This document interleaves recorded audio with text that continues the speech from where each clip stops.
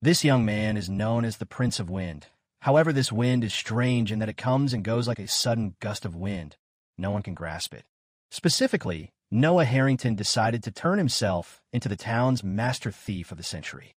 Since Noah appeared, the frequency of the whole town losing sleep was increasing, especially the rich families like his target today.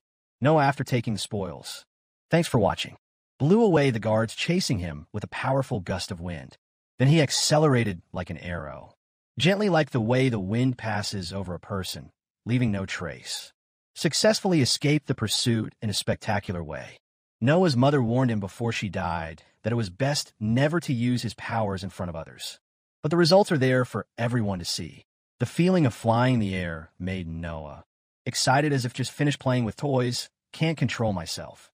And he calls himself an expert at solving his problems of this town despite carrying a huge debt of 50,000 gold coins.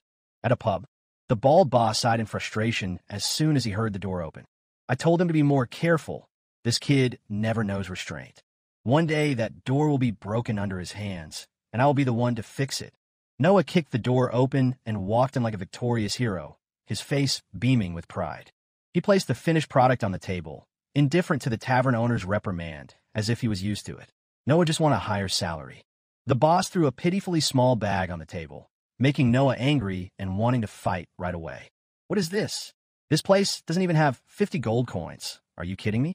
I had to get past so many guards for this, I might as well sell it myself. Go ahead.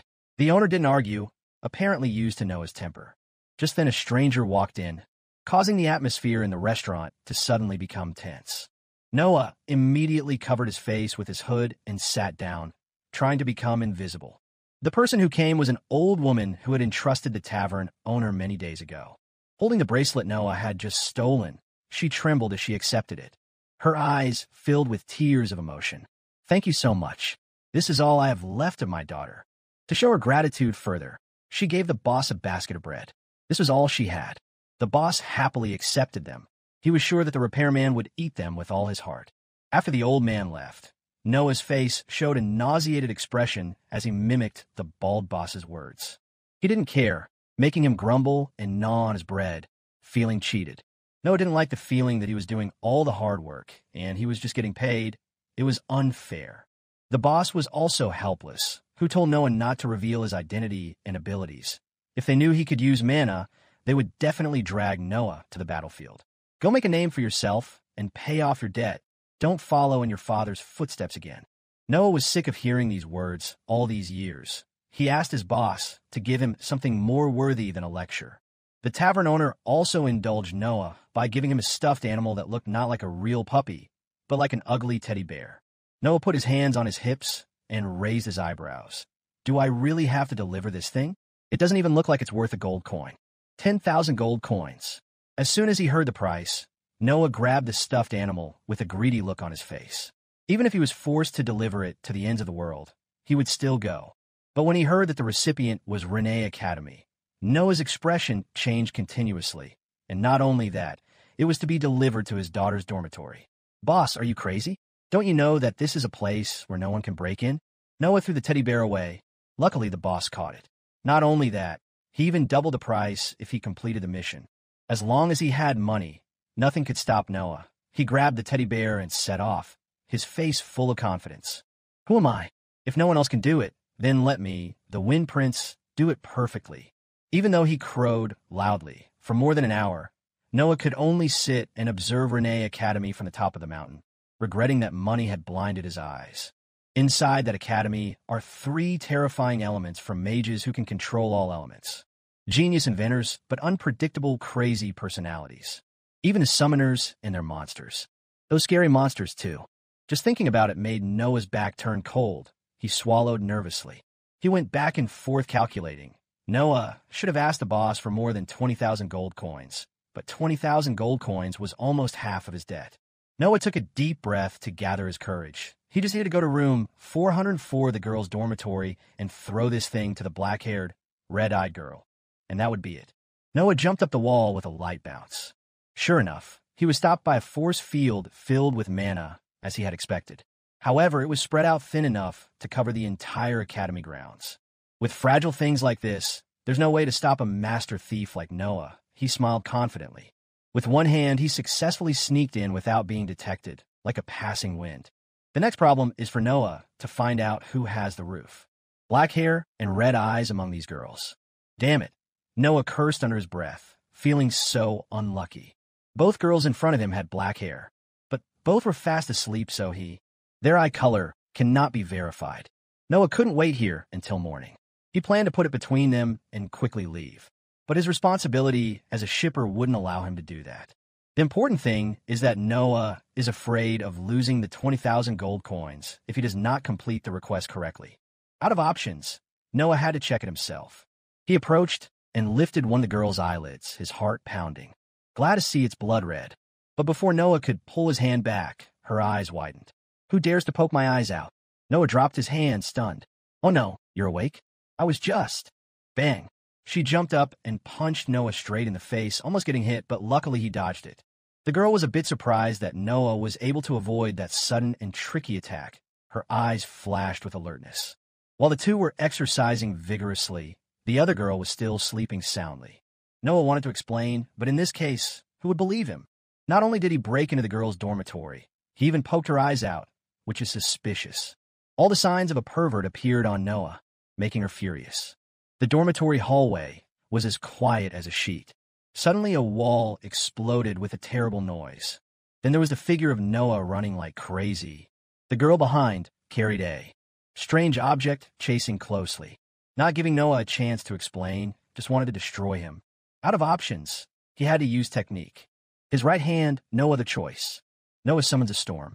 A powerful tornado was created to stop her. The wind swirled violently. After shooting out, he remembered himself, unable to control intensity because of fear. The explosion grew louder, as if it wanted to break the structure. Wind whistled through the hallways. Noah was remorseful. Oh, sorry, I just did it by accident, not on purpose. So you're a mage? A cold female voice rang out. The girl holding the strange book in her hand walked away unharmed. She understood why Noah could pass through the barrier. Her eyes became even more dangerous. I was originally going to keep your life and bring you before the principal, but now I've changed my mind. Her two red eyes glowed like a predator's, causing Noah to unconsciously take a fighting stance, sensing danger. Suddenly, she flung the book open, sparks from her hands connecting with it, as if summoning something dangerous. Gorochi appeared. The space suddenly turned pitch black, making Noah confused and panicked. Powerful werewolf suddenly appeared with a halo illuminating the entire hallway, its roar shaking the air. Noah felt like he was out of luck today. He swallowed hard. In the 3 categories, he encountered a new summoner, which was the most difficult type of opponent. Elugia L.C. Grange. She introduced herself in a cold voice. The hot-tempered girl introduced herself, making Noah feel like a joke, not understanding. Elugia, slowly stepped forward like a predator calmly before dinner. I say my name, so you will know who will take your life tonight. The silence was torn apart by Gorochi's roar. The sound was terrifying. Noah cried out in his heart. Just for 10,000 gold coins, he had to face a summoner. This was truly hard mode. Gorochi's 2 forelimbs were successfully swooping down in front of Noah. Although he avoided it, Elugia still beat him up mercilessly. Noah had to fight for more than just his son. That monster and her too. How unfair. Noah had no intention of doing that right now, but he did it anyway. That is just pretending to be stupid and falling to the ground miserably. All 3 froze for 5 seconds when they saw Noah with his but in the air, not understanding what was happening. He turned over with an innocent face. Wow, I almost died. Please don't kill me. Bam! Elugia's punch almost sent him back to his mother. Luckily, Noah dodged it by a hair's breadth. So Noah ran away like crazy. In the quiet of the night, there were 2 people chasing each other as if they were acting out a comedy, or destroy the buildings of the prestigious academy. Noah turned around and tried to convince Elugia. Look again, I didn't destroy anything like you. I just came to deliver the goods. Suddenly, Elugia stopped, her face tense. There was another force field shield in front, blocking their escape route. Noah was frustrated because he couldn't get out now, feeling like a caged rat. Had to roll into a nearby room, hoping to find shelter. Noah brushed off the pieces of glass on his body and muttered a few words. Damn it, is she really a student? Or are all the students here crazy like that? Noah was so lost in thought that he didn't notice the presence of a goblin in the room. Who's making a ruckus here? Noah's heart skipped a beat, and he immediately apologized for breaking the old man's window. Who said there were two monsters out there hunting him? But it seemed the elf was not as kind as Noah thought. He approached with a serious expression. I ask again, who are you? Noah was so scared that he couldn't say a word, his limbs trembling. The elf had no choice but to take Elugia's testimony. The door was blown open by the powerful magic unleashed. She immediately smashed the door open and rushed in, her red eyes flashing. The voice, several tones louder than the quiet air, made his ears hurt. As if he was used to Elugia's temperament, the elf simply asked about the situation calmly. Elugia replied, That pervert broke into my room, headmaster. I said, I'm not, Noah opened his mouth and was interrupted by the elf, stopped by a powerful magic, making him unable to continue speaking. His whole body was pressed to the ground, and he couldn't move. Noah was curious who this goblin was and why he was so domineering. Just then, Elugia unintentionally answered his question. Headmaster, let me punish him. The principal understood her frustration, but he couldn't let a student carry out the punishment. It was against the rules. The principal ordered Elugia to her room in a stern voice, brooking no objections. Faced with his tough attitude, she could only leave angrily, her feet pounding the floor. As soon as he turned away, his eyes were filled with anger, promising revenge. After Elugia left, the principal sat down to chat with Noah, his eyes searching. Just by looking at his appearance, he knew that Noah was not from the academy. It was obvious. Noah chuckled. Well, the campus is so big that I got lost. The headmaster's eyebrows almost knit together. The academy is not a place you can enter if you get lost, and I'm sure you know this. Noah put his hands behind his head and looked harmless.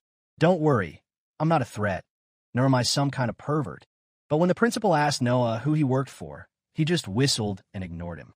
And the principal only needed to know that. He didn't even ask where Noah came from and what he was doing here. Actually, the cat principal needed to care. Whatever the reason, trespassing on academy grounds is a serious crime, not to mention Noah barging into the girls' dormitory. As a principal, he has the responsibility to punish the guilty, but also the responsibility to look for young talent. Noah's ability to pass through the security barrier impressed the principal so much that he let him decide for himself. One is to join the academy and develop some talent. Noah's oddity turned into a real talent. Otherwise, you will have to spend the rest of your life. Have to live with the lowest criminal status. Noah's face darkened, so that was what he wanted. It may seem like the principal has the upper hand, but the truth is that it's not reasonable at all. A female student brought an intruder to her room. In the end, he sent her back and persuaded the intruder. The principal probably knew he was a bit selfish. The two choices he gave in the end were just to get Noah to do something for him. But unfortunately, there was a belt. Even though he was at a disadvantage now, outside the academy walls, there was no one who didn't know Noah's name. There was a clanging sound as Noah smashed the window to explain. But he had his reasons. Once Noah successfully broke into Renee Academy, his reputation would skyrocket. The principal seemed to have been caught and withdrew his previous threatening look. What do you want? Everyone knows what Noah wants in his life. Money. If the principal wants to keep him at the academy, he must have a clear contract and pay him. Of course, tuition and miscellaneous fees must be free. You'll lose quite a bit. How about it? The principal looked at Noah smugly. The principal's eyes seemed to pop out of his head with anger. Elugia returned to her room, frustrated. Angry because he almost caught Noah, but was stopped by the principal. She slammed the door shut, causing her deep-sleeping friend to jump awake in panic. Elugia still can't believe there's someone as perverted and talented as Noah. What a waste of talent. On top of that, he also ruined her sleep while tomorrow was her midterm exam. Elugia needed to be in top form for the test. She lifted the blanket and accidentally discovered her stuffed animal. What Elugia left at home. Now here again. Until the next morning. Elugia went to class with the judgmental eyes of the whole class. They called her arrogant simply out of jealousy. Elugia is always at the top of the class, and no one can beat her. They even used the name of the traitorous Sigrun family to smear Elugia's talent. She was said to be arrogant and authoritative, but no one dared to say it in front of Elugia. Just whisper behind her back. Elugia reached into the drawer to get the movie book. Just then a small explosion occurred. Her 10 fingertips turned into bloodthirsty cobra. Elugia tried to lighten the mood at their antics. Tell yourself that you are the center of attention simply because you are so special. At this moment, the loudspeaker rang out, requiring all students in the building to come to the arena. Alugia stood up first. Before leaving, she blew on her snake hand. Then leave a comment. Spell on the wall. After she left, the whole group was surrounded by strange smoke. After the smoke clears, they all realized they were just one eye left in the middle of the face. At this moment in the arena, Alugia sat alone, occupying a seat in the tree. When the professor was curious why the others did not appear, the door suddenly opened. The whole crowd of one-eyed people crowded together in fear, rushed in, leaving the professor speechless.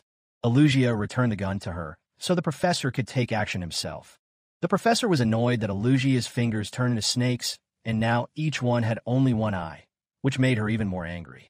The professor pointed a gun at each child's face. If I see you guys playing around with magic again, don't blame me. Let the test begin. Meanwhile, Noah was happily hanging out in the hallway because he had successfully negotiated with the principal. So happy. He is a lucky shipper who gets a scholarship and money. Once Noah graduates, he will be able to pay off his debt and be free to roam. Suddenly, something rushed straight at Noah's stomach, made him spit. A boy whose face is not clearly visible. Noah pulled his hand away. You're late. We have to hurry. Today is the midterm exam. In the arena of Bang Bang. Exploded like a real fight. The two of them peeked inside, relieved that their time was not up yet. They saw two young men carrying a person on a stretcher out. The strange sight puzzled Noah. Another noise came from the arena, scared Noah. Check what? This is clearly a real fight. The squirrel then noticed that he had never seen Noah before. Noah immediately introduced himself as a new transfer student, and he felt strange because he transferred in the middle of the semester. He guessed that Noah didn't know anything about the exam rules, so he kindly explained them in detail. First, they will choose a random ball from that box, the squirrel pointed. There are a total of 7 colors of the rainbow, representing 7 levels. Red, orange, yellow, green, blue, indigo, violet, he explained further. The difficulty will depend on that level. Each ball, after being thrown, will turn into a knight, has corresponding difficulty. At this moment, Alugia picked up the indigo ball. She confidently mounted her Gorochi to battle, her eyes sparkling with excitement. Noah stood on high looking down. Thanks for watching. That's the monster that hunted me last night, Noah thought. According to the squirrel, indigo ball, similar, corresponds to level 6. But there was no excitement in his eyes because the warrior would surely be crushed under Alugia's hands. The simple reason was that she was the valedictorian of this academy. Hearing the words valedictorian, Noah was startled. He clicked his tongue and stood there watching to see if the valedictorian was a monster. So what was so scary?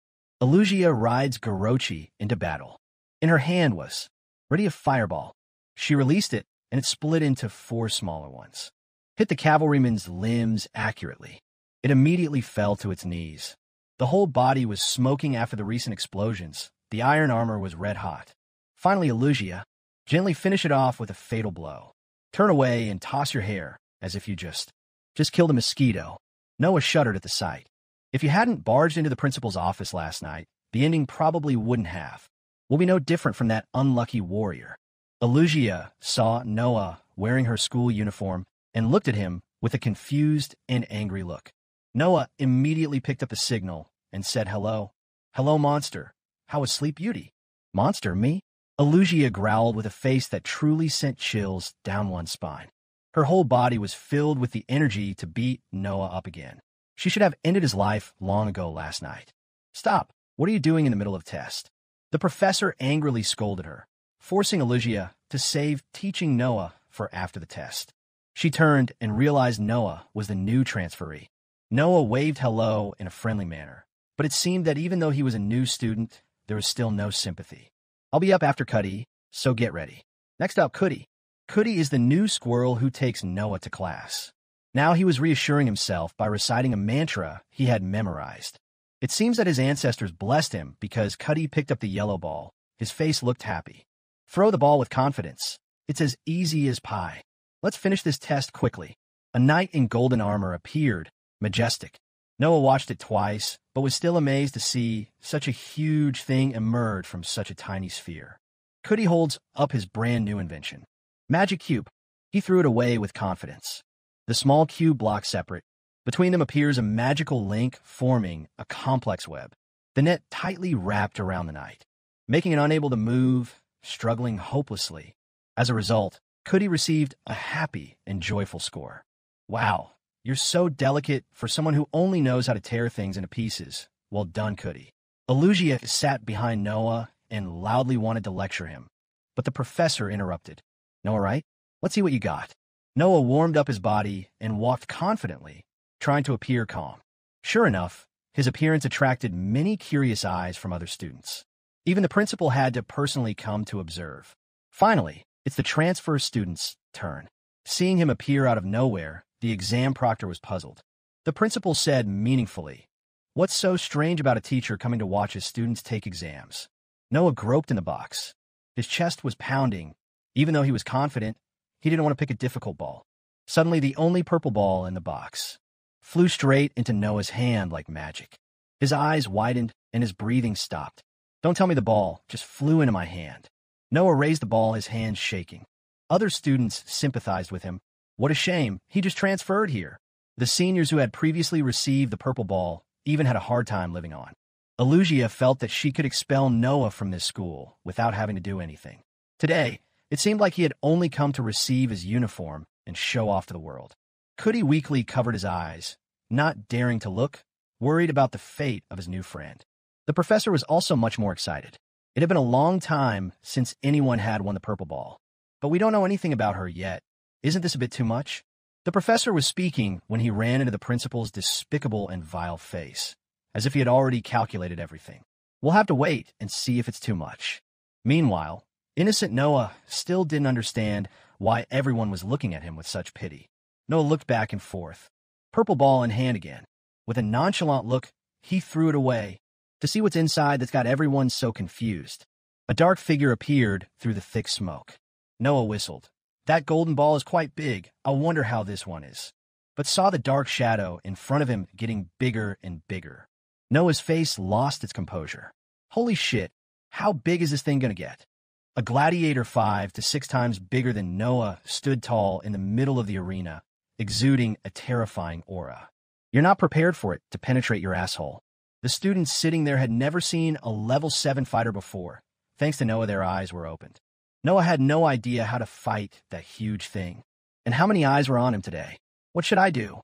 Noah thought, panicking. Before he could finish his thought, something big and long rushed towards him. Noah escaped death by jumping to the side, avoiding the gladiator's surprise attack. He ran around it, stopped behind the warrior. Noah sobbed purple. You almost died just now. The spectators were also surprised to see Noah able to avoid the attack just now. Maybe he had just cast a defensive spell, or he was simply a very fast runner.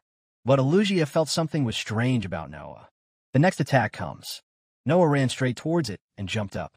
Avoid the attack and move into the fighter's blind spot. People were amazed that Noah could jump so high, but they didn't know if it was a magic spell or not. At this point, the fighter was tired of using his fists. It threw the spike ball at Noah. Its arms stretch out infinitely, about to touch your floating face. Noah gritted his teeth at times like this, needing to use inner strength. No, didn't I tell you not to use magic in front of others? Noah remembers when he had to kneel down to receive punishment, when accidentally using a simple wind spell. Noah's mother reminded him of his father who was drafted into battle just because he could use magic. Noah playfully used a little wind to push the chair up high, but was immediately discovered by his mother. Noah's arms were shaking from exhaustion. Please don't use magic, at least not in front of other people. Noah's mother suddenly hugged him and cried, begging. But at this moment, how could Noah close his eyes and accept death? He silently chanted the mantra. Fong put up a shield to block it. Level 7 gladiator's spike ball, causing it to crash straight into the arena's defensive shield. Some cracks are starting to appear. No way, how could it break my shield? The professor is still in a panic. Then the shield was broken. Nearby students are about to suffer. Magic fragments are falling like rain. Noah's arm immediately swung out, leaving the debris suspended in midair. The whole group looked up. One girl looked around, her face surprised. It's that transfer student. Noah used the wind to move the debris to him. Congregate into a sphere. Even though I used it in secret, using magic in front of so many people. So many people make me feel like the naughtiest son. Noah launches shield fragments at the gladiator. They shot at its head. He landed coolly. Exhale to prepare for the next blow. Noah's arms were enveloped in wind magic. Now it was too late for the warrior to regret, because he had decided to play seriously. Its head was visible through the smoke, but appeared intact. Noah knew the previous blow was not enough to kill the gladiator. It even made it more aggressive. A flash of light appeared from the tray of its head. Like a gun, it aimed at Noah, but since there was no shield left, all those who presence becomes its target. The gladiator readies his crossbow after locating all the enemies. Noah was surprised by it. Why did it have so many toys while he only had empty hands? It was so unfair. See the cold arrow pointing towards me. The students were again frightened. Is it targeting us? Why? Is it crazy? Beep, beep. Arrows of fire continuously shot out before they could even react. The students ran away with their heads in their hands. Noah still hadn't hit anything, so he finished his line. What the hell is it doing? Illusia also had to bloom before the gladiator's madness. She cried out in fear. Professor Min, please stop that thing. We're going to die at this rate. Noah turned back to Professor Min for help, but she was still reeling from the damage to her shield. Noah held his head at the abnormality of this academy. No. What the hell is going on? Are all academies like this? At this moment, Noah was already being watched by the gladiator. He could only hold his head and run away. The principal watched with a bored look. He feared that he had overestimated Noah. But Noah hadn't made a move yet. He just didn't know how to knock down that moving pile of scrap metal with just the power of wind. Suddenly an idea came to Noah's mind, and he immediately called Illusia. Give me some fire, the stronger the better. Illusia replied very stiffly. Who do you think you are to ask me that? Besides, this is your test. Noah angrily pointed at the fighter who was diligently showing off his sniper skills over there. How can I stop that thing alone? Or do you want us all to die here? Illusia was speechless, but still had to create fire for Noah. Don't be so arrogant. Noah also created a corresponding wind ball. Now let me give it to you. What is the meaning of husband and wife? Plant onions for that fighter. The fire engulfed. Thanks for watching. Noah controls the wind together. Please subscribe to support our channel. High temperature melts copper. The students are. Run away, see everything. Stop and listen to the story. The new guy did it. Noah leaned back for a moment and then punched. Hands in the air with great pleasure. Meanwhile, Professor Min was so angry that his glasses broke because his wonderful gladiator design was turned to dust. Noah turned to give Illusia a thumbs up. Hey, crazy lady, you and I work well together. Humph, be less childish. Lucy raised her chin to show that she didn't care, but Professor Min, standing next to her, was determined not to leave this couple alone. Noah, Illusia, you two come to my office right now. After returning, Noah walked away to the cheers of his students. Illusia walked behind, feeling sorry for him. Jumping like a frog, Noah made a face at Illusia's words. Without his help, she probably wouldn't have been able to take down that gladiator alone. Is that how you repay me? Illusia was impatient and wanted to fight. After all, they were still holding the game last night, and Noah wouldn't give in to her. What? Are you going to play that monster again? Is that all you got? When did the two of them get to Professor Min's office while arguing? She cleared her throat and said, Are you two done? Professor Min asked if the two knew. Why was I called here? Noah boldly stood up and spoke with a proud expression. What else? Of course, it's because of your heroic act of saving everyone. Unfortunately, that is not the case. Professor Min angrily banged the table. Blame Noah for asking for help on the test. And Illusia was also implicated for helping him. In short, this is cheating, so both of them will be ranked last in the class. Professor Min concluded in one shot. The sentence made both of them freeze. Illusia was so shocked that her brain couldn't process it, but Noah still tried to fight. This is obviously unfair. You saved us all there. But Professor Min seemed to disagree. Save who? Do you really think the academy would let its students be in danger? I haven't activated the second shield yet, because I want to test your strength. Illusia finally realized that she was at the bottom of the class. Her eyes immediately pierced Noah like knives. Curse, you will die a horrible death. Professor Min suddenly made a proposal to them, but her face looked untrustworthy. I will use my privilege to postpone the announcement of the scores by a week. Instead, you two have to complete a task. If you succeed, I will not fail you too. Illusia had a headache because she was already dissatisfied and had to retake the exam. But the task Professor Min gave her made her want to crash into the ground. I will have to teach this transfer student all the basic magic you can do. He missed the first period. In short, your mission is to make Noah pass my test in the next week. However, Elugia refused to agree. But she could not do anything. Elugia clenched her fists. Anger flared, told himself if there was a chance he must teach Noah a lesson to relieve his anger. After controlling her anger, Elugia sighed. Okay, I'll do it. Noah is unconscious, so he can do it. Professor Min nodded in satisfaction and turned to another topic. Noah, you have to get acquainted with the academy. What do you think the academy is? For Noah, who had never been to school, the academy was naturally a place to learn magic. Professor Min immediately explained that not only magic, the academy also teaches elemental magic like water, fire, wind, light, and darkness. But who has talent will learn summoning magic and knowledge. Magic machinery technology too. Noah nodded. It was just more complicated than he thought. Professor Min was quite surprised when the principal suddenly proposed Noah as a transfer student. She also wanted to know more about his family background. Noah comes from Stuyden. He is just a commoner and does not belong to any prestigious family. His background made Professor Min feel even more strange, especially the fact that Noah had such outstanding abilities in mana. It's perfect to die anonymously in the army, right? Noah said something that made Professor Min even more confused.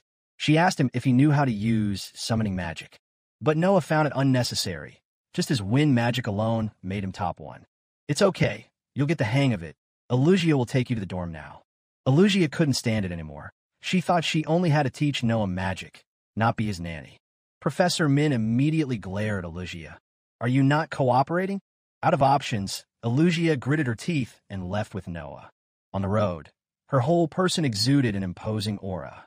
The scary secret of the excellent students only got 9.5 out of 10 points. It's all Noah's fault. Noah clicked his tongue. Why is it my fault? It's all your fault.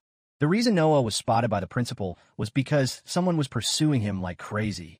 And because he had to enter this academy, Noah was almost burned alive. Pursuit? Elugia ready to fireball in her hand. Let Noah say his denial.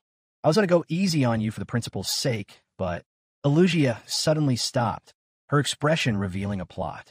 Tomorrow Noah probably won't be so lost that he can't find his dorm. Noah is extremely confident. He can find a way in no time. Elugia suddenly smiled mysteriously.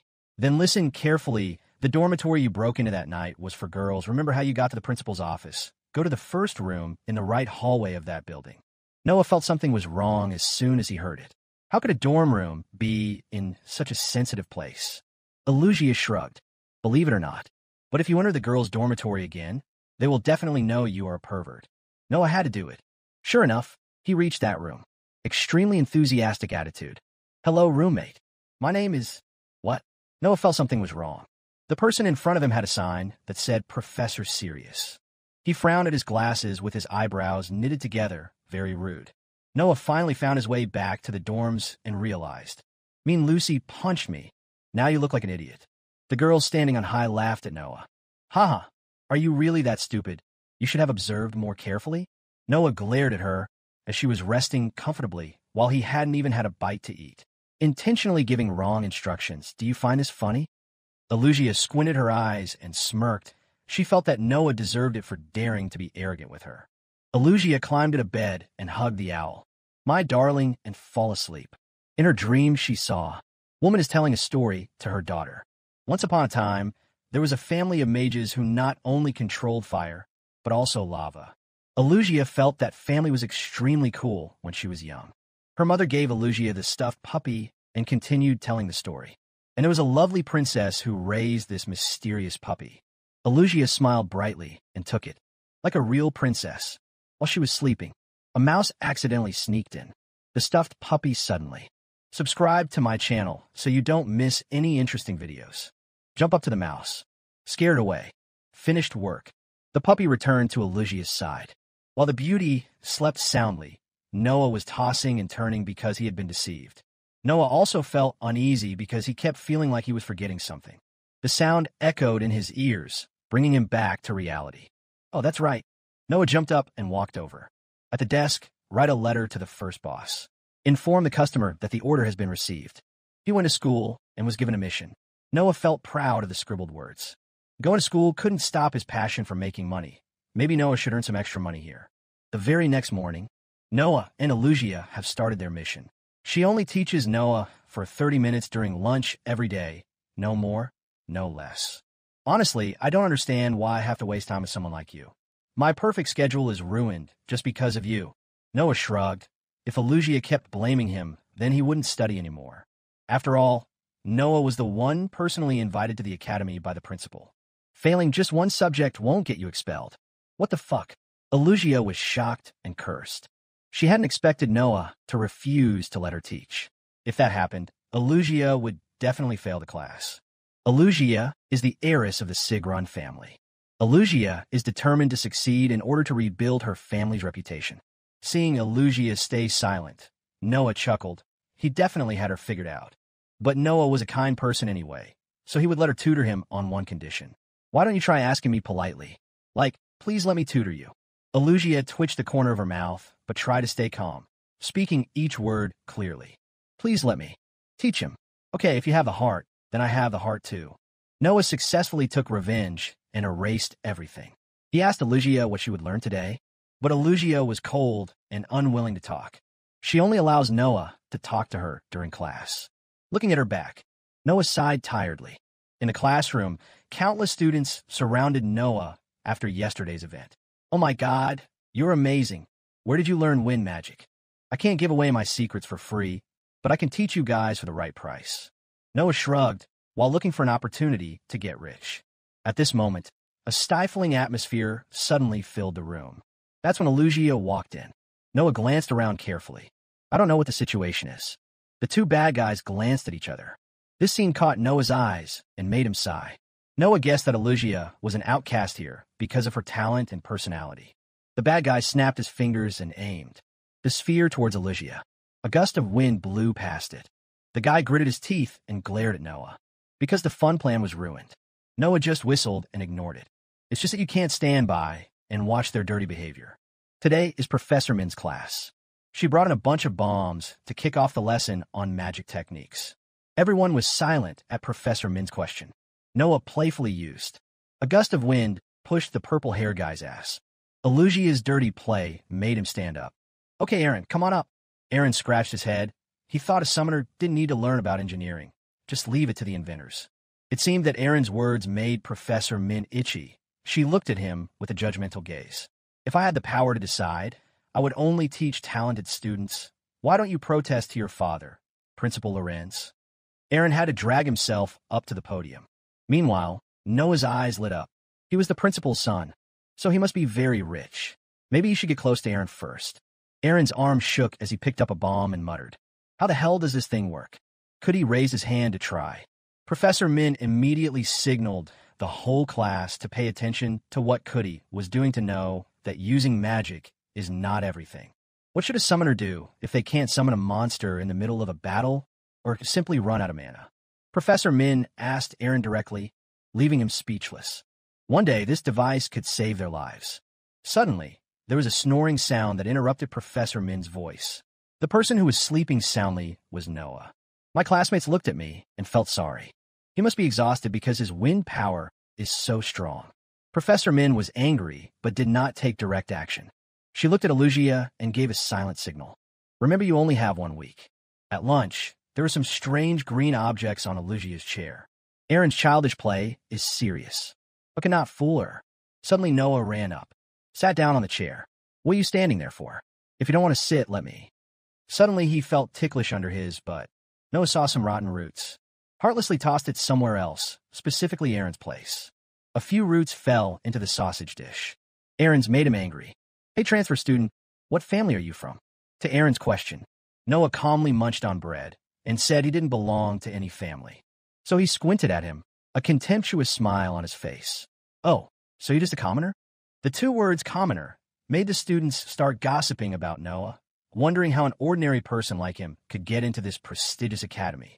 Noah noticed the strange atmosphere, but couldn't resist the delicious taste of the bread. A commoner like you dares to enter our academy. He definitely can't afford the tuition. Should I check my wallet when I'm near you? Aaron's words made the students burst into laughter. Noah was not bothered by his words. On the contrary, he clearly stated, in my opinion, talent is more valuable than family reputation or money. Elugia sighed again. At this rate, they would be wasting their afternoon tutoring time just because of Aaron. She couldn't sacrifice her evening for Noah. Stop it now, Aaron. If this matter gets to the principal, Aaron will definitely not be left alone because he dares to bully his favorite student. Aaron shrugged and laughed to cover his embarrassment. Start talking about Elugia. Because your family failed miserably, you're trying to please the common people. How interesting. A fallen noble and a commoner are truly a match made in heaven. Let's see how long you two can hold out. After ignoring Aaron, Noah was also taught by Elugia. He didn't understand why she wouldn't let him. Practice always have to learn theory. Elugia first asserts that she is not Noah's teacher, so he stops calling her sensei. Noah shrugged. Well, I'm used to that attitude from you, so it's fine. Elugia tried to suppress the urge to punch Noah in the face and continue the lesson. Do you think at your level there is a difference between theory and practice? Noah whistled again, pretending not to care. Elugia wanted to teach the basics first from mana. Noah created a ball of wind. What do you mean by mana? You mean this? Are you kidding me? It's magic. I asked mana. Noah scratched his head in confusion. What was the difference between these two? Elugia held her head. Now she knew why Professor Min called this a mission. To begin, Elugia used an example to make it easier to understand. The world is made up of elements. Water, fire, earth, light, and darkness. Noah uses wind magic because he has mana in his body. Noah fell asleep in the middle of his lecture. Elugia immediately shot a spark at his leg to wake him up. Listen carefully, mana is energy. If you run out of mana, what do you use? Noah scratched his head in confusion. Out of mana, then run away. Why stay and get beaten? Elugia really didn't know where to start. It seemed Noah was just using the mana within his body. That's how you destroy yourself, you idiot. But that's not my concern anyway. Elugia returned to mana. There are two main types of energy that exist in the universe. One is innate mana. The second type exists around humans like air. If Noah only used his body's mana, he would definitely be exhausted. Elugia makes an example. She used her finger to gather mana in the air, creating a beam of light. Noah watched intently and tried to look surprised. Wow, it looks like magic, he exclaimed with sparkling eyes in mock surprise. It's mana, not magic, you idiot. Elugia snapped, her crimson eyes flashing with anger. Elugia felt less annoyed after scolding her, and gestured for Noah to follow her lead, gathering mana on his fingertips without using his body's mana. Focus on the air around you. Feel the energy, she instructed in a serious tone. Noah frowned. Using just one finger without using mana from his body was a no-go. He felt helpless before this request. Will you do it or not? Elugia asked with a frown, her voice full of challenge. Elugia lit a fire, waiting for Noah to say no so she could attack him. A small but bright flame danced at her fingertips. Noah had no choice but to comply, his face grimacing in dissatisfaction but not daring to argue back. As he raised his finger, the absorbed mana turned into a shimmering sphere on his finger. A pale blue light radiated from the sphere, reflecting on Noah's astonished face. It feels so weird. My fingers feel heavy, Noah exclaimed, his eyes widening in surprise. Don't tell me this is another one of your jokes. Elugia seemed pleased with Noah's abilities, the corners of her mouth turning up slightly. If it's heavy, why don't you create some wind? She suggested, her eyes full of challenge. Noah snapped his fingers, feeling more confident doing what he knew best. A strong gust of wind blew from his finger and shot towards Elugia like an invisible arrow, strong enough to make her black hair flutter. Elugia waved her hand to stop him, her expression unchanged, as if she had anticipated Noah's actions. The wind hit the windows, causing them to crack with a deafening crack, the cracks spreading like spider webs. Noah looked at his hands, of his own in disbelief. How can I do this? He whispered, his eyes wide with amazement. Elugia also felt that Noah was more talented than she thought. Now she understood why the principal let Noah into the academy. He really had amazing potential. Meanwhile, Aaron was called to the principal's office, his face clearly showing tension. I heard you met our new student, the principal said, his eyes piercing Aaron. Aaron bowed his head, wondering if the man had heard what he had done in the canteen. Sweat beaded on his forehead. Very well, continue to bring out the best in him, the principal said meaningfully. Aaron was taken aback by the order, especially since Noah was the one standing in his way. He couldn't believe his ears. He's not even a summoner. Father already thinks highly of his talent. He's just a commoner who knows a little wind magic, Eren objected, his voice filled with contempt. He will become a summoner soon, the principal affirmed firmly, his eyes sparkling with ambition. The principal recognized Noah's limitless potential, his eyes shining with ambition. Just like he saw in me, Eren thought, feeling threatened. I must adopt Eren as my son, the principal thought, a mysterious smile appearing on his lips. Back to Noah, who was completely amazed by his ability. He couldn't believe what just happened. He looked at the streaks of light around him, making his eyes glisten like water. Am I really that strong? Noah exclaimed, his voice filled with excitement. Stop fantasizing about power. Elugia shook her head and explained. The academy is covered in a very thick mana stream, so it's easier for students to gather it. But even so, Elugia had to admit that Noah was indeed more talented than anyone else in this academy. He learned surprisingly fast. I don't know why, but after only one day of being a teacher, I already feel proud. A strange, warm feeling rises in my heart. Anyway, thanks to Noah's innate talent, Elugia didn't need to explain it any further. She could move on to more difficult lessons. Now that he was at the basic level, Elugia started teaching from page 121 of the book, her face serious. The mention of books was like mentioning Noah's enemies. He tried to find an excuse not to read. Sweat started to form on his forehead. "Oh right, isn't it time for our afternoon class?" Noah asked hurriedly, deliberately looking out the window. Elugia raised an eyebrow in annoyance. She was never wrong about her schedule, and her next class was definitely in the arena. "We'll have plenty of time," she said firmly. Noah's eyes rolled around like cartwheels, making an excuse to take a break. "I'm a little tired," he said, his voice weak and fake. Elugia summoned another flame, this time likely to burn his hair. "Do you still want to go?" "Sit down and open the book," she growled, her eyes glowing a terrifying red. Noah opened the book in confusion and covered it in front of him, his hands shaking with fear. But he left it the other way around, making Elugia extremely uncomfortable. Her eyes narrowed in suspicion. "Tell him to stay the course," she ordered, her voice cold as ice. Then Elugia paused as if realizing something. Her eyes narrowed to examine Noah more closely. Doubt was evident on her face. Noah hastily flipped the book back over. "Huh, what? I was just nervous," he stuttered, sweating profusely. Then quickly read the third paragraph of page 121. Elugia pointed at the book, her eyes sharp as knives.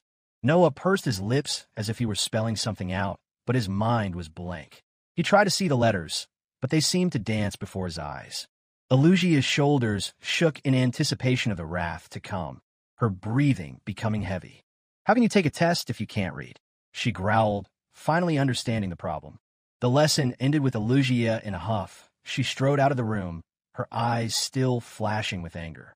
Noah followed shyly, pleading, "You're not completely illiterate, just a little slow at reading.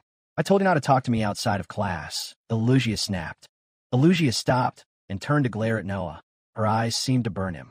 He immediately covered his face with both hands reflexively, cowering as if waiting for a beating. Elugia didn't know what to do with a mindless Noah, wondering if he could get through the next class in peace.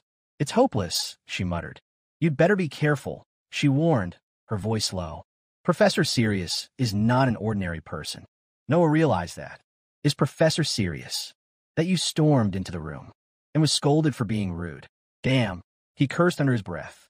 Professor Sirius saw that the two were late, so he reminded them and let them stand in line, his eyes sweeping over them sternly. He immediately recognized Noah and began to introduce himself, the corners of his mouth slightly raised meaningfully. "We meet again, transfer student. I am Sergeant Sirius in charge of combat arts," he said, his voice echoing throughout the room. Before the lesson, Professor Sirius told a leading story. There was an extremely important event in Stodian. That was when Stodian left the Great Alliance. This affects not only the fate of the nation, but also the career path of each individual. He continued, his voice lowering meaningfully. Practical combat art classes will help students orient and decide their own future. To be able to contribute to the war, they must first survive, he stressed, his sharp eyes scanning each student. So Professor Sirius came up with a trick, which was to fight hand-to-hand without using magic. He clapped his hands excitedly. "Let's see what you guys will do when you run out of mana in the middle of a match. Anyone volunteer?" he asked, his eyes challenging. The students looked around. Of course, no one dared to fight the teacher. The atmosphere was tense. Suddenly, someone raised their hand, and whispers spread throughout the classroom. And that person was none other than Aaron. He chose Noah as his opponent. A wicked smile appeared on his lips. Aaron turned to Noah as he spoke, taunting him. "You're not going to refuse like a coward? Are you, kid?"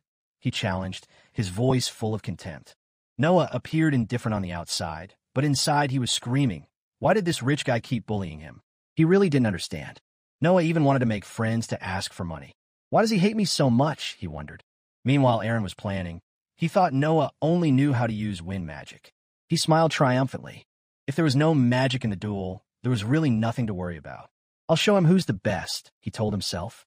Aaron confidently threw down the book and walked forward, his face full of arrogance and confidence. The principal's words echoed in his head. How could Aaron support Noah?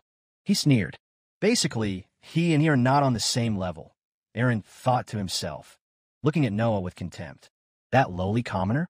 He won't die, but he certainly won't be able to walk around with that arrogant look, he told himself, clenching his fists. Meanwhile, Noah was yawning, a bored look on his face. I wonder when this Aaron will be ready, he muttered, looking at his opponent indifferently. Professor Sirius was also very impatient. He clapped his hands to signal them to start. Enough talking. Let the match begin, he ordered, his voice echoing throughout the room. Aaron clenched his fist and charged forward. Wanted to aim straight at Noah's provocative face. His eyes were burning with hatred.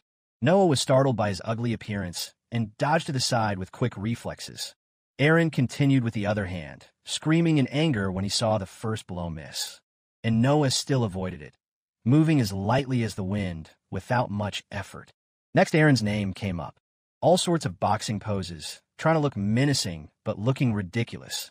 The punches were light, but the poses were heavy, causing the whole class to start giggling. Noah's eyes widened in shock, confusion clear in his eyes. What the hell is he doing, he wondered. What is it? Why is he so weak as to insult his opponent? Noah thought, try not to laugh. Cody's thoughts went through his mind. Hello, everyone, he smiled, folding his arms across his chest. I'm Cody Rabe, and I'm a student at Renee Academy. He propped himself up on his hands and raised his head proudly. As everyone can see, I am a Binyan. He went to create a small fire. His face suddenly fell, because normal people have weak magical abilities. All that was seen before his eyes was the image of him standing on a machine, holding a stick in his hand and happily introducing. We specialize in magical engineering. He was depressed as he remembered the headmaster's face. Most elves are born with magical talent. Thinking about it, he shook his head in dismay. But their numbers are so small that I won't mention them.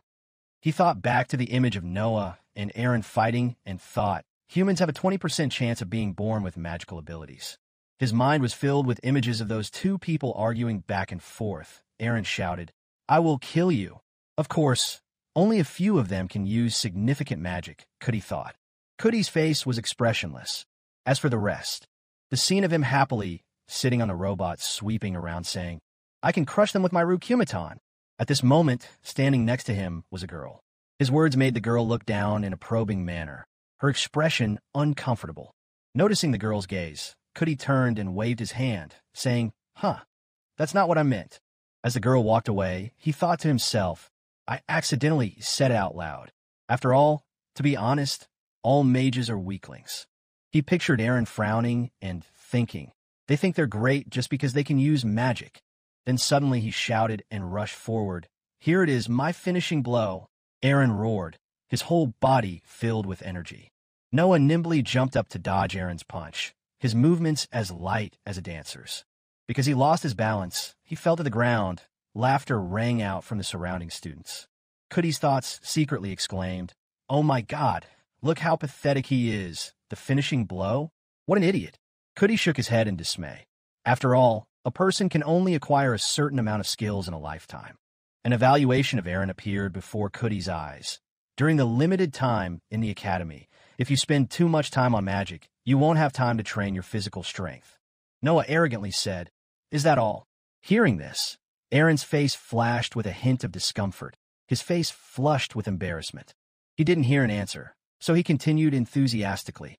I haven't even started yet. Noah sneered, posing provocatively. Aaron muttered angrily. "You arrogant brat," he growled, his face red with anger. He clenched his fists and shouted, "I will kill you!" Aaron shouted, rushing towards Noah at an incredible speed. Noah heard that and thought in confusion, "Wow, he's so persistent. What's wrong with him?" He shook his head in confusion. He rolled his ankle and thought, "I'd better finish him off quickly." Noah's eyes suddenly turned cold. Thinking, he quickly rushed to where he was sitting, so fast that he could only see a blur. Aaron was scared and exclaimed, "He's so fast." His eyes widened in horror when he saw Noah rushing towards him. No longer seeing him, he fearfully wondered, where did he go? Before he could realize, he had already slipped behind him like a gust of wind. Noah used his knee to slam Aaron's legs. The movement was decisive and powerful. Causing him to fall to his knees, a painful groan escaped Aaron's throat. He pointed at his body with a serious expression and said, "This is the distance between you and me." Noah's eyes coldly looked down at his opponent. Eloy stood among the crowd watching the match, looking at him thoughtfully. "That idiot. Why is he dragging this match out like this? You never know what Aaron has left in his hands."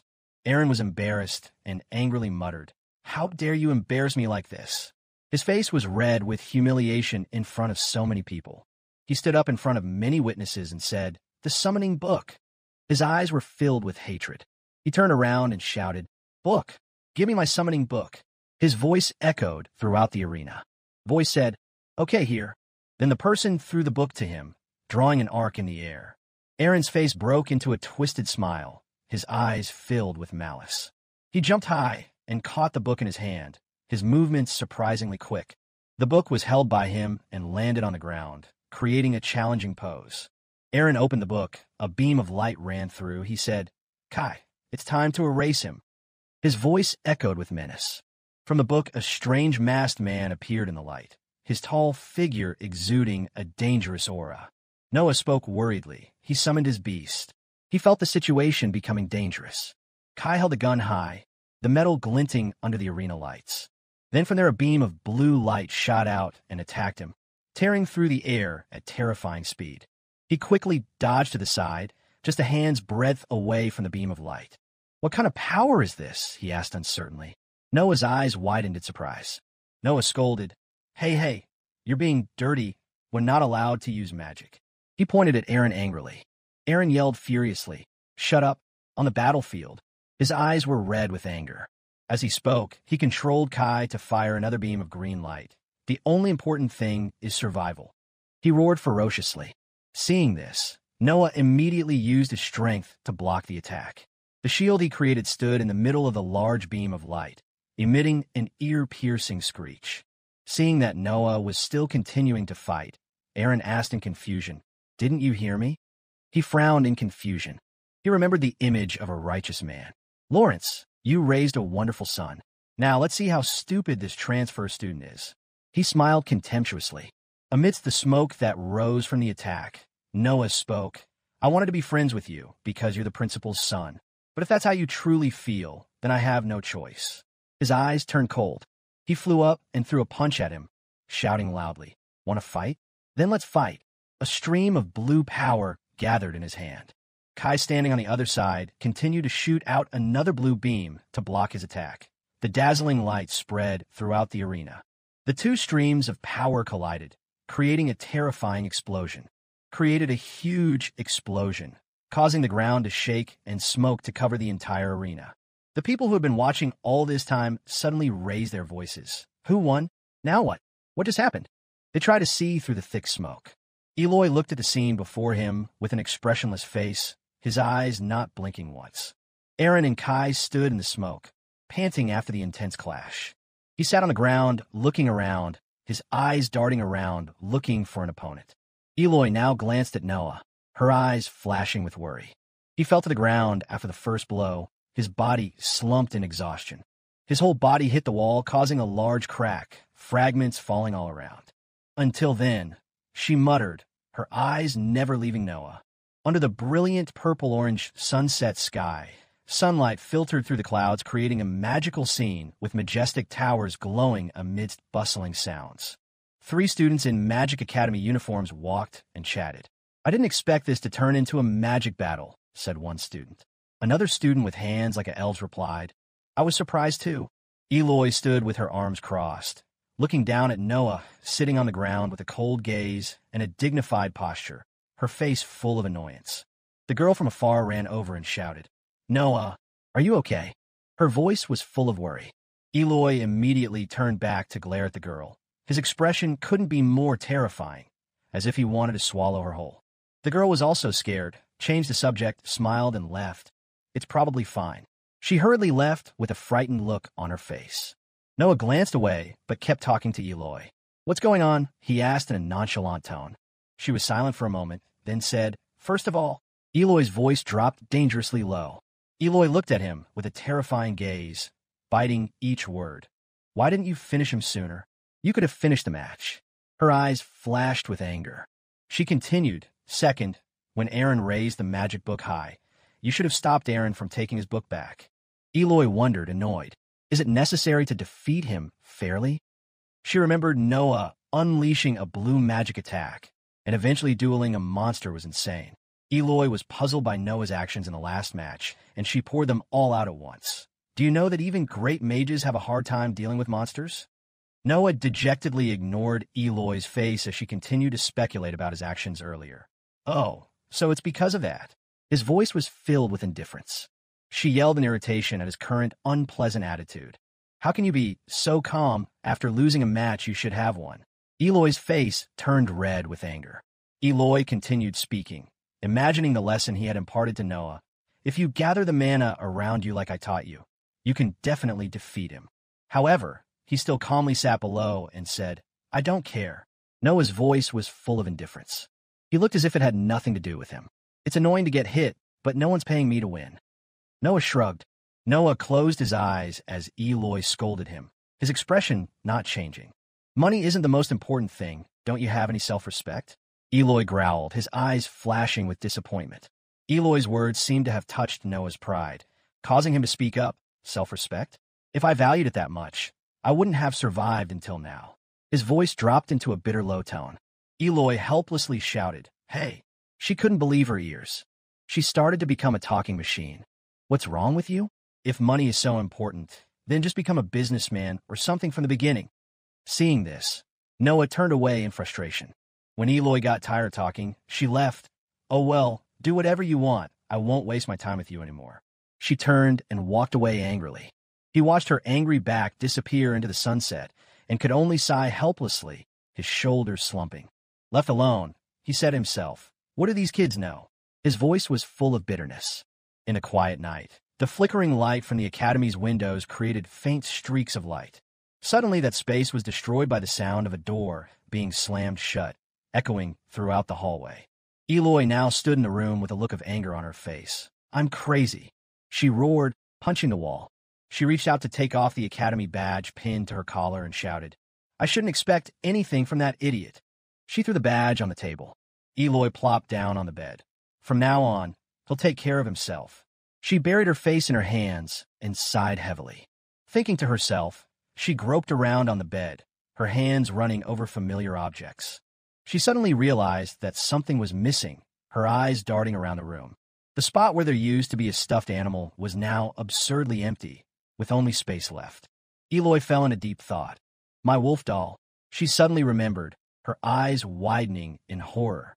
She immediately flipped the pillow over, hoping that it would playfully hide in there, but unfortunately, it was gone. There was nothing but an empty pillow. She searched every corner of her desk drawer, but still couldn't find her stuffed wolf. It's gone, she exclaimed in panic. She was really panicking now. Where's my wolf? Eloy searched the whole room, sweat beading on her forehead. Eloy was completely bewildered. Impossible. She shook her head in disbelief. Then she thought of countless possible scenarios, like him stealing it. He took it, Eloy whispered, eyes wide with horror. And her wolf was signaling for help. Help me. Eloy imagined the stuffed wolf's cry. Eloy paced around the room in panic, thinking he's been here before, so it should be easy to get it back. She bit her nails nervously. She squeezed her eyes shut to imagine everything that could happen and wondered to herself, but does he have a reason to do that? Eloy wondered, eyes narrowing. Eloy remembered the times she had woken up angry and yelled at Noah, the images vivid in her mind. Not just once or twice, and her attitude was never good. She was always annoyed and harsh with him. Finally, she realized it was possible. He has, Eloy whispered, eyes wide with horror. Eloy collapsed to the ground, his hands covering his face in despair. This seemed to make her really desperate, her whole body shaking uncontrollably, to the point of losing her soul. This is bad, she whispered, her voice trembling. The footsteps of many people echoed from the hallway, with loud laughter and chatter. One of them spoke up in a flattering tone. Aaron, you are really excellent. He is no match for you. His two friends walked on either side, and the other one also joined in and said, That's right. After all, defeating a monster is not easy. But his response was only a frown and then a longer and faster walk, his face full of annoyance. Aaron left the other two alone. I'll go first. Seeing this, they didn't understand what was happening but didn't dare to chase after them, just stood there and watched. He went to a secluded area with few people passing by, frowned, hugged his arm tightly, his face full of pain. He looked down at his arm that was still throbbing with pain and thought, the impact just now still hurts. Aaron gritted his teeth and endured. Aaron just chose this path to return to his room when he suddenly met someone, causing him to stop in surprise. He startled and glanced at the person in front of him, his heart beating faster. It was none other than Professor Sirius, who was solemnly pushing his glasses, his sharp eyes staring at Aaron. This made Aaron wonder, Huh? You didn't say anything before? Why are you waiting for me here now? He cautiously asked him in a low voice. What's the matter, Professor? He just replied calmly, Come in. He's waiting for you. He pointed to the room ahead. The door opened, and Aaron stepped inside. There was a mysterious person with his back to him, a tall figure standing by the window. Lawrence turned back and said softly, You're here. I stopped by before going to the palace for an important meeting. A gentle smile appeared on his face. He smiled gently. I came here myself because I don't have much time. I hope you don't mind. His eyes looked at Aaron with affection. Aaron smiled wryly in response. Oh, of course not. You can come by any time. He tried to sound as casual as possible. Oh yeah, how are your studies? Are you getting along with your roommate? Lawrence asked with concern.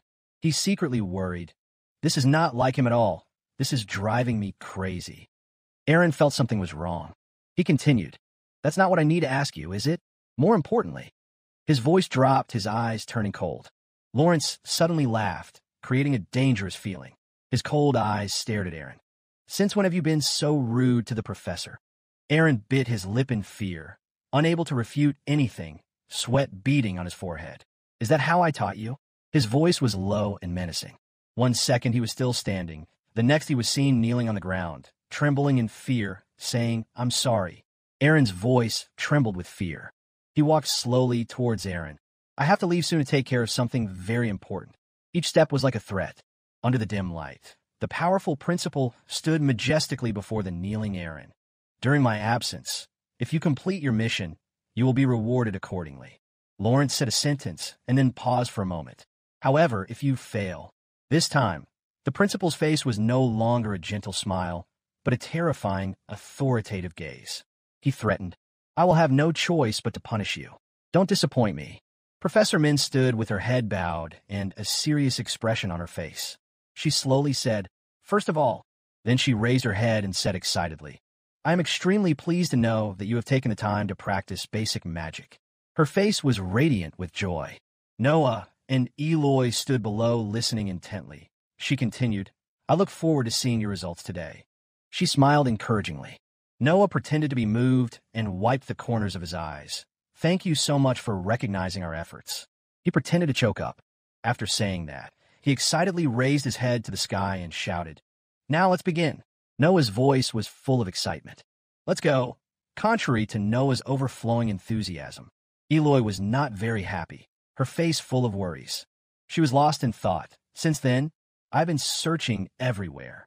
The image of her rummaging through her school bag to search appeared in her mind, and she asked everyone, but it seemed like all her efforts were in vain.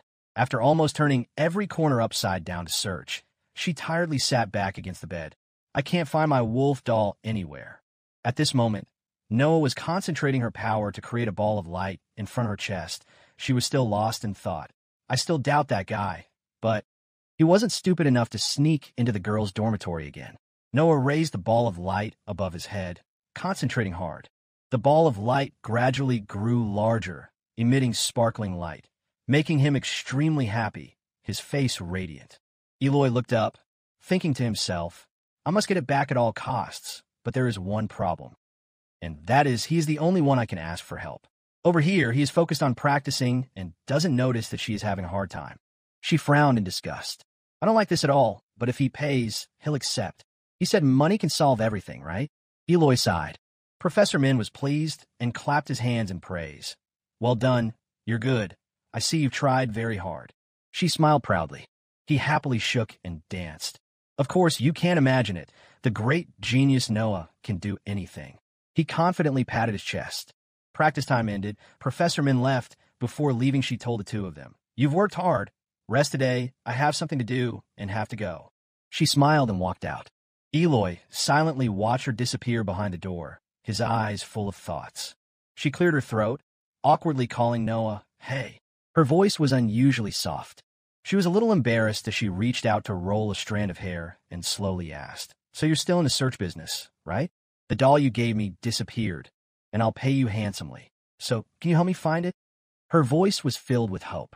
Noah stopped and turned around, not understanding what she was saying. Huh? His eyes widened in surprise. He immediately remembered, indifferently looking away, avoiding Eloy's eyes. He pouted and asked tearfully, Why should I do that? Noah's voice was full of annoyance. Eloy looked at his attitude and became angry. She asked, What? Why did you refuse? I said I would pay. I never lied about that. Her eyes flashed with anger. Noah pretended to think, waving his hand. No need. I still have to keep my dignity. Now that I passed the test, we won't have to see each other anymore, just like you wished. He said sarcastically. She stood frozen on the spot, so moved that she stuttered. What? Her eyes widened in surprise.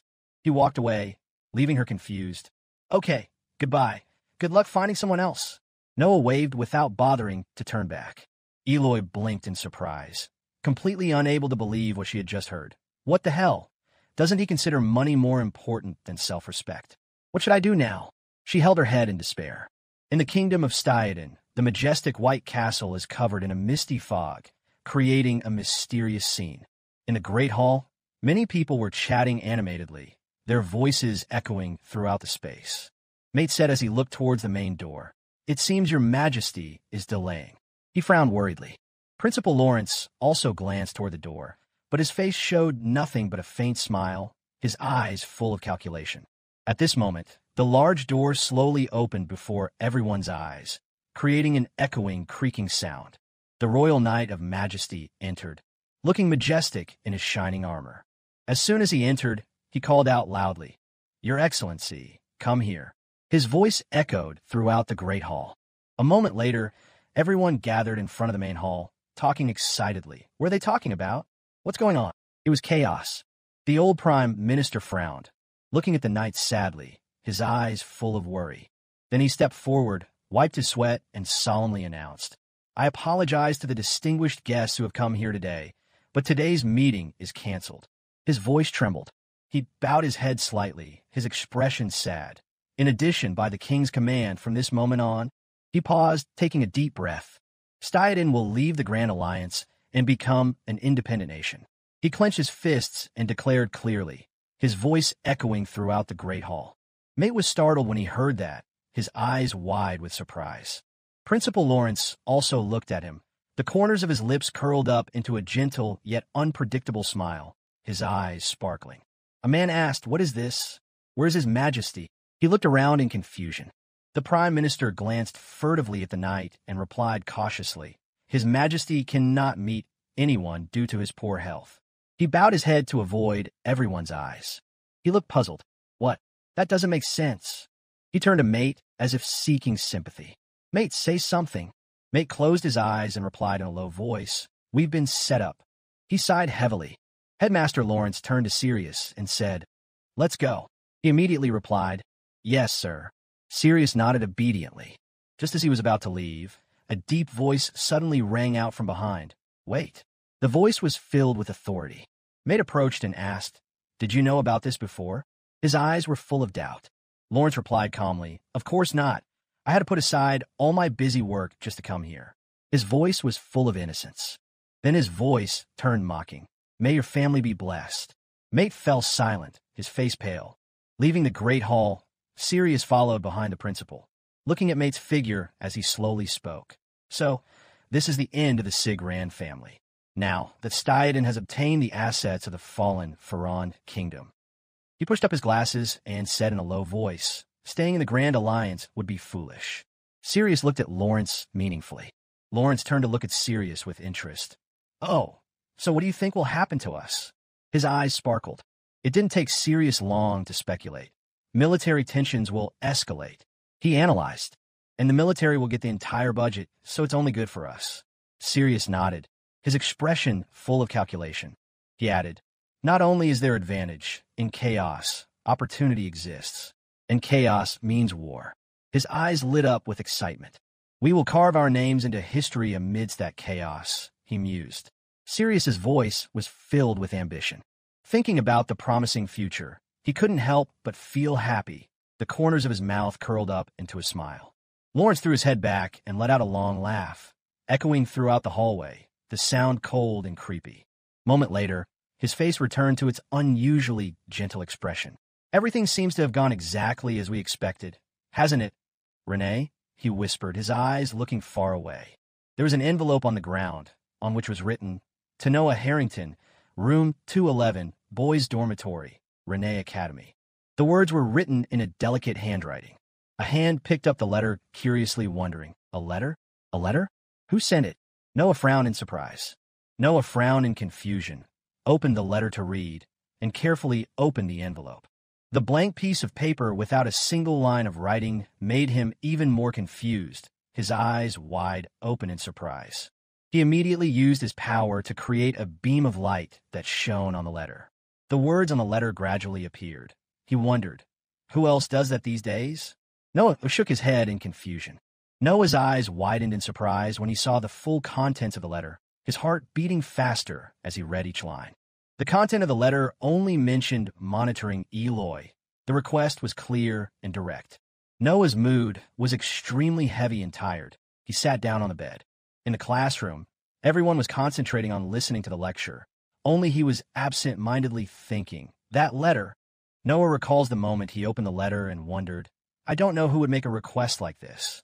The content of the letter made him think a lot. The reward, according to the letter, is 40,000 gold. With that amount of gold, I can pay off all my debts and start over.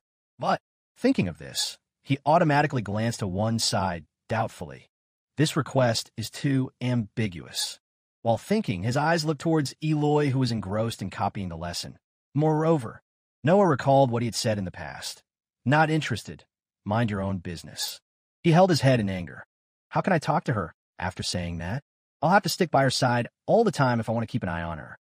He collapsed on the table exhausted. The girl next to him saw this and wondered, what's wrong with him today? Suddenly someone's voice rang out. Okay, I have one final announcement. Professor Min continued. The title tournament is coming up. You must have heard about it. And you also know how important your team is in the tournament. So, form a team and submit your application before today. After the announcement, one student suddenly exclaimed, Today? Another student was worried. Why is the deadline so urgent? One asked his desk mate, We're on the same team, right? The other replied, Maybe. Cootie happily ran over and asked, Noah, we're on the same team, right? In Noah's head, a conversation between the devil and the angel was taking place. It's 40,000 gold, do it. No, this won't do. He replied anyway. Okay. Noah nodded reluctantly. He looked down and heard the other students talking about Eloy. Look who's lonely again. Who cares? He's an outcast. Two students were laughing and joking. His family is ruined. The tournament is the least thing he needs to worry about. He might even have to drop out of school, right? If war breaks out with the Grand Alliance, his family will be destroyed. Hearing that story made Noah think to himself, being a noble is so hard. How pitiful. He looked at Eloy with complicated eyes. The other two students continued. By the way, he's really good at pretending not to hear us. Suddenly a shout interrupted the conversation of the two. Hey, hey. Noah's voice rang out with determination. Noah put his hands on the table and stood up, looked at the two students, and said, Friends shouldn't argue. He smiled, but his eyes were cold. The long-haired man disagreed and argued back. Who said we were friends? He looked at Noah challengingly. He immediately explained to that guy, "You guys are classmates, so you're all friends. There's no need to get angry. We're all the same age." Noah said in a calm voice. The guy with the ponytail replied in a harsh voice, "What is he talking about?" He looked at his friend in confusion. Despite Noah's voice responding, Eloy bowed her head and stood up. "If you continue to badmouth others, bad karma will follow you," she said in a cold voice. Then she ran out of the classroom, making the guy with the ponytail confused. "What's wrong with her?" The guy next to her replied. "She must be embarrassed because she doesn't have any friends." The incident happened in a split second when suddenly someone shouted, "Hey, where are you going?" Noah rushed out of the classroom to chase after Eloy. "What's wrong?" "I'm just trying to help," he called after her.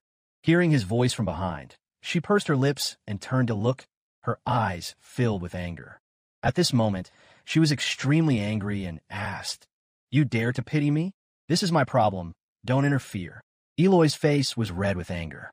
Seeing that, Noah could only stand there silently looking at her, not knowing how to respond. Eloy angrily pointed at him and shouted, "Besides, you said you never wanted to see me again.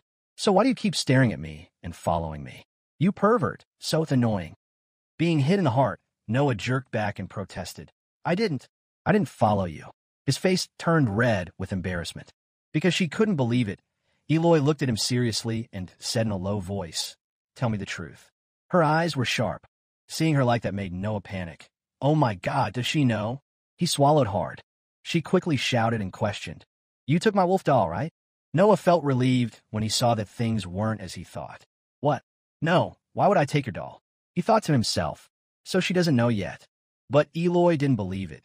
The two of them rushed into a fight. She shouted, "You're the only one I can suspect."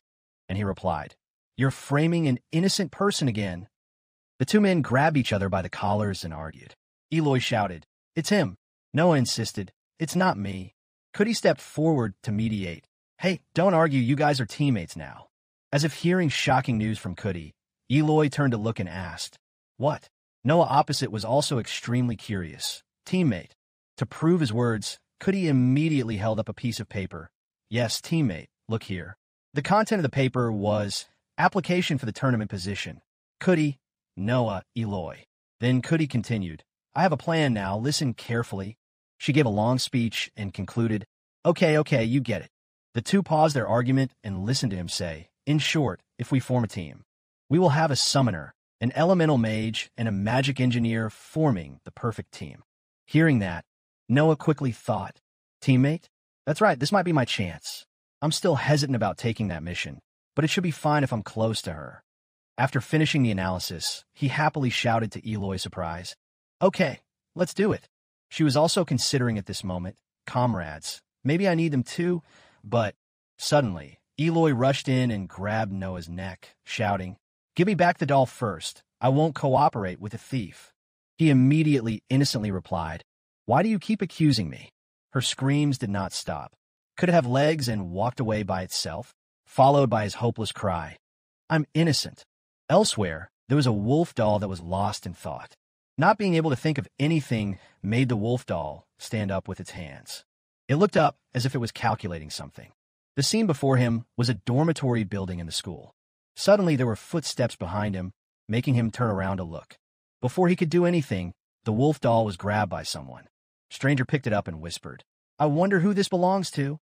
In another building of the school, someone's voice rang out, "Hey guys, we're a team now, right? But there's a problem." It was Cootie's voice. He put his hands on his hips and announced, "We're still short a tanker. We have to find more people." Tanker, the position that takes damage for teammates. Speaking of this, he proudly boasted, "I, the genius Cootie, of course have a plan. I'm sure he hasn't found a team yet because he's a Galagon." Noah and Eloy sitting across from each other heard this and shouted together, "What is a what?"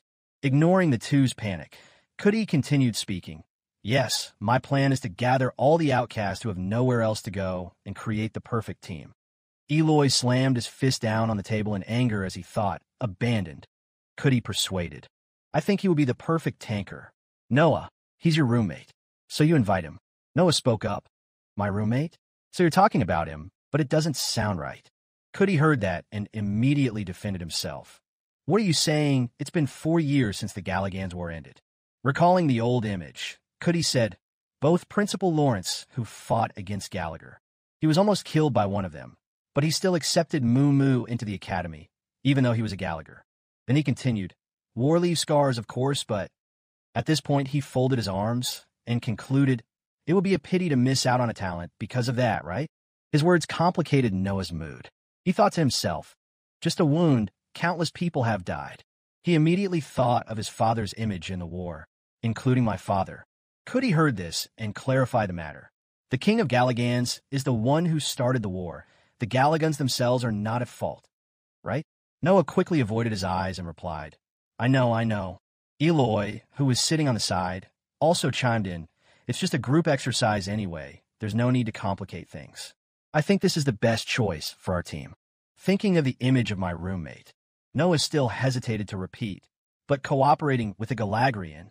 Turning back to the story of Eloy's wolf, the story of early fall, a small wolf doll with a strange badge around its neck, a doll was sent anonymously to the academy. Under the pale moonlight, Eloy hugged the doll tightly and fell into a peaceful sleep because to her it was not just a toy. To Eloy, it was a precious keepsake of her late mother.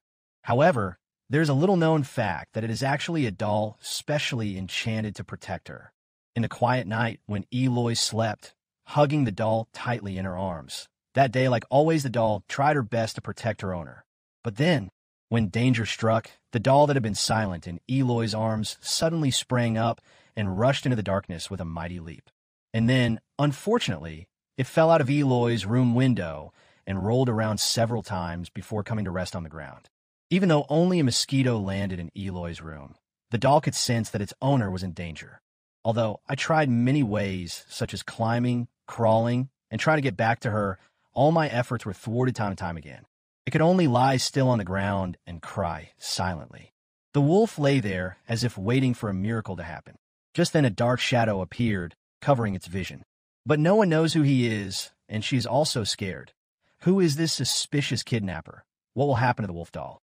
At this moment, Noah complained, "This is bad. I can't be on the same team as Galagan. No way. I refuse." Cootie on this side ignored him and continued to chatter to Eloy. Moo Moo is the only Galagan in the school. He can't use magic, but is extremely strong, especially good at close combat with magical weapons. In other words, he fits well into our team, a team that has high speed, but lacks physical strength, which is reasonable, Eloy added. Cootie closed one, but glanced at her with the other eye and couldn't help but praise.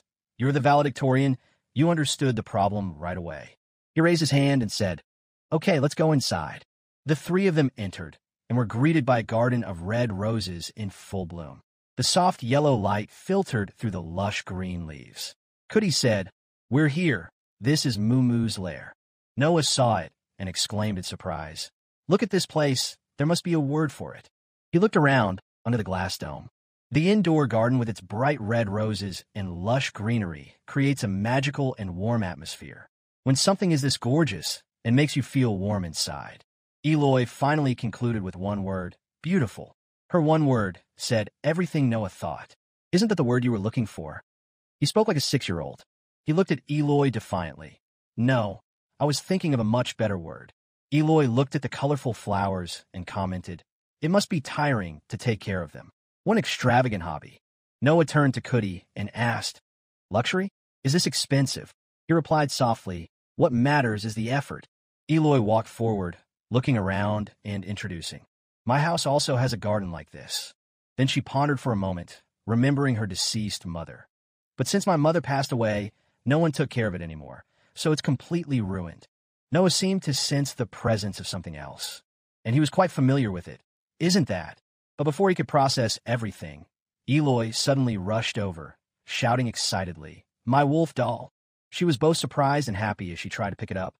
"Why is it here?" But there was a strong, rumbling step coming. The mysterious person blocked her way and asked fearfully, "Who are you?" making Eloy a little confused and scared. The farmer looked at the girl across from him with sharp eyes and asked, "What do you want?" She angrily replied, "What do I want?" Then pointing at the wolf, "Isn't it obvious?" She shouted, "I want my doll back." Cootie stood outside and shouted in panic, "No, we came here to invite you to join the team to participate in the tournament." As for Eloy, who had only been paying attention to the wolf all this time, She gritted her teeth and replied to him, "The plan has changed." Cootie could only helplessly cry in his heart. "It's not for you to decide." The farmer frowned as he watched the two of them arguing. "Do you expect me to just stand there and watch my doll?" Cootie tried to explain gently. "Let's solve it peacefully. Moo Moo is our comrade." Despite his attempts to cling to her, Eloy simply brushed him off.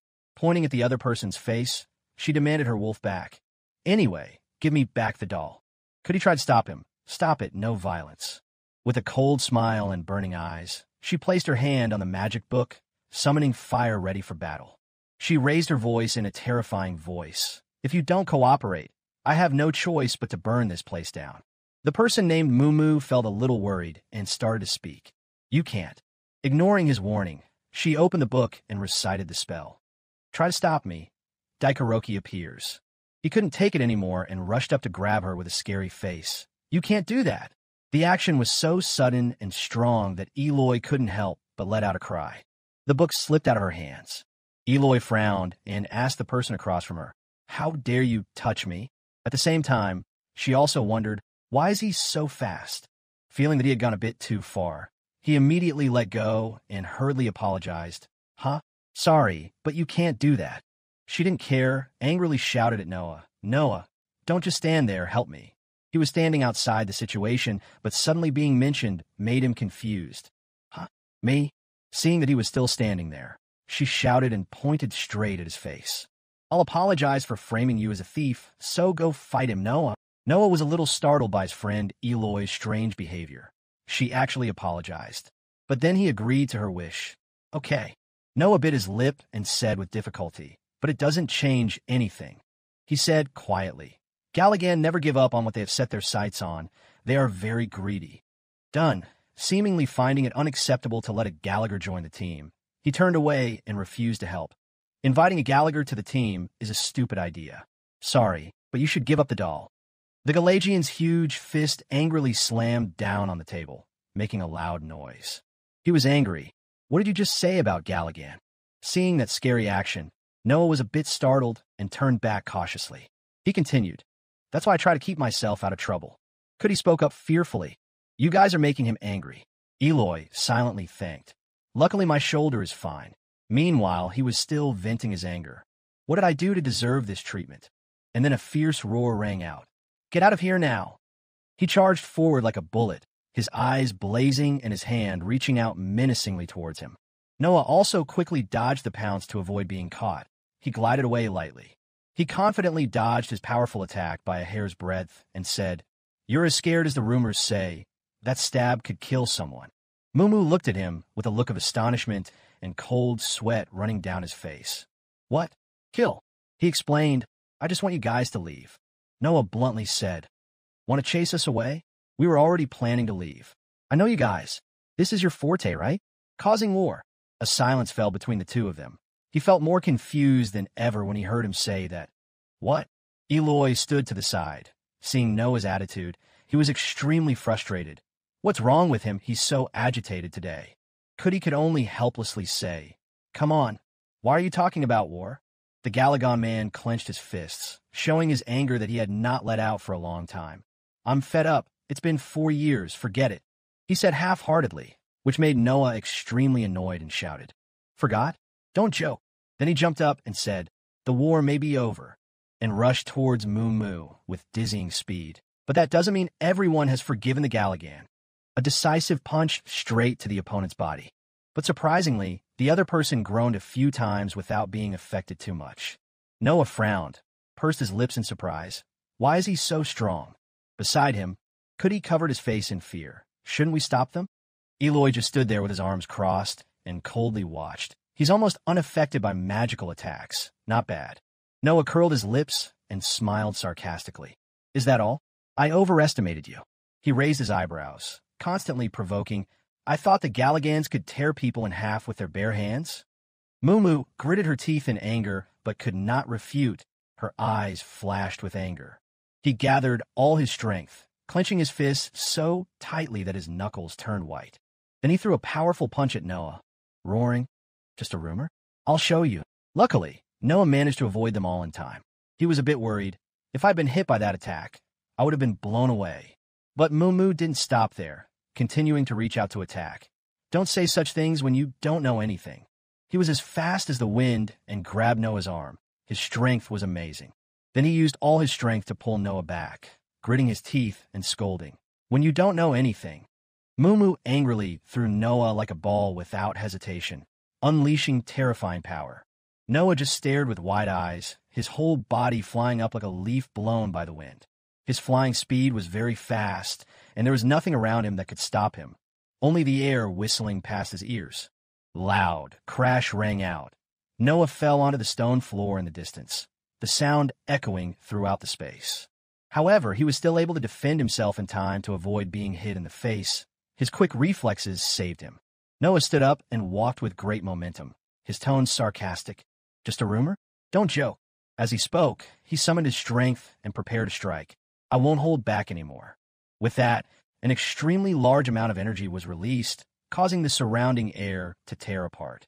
Mumu quickly raised her hands to shield herself, her face pale from the force that was coming.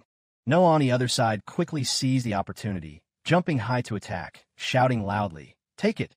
Eloy's eyes widened in surprise. "Wait, Sanua." Then he pouted and mocked. What a child! He keeps causing trouble and then saying rude things. Suddenly, as if remembering something, she turned her head away.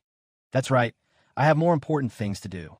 While Cudi watched the match, tears of joy fell. This is over. Eloy smiled slyly, secretly calculating. At least he helps distract. Then he reached out to take the red bear. As she suddenly saw Noah suddenly fall in front of her. Noah seemed to feel Eloy's gaze and unconsciously glanced to the left. Eloy stared at him, looking a little hesitant. I feel a little guilty. It felt like they were fighting because of her, but it didn't take long before she denied the thought. No, I never told him to go this far. At this moment, Mumu was screaming and charging from afar. Eloy was still thinking quietly. Maybe I should come out. Finally, she bit her lip, making a difficult decision. What a pain. Thinking so, she turned around. You too. Eloy pushed back hard, shouting a reminder. That's enough. I threaten a little, but I don't really intend to fight. Then he didn't forget to turn around and warn the person behind him. And Noah, why are you so aggressive? I told you to help, not fight. Cudi stood inside and saw that scene and was delighted. That's right. We came here to admire him. Noah seemed to know he was wrong. He lowered his head and pursed his lips. Although he was a bit unhappy, he silently admitted it. Cudi walked up to him with tears in his eyes and said, What now? You will have to be our shield. Noah knew he was wrong, so he agreed. Okay, I will do it. When Mumu ran closer and heard the story, she was bewildered. Recruit? Recruit? Cudi wiped his tears as he walked towards him and explained, Hey, sorry, we didn't mean for things to turn out like this. We were just going to invite you to join the team for the previous tournament. He bowed his head, looking apologetic. We will help you clean up, but before he could finish, a voice interrupted. Then, Mumu didn't ask too much and immediately agreed to their invitation. I want to join your team. Eloy, Cudi, and Noah immediately widened their eyes, frozen for a moment. Seeing their expressions, Mumu explained, I entered this academy to represent my village. Before that, we had to live in small groups because my race was blamed for the war. He suddenly remembered the old story. But one day, Principal Lawrence came. After a few conversations, they decided to admit me. My village paid a huge price for that. Mumu remembered the principal's sly expression and encouraged herself. I need to do well to live up to their expectations. Then Mumu made a shy face. But I can't fit in here. Everyone is afraid of me and I have no friends, which moved Eloy. He said very sincerely, This is the first time someone has asked me to join them. Eloy could only smile comfortingly. It's okay. Not everyone is friends. Mumu was very grateful to them. No matter the reason, I'm still very happy that you need me. After hearing that, Cudi looked at the last member of the group with satisfaction and reminded him, See? Noah, just forget it. So we can become a team. Noah turned away unhappily. What about the doll? I was wronged. Mumu walked over, bent down, and picked up the bear while explaining, I found this doll. He handed it to Eloy. It's near the dorm. She happily took it. I got it back, so that's good. Cudi was satisfied, taking notes while reminding. That's great. Everyone has no objections, right? We've encountered some unexpected troubles, but we're a team now. Mumu was delighted, clenching her fists in a cheering gesture. Okay. Eloy hugged the bear and replied blandly. Okay. Noah, although a little unhappy, still cooperated. Up to you. Before long, their group had another member, and everyone was happy to have achieved their goal. Cootie left first, waving goodbye as he walked. I'm going to go submit my application. Suddenly, an unexpected voice rang out. Hey. Noah's expression was solemn, and he said coldly, My father died in the war with Galligan. Eloy glanced at him silently. He didn't pay attention, bowing his head sadly as he recalled the past. He was forced to join the army because he was a mage, so my mother told me to hide my abilities. But very quickly, he regained his composure, turned to reassure Eloy, and consoled himself. It's all in the past, that's all. Eloy was silent, looking at his friend's lost expression. It was only a moment later that Noah suddenly realized his unconscious action. Wait, why did I tell her this? Then he quickly left in embarrassment. Okay, goodbye. Eloy was startled and chased after him. Huh? Wait, there are so many insects here, I'll get bitten. But at this moment, neither of them noticed the change in the bear in Eloy's hand. Its eyes were shining strangely. In another room, there was a man sitting by the window. He was startled to see the formation appear in his hand. Then he smiled with delight. I thought it was lost somewhere. It seems it has found its owner again. Winzat clenched his fists, his expression curious yet a little regretful. I really want to know what happened, but I'm a bit busy right now.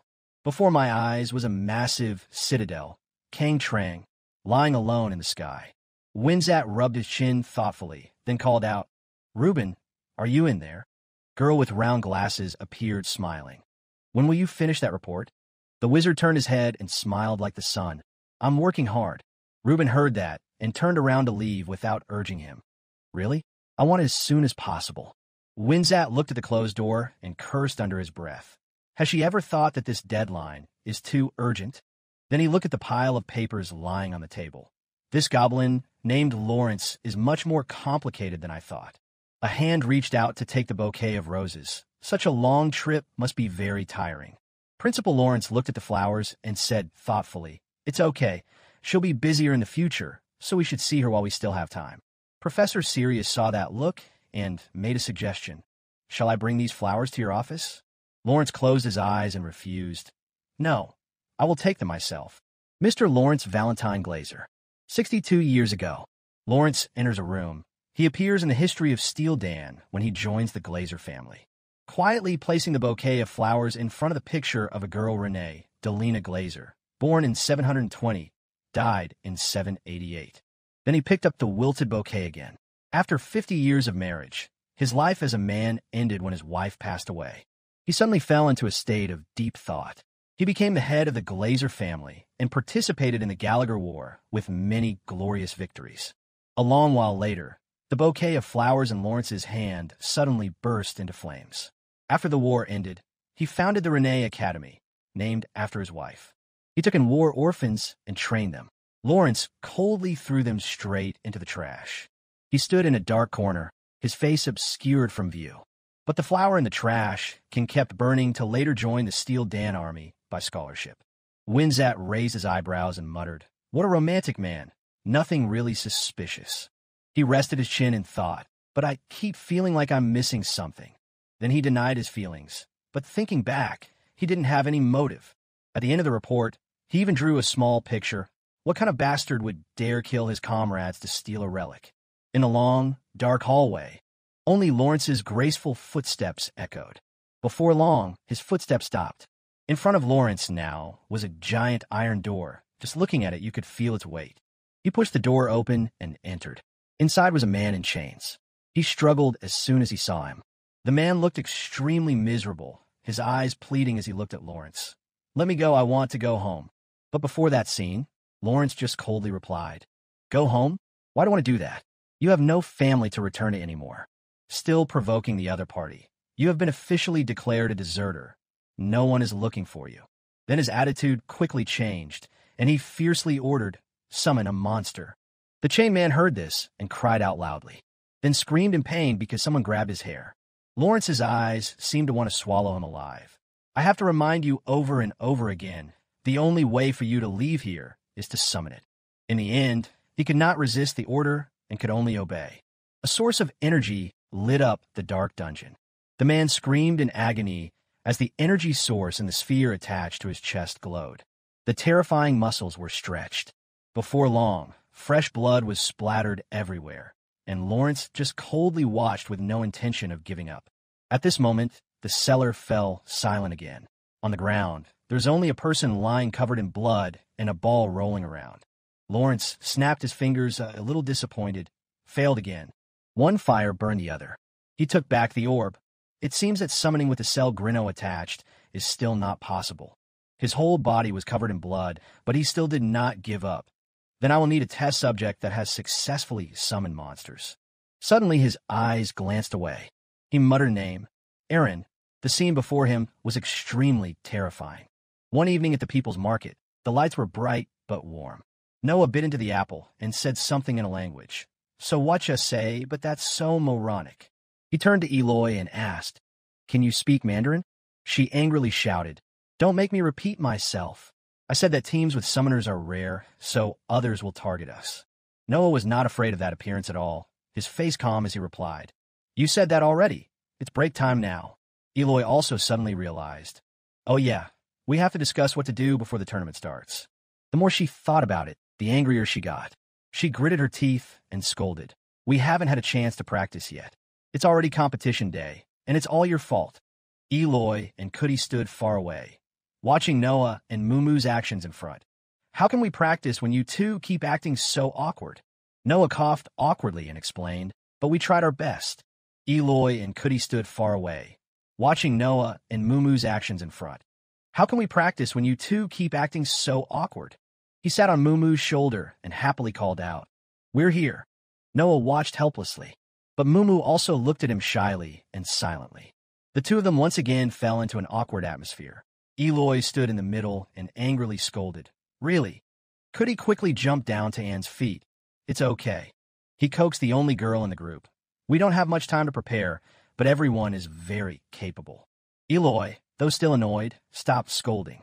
Seeing that the atmosphere had calmed down, Cootie continued to advise, "Besides, we're just participating for fun. The goal is to enjoy the match." Suddenly one person heard that and stopped. Aaron frowned, feeling a sense of sarcasm rising. "Enjoying the match? He dares to say that after humiliating me." He bit his lip, his face cruel as he glanced at Cootie's group. "All right, have fun while you can. This time, I will definitely crush him." In the academy at night, a voice rang out to the students.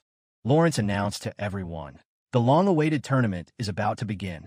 He chuckled. "Before we begin, you all know that the political situation in Steel Dan has changed recently, causing quite a bit of chaos."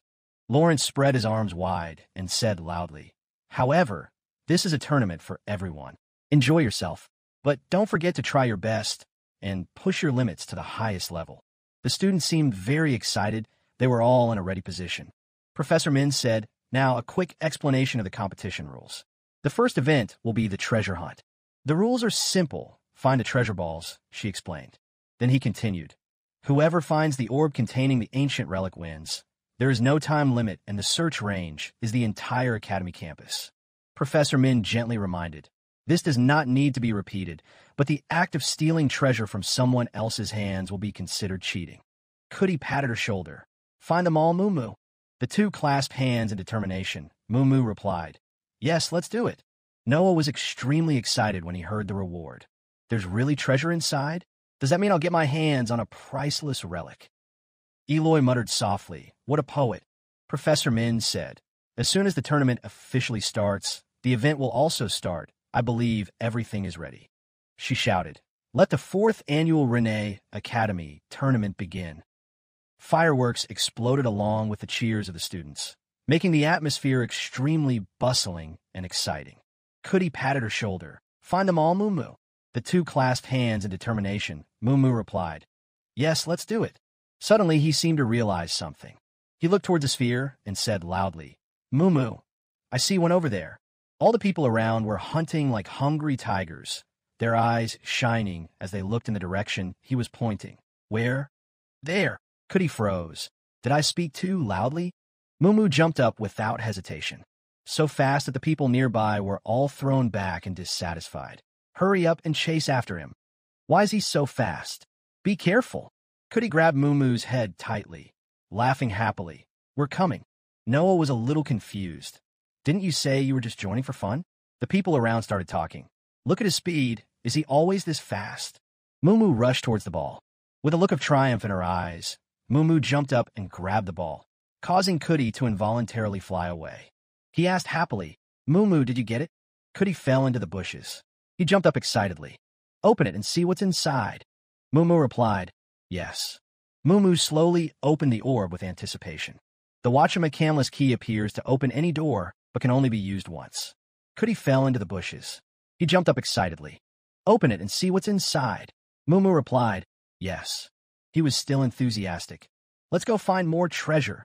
A moment later, in the nearby theory lecture hall, footsteps echoed in the darkness. Noah shined the flashlight from under his face and smiled wickedly. Cootie saw that and was scared and screamed, his face pale. Noah shined his flashlight on Cootie, who was lying on the ground. He turned around and asked, are we really going to find anything here? Eloy gently brushed her hair. The event happened all over the academy, so there must be something here. Before he could finish his sentence, someone suddenly walked over and said, what's that? Everyone looked over, including Cootie, who was lying on the ground. It was Aaron. He sneered. All the outcasts, look at these losers. Cootie jumped up and said, do you have the guts to say it again, you bastard? Only the 3 of them are being shunned, not me. A voice shouted, do you care more about that? Eloy crossed his arms and walked away, not caring. Anyway, get out of the way. We still have to continue searching. Cootie bristled. I'm not a loser. Aaron raised his hand to block the flashlight and sneered. You're getting too arrogant these days, aren't you? Is having a few pathetic friends enough to make you more confident? Don't make fun of us, transfer student. Noah looked at him with disgust and shined a flashlight straight at him. He sneered, a commoner who doesn't know his place. Looking at Cootie, he said, what a strange binyong. Hearing this, the boy became angry. Weird? If I were a little older, you guys would be finished. Looking at the tall, muscular figure, he was speechless, and Aaron paused for a moment, as if his mind was illuminated by the mass of muscles. Then he glanced away and said softly, one Galligan, is that it? He waved his hand and turned away. Never mind, it's not worth wasting my energy on you when I still have treasure to find. The 3 of them were speechless and just looked on. Eloy frowned in annoyance. What a pain. Just leave. They must have taken all the treasure here. Cootie said, should we use the key to enter the principal's office? Suddenly Noah discovered something. Wait, isn't that a sphere? He shined the light on a sphere, but was a bit confused. How could they have missed it? Footsteps echoed. Aaron held the ball in his hand and thought pensively. Dad has returned from his business trip, but still hasn't come to see me. He rummaged through his pocket, his expression slightly annoyed. It's probably because I haven't done anything since he left. He told me to fulfill my role, but what does that mean? Aaron took out a hand-drawn piece of paper marked with treasure and said to himself, never mind, thinking too much won't give you an answer. Aaron folded the paper and dropped it into the ball. Let's just do what we've always done. He threw the ball back and thought to himself, they don't suspect anything.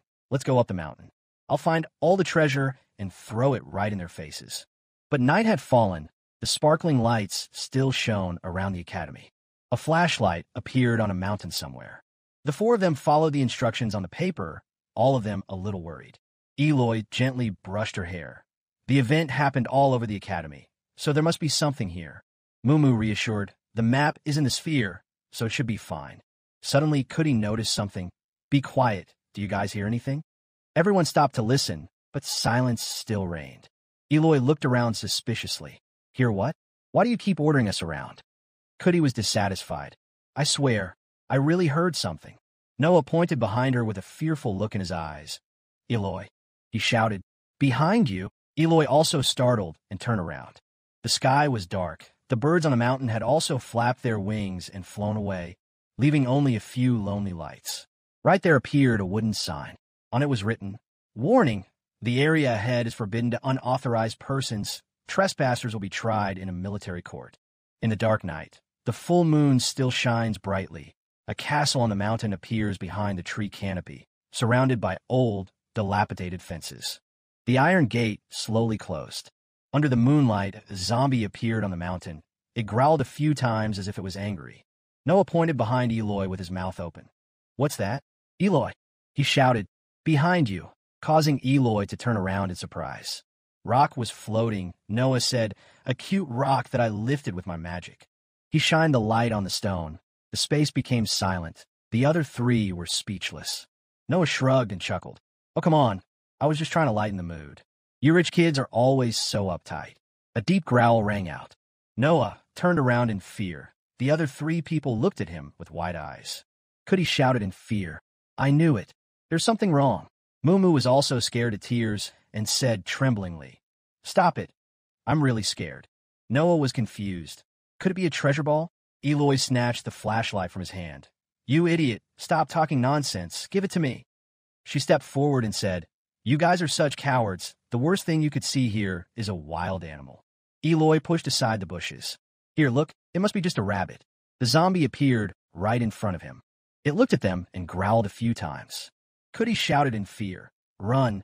Eloy and Moo were no exception, shouting in fear. Has no head. Eloy also stepped back in surprise. What is that? The zombie slowly roared and charged forward. But then it got hit and bounced off. It was Noah who used his power. He worried. Eloy, don't just stand there. Chase them. Eloy was confused. Chase who? Cootie and Moo were so scared that they ran away. Noah looked at them. There they are. She turned back. The two of them also ran away together. Wait for us, you cowards. The zombie did not intend to let them go and chased after them. Cootie was so scared that he wanted to cry. Someone stop this monster. Attack it with fire, Eloy. Moo ran away in front, leaving the other three far behind. He worriedly reminded, No, you will burn down the whole mountain. Cootie was angry.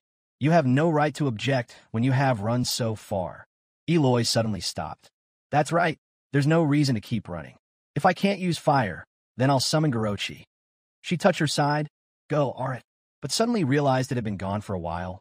Ross? Eloy's eyes widened, and he sweated profusely. Wait, where is it? She shouted. My book. The birds were also frightened by the scream and flew away. Somewhere inside the academy, a voice rang out. I'm looking forward to. The principal said, Let's see how the students perform this year. Professor Sirius chuckled. I'm more interested in the final reward. Is there any special reason why you chose it as the reward?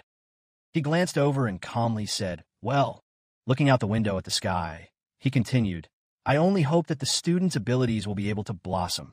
The feet ran hurriedly. Noah stopped at the edge of the cliff and reminded, Be careful, there's a cliff ahead. Noah and Eloy were both panting heavily. The zombie still caught up and growled. Noah spoke up. Okay, I have a plan. He slowly approached. I will keep this monster from moving. Everyone, disperse immediately. Noah raised his hand and cast a magic spell. Then it will have to choose one person to chase. That person is unlucky, but at least the rest will be safe. Eloy was angry. Stop talking nonsense. He threw the spell straight at the zombie. We have no other choice. The black gas swirled like a tornado, then spin around it, capturing it in the center. The zombie opened its mouth, stuttering as if to speak. Noah staggered, looking at it confusedly and thinking, Did he just say something? Then his foot accidentally stepped wrong. He staggered and slipped. Just like that, falling down the cliff, the three people shouted, Noah! They looked down worriedly. Eloy asked, Is he dead? Seeing that, Moo cried loudly, I want to go home. Eloy was annoyed. Stop whining. You said you had expectations to meet. Cootie tears streamed down his face as he raised his hands to his head and rummaged around. I can't do it anymore. He pulled out a sleeping mask and said, My great invention, the emergency escape mask. Just wear this. He could escape reality whenever he couldn't stand it. Eloy said, Hey, what's wrong with you? She was ready to strike, her hands already ablaze. We have no other choice. No other choice. I will have to risk burning down the forest, so you too. Before they could finish, Cootie and Moo once again ran away, leaving everything behind, with Eloy's hopeless shout. Hey. She looked disgusted. Those bastards fine, I'll fight them myself. And a voice rang out. Over here, Eloy. Noah stood below and waved his hands. Jump down. If possible, I'll catch you. Eloy asked worriedly. Wait, are you still alive? She glanced at the zombie and gritted her teeth. Help me? Don't even dream about it. With that, she jumped up, jump off the cliff and say, Why should I believe you? Landing on the bushes scared the birds away. Noah ran over worriedly. Eloy, are you okay? Eloy groaned and struggled to sit up. I'm fine. It doesn't seem to be chasing us anymore. Noah looked up at the cliff and wondered, it looks like that. What is it anyway? She leaned against the tree and said, it's useless to find out now. More importantly, Cootie and Moo are finished for me when I see them again. But the night was still quiet. Eloy continued, let's rest a bit and then go find my book. Under the dim night, on the cliffs, behind the trees, a castle appeared through the misty smoke. A back figure still walked forward. The zombie walked alone. Then it suddenly stopped, fell to its knees, and collapsed. Tears welled up in his eyes, full of sorrow. It leaned down and slid down. Dozens of corpses were lying on top of each other. The zombie seemed to be in so much pain that it collapsed next to the corpses. It was late at night when Noah and Eloy returned to school. He held a lantern to light the way and said with relief, thank goodness we found the book so quickly. Holding his injured arm, Eloy slowly replied, yeah, luckily I dropped the flashlight near it. Recognizing two familiar figures in front of him, Noah happily shouted, hey, it's Cootie and Moo. But looking closely, he found it a bit strange. But what are they doing there? Noah turned off the flashlight and waved loudly. Cootie, what's going on? Cootie and Moo were so happy and excited that they shouted, Noah, Eloy, you two are alive. We thought you two were dead. Noah asked him curiously, what's with those glasses? Eloy glared at the two of them sharply. You look like you've forgotten about your dead comrade. Are you trying to throw everything behind you and be happy? Cootie was startled and stammered to avoid the question. What did you say? Noah nodded curiously at the crowd behind him. Okay, so why are you all gathered here? Cootie angrily said. It turns out that this map is fake, and there's more than one, so I gathered all the people who were fooled to collect clues together. But no matter how much a rage there was, it was nothing compared to Eloy. She raised her hand and glared at Cootie and Moo. So you're still happily hunting for treasure? Come here. Afraid that he wouldn't make it this time, he immediately made excuses, but we found a lot of treasure balls. He turned to Moo and said excitedly, Moo, show them our work. Eloy glanced briefly and then remained silent. But just 2 seconds later, she went crazy and threw the treasures away. Who cares about this trash? Even though she punished him by making him kneel with his hands up, Cootie still insisted. But we found a riddle. It might be a clue to the final treasure, thanks to these. It was engraved on a stone tablet, so I memorized it and smashed it, so no one else could read it. Sure enough, his opinion calmed Eloy down a bit. A riddle? I didn't think these two would play that dirty. She squinted her eyes and seriously replied, I didn't think those two would play dirty like that, so we still haven't solved the puzzle. The verse reads, devour everything, not only animals and trees, but also rivers, lakes, mountains, and iron. Kill kings, destroy cities, crush rocks, and turn young men. Without waiting for Cootie to finish his sentence, Eloy concluded, become an old man. He excitedly asked her back, how did you know? Moo was also surprised and joined in. Mind reading? Eloy shrugged and calmly explained, this is a famous classic riddle. Haven't you heard of it? She calmly repeated the riddle. What turns everything into nothing? She pointed gently at the clock tower behind her. She firmly concluded, that's the time. How could you not know? Suddenly, Eloy had an idea. Wait time. She turned back quickly to look behind. The clock tower came into Eloy's sight. She blurted out, the clock tower. The other students immediately jumped in to take advantage of the opportunity. Great, everyone heard it. Sorry, but we won't lose this time. Cootie got angry and yelled, you lurking bastards, we only accepted you out of pity. Eloy said to his team angrily, what a shameless bunch. You can't catch up with them on foot.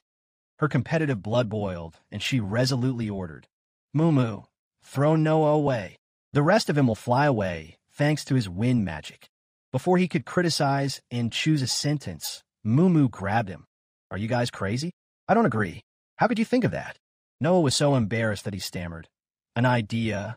Moo skillfully took a step forward without missing a beat. What a great idea, Eloy. Noah could only helplessly cry out to the river. Along with the shout was Moo's proud voice. Special attack, Moo's throw.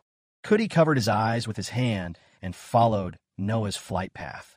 He was speechless and commented, Noah had turned into a star in the sky. Not really worried. He turned to ask Moo, wait, what is Moo's special attack throw? He scratched his head and happily replied, I just saw it in comics. In the night sky, Noah's mind was spinning frantically. I'm flying. But reality soon slapped him in the face. Wait, no, I'm not flying. Please stay calm. I'm falling. Realizing that the distance between himself and the clock tower was just right, he couldn't help but admire Mumu's strength. He threw me so far. He quickly turned around and said resolutely, Okay, I will show off my skills. Noah used wind magic on his legs. Just like that, he flew the last stretch of the road. The clock tower was just ahead. Noah reached out and touched the center of the clock hand. The distance gradually narrowed due to inertia. Finally, he got a firm grip on the target. The Eloy crowd shouted excitedly as if to support. He did it. Cudi raised his hand and shouted excitedly, Noah, I knew you could do it. Eloy was also extremely proud that his plan had succeeded. Yes, it really worked. He smiled contentedly and reached out to grab the treasure ball. The great debugger Noah has completed another mission. After taking everything, Noah let go and jumped down. Let's see what's inside. But suddenly the ball appeared with countless cracks and was glowing brightly. Wait, what the hell is going on? A blinding flash of light exploded right where Noah was standing. The item contained in the treasure orb is a summoning scroll. From afar, a series of signal flares were also fired into the sky. This was followed by a series of earth-shattering fireworks. The first event of the title tournament. The final result of the first round, the winning team was Noah's team. Dawn shines brightly over Noah's entire school after a night of hard work. Eloy bandaged an arm and coldly told the group, My arm is injured. The three young men, Noah, Cudi, and Mumu, heard that and opened their mouths in utter amazement. Eloy continued to explain to them, It must have happened when I jumped off the cliff. It's nothing serious. But I can't participate tomorrow. I'm withdrawing. I have to go home to recover if I want to participate the day after tomorrow. Cudi tearfully replied, Then let's go. We can't play tug-of-war with only 3 people, right? Still angry, she firmly said, What are you talking about? Noah, come with me. The rest of you go ahead and play. He stood there, dumbfounded, and asked again, Me? Why me? The corner of Eloy's mouth curled into a meaningful smile. She coldly concluded with a blunt sentence. Do you still need to ask? You know, everyone at home is very eager to meet the idiot who made me like this. Said and done. The carriage waiting for Eloy and Noah set off immediately. Sitting in the car, he was so bored that he said, In the end, I still have to go with her. But Noah glanced at Eloy and thought to himself, The reason she was injured is... He shrugged and argued to himself. But what does that have to do with me? It's true that I told her to jump, but I also offered to catch her. She didn't accept my request. He kept wondering, then why me? Eloy ignored Noah, leaning his head against the car wall, remaining silent the entire way. It was actually a few hours ago that morning. Her housekeeper was very blunt when she heard the news. Excuse me, but you broke your arm? His excessive worry made Eloy jump. Who broke my lady's arm? Looks like I need to send a knight to her side right away. Noticed that Professor Min was cheating on me. So Eloy hurriedly explained in a low voice, Be quiet. I'm in the teacher's room to borrow a phone, and there's no one around. I just fell by myself. I don't even feel any pain. I just need treatment, so please prepare a therapist for me. Hearing her say that, the butler felt relieved. I understand, but is it okay for the young lady to come here in such a state? I will immediately send an escort to pick her up. Eloy firmly refused his offer. No, I don't have time. I need to leave now and come back tomorrow. The butler also kindly asked her, Okay, in that case, do you have friends to go with you? Eloy was startled and speechless. Huh? Friends? The butler immediately became suspicious. Why do you look so surprised? Don't tell me. He was even more panicked than before. You don't have any friends? Even though he was hit in the heart, Eloy still tried to defend himself. Huh? What are you talking about? There's no way that's true. It's just hard to choose when everyone wants to go with me. Her inner self was screaming helplessly. I can't tell him I'm an outcast. The butler smiled kindly and cheerfully. It seems I've been worrying about nothing, as expected of you, Miss Eloy. All right, then I will assume that you will come with a friend. Thinking about that, she was silent the whole way. But the more Eloy thought about it, the more annoyed he became. Wait, why did I have to lie about this? Noah looked at her angry face and wondered resentfully. What are you thinking about? Why does she look so upset? He was speechless, thinking of a way to escape. I won't get into big trouble just because I offended a noble or something like that, right? Should I run? Noticing Noah's resigned look, Eloy turned to ask, Why do you look so worried? It was embarrassing to say it straight out, so he awkwardly interrupted a guy. No, I'm really relaxing. But by the way, you don't have guards or anything, right? You don't capture and lock up people you don't like, do you? And then release monsters on them, or something. She quickly corrected herself. Huh? What are you talking about? Aren't those the words I told you before? I was just threatening you. My family just wants to meet you.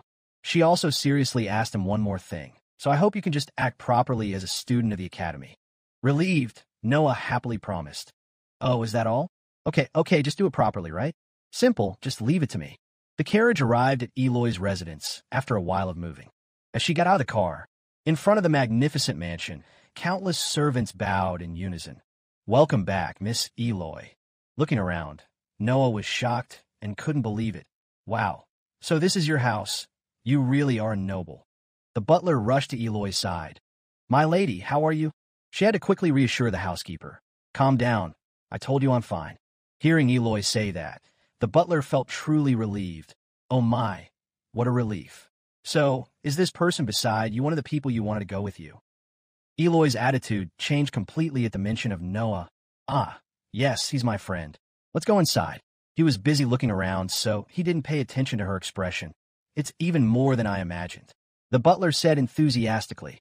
Excuse me. That's right. Please follow me. Following the butler, Eloy worriedly asked him.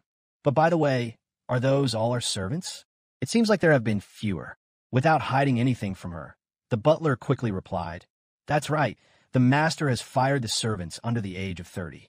Noah on this side still couldn't stop admiring Eloy's fortune. He's really rich. After hearing this news, she bitterly whispered, I see. That's why Ami isn't here.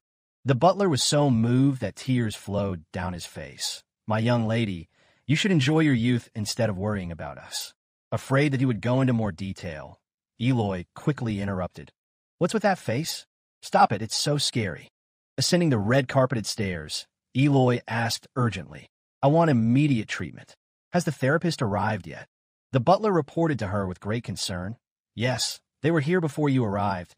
I will show your friend his room. So you. Suddenly Eloy stopped dead in his tracks.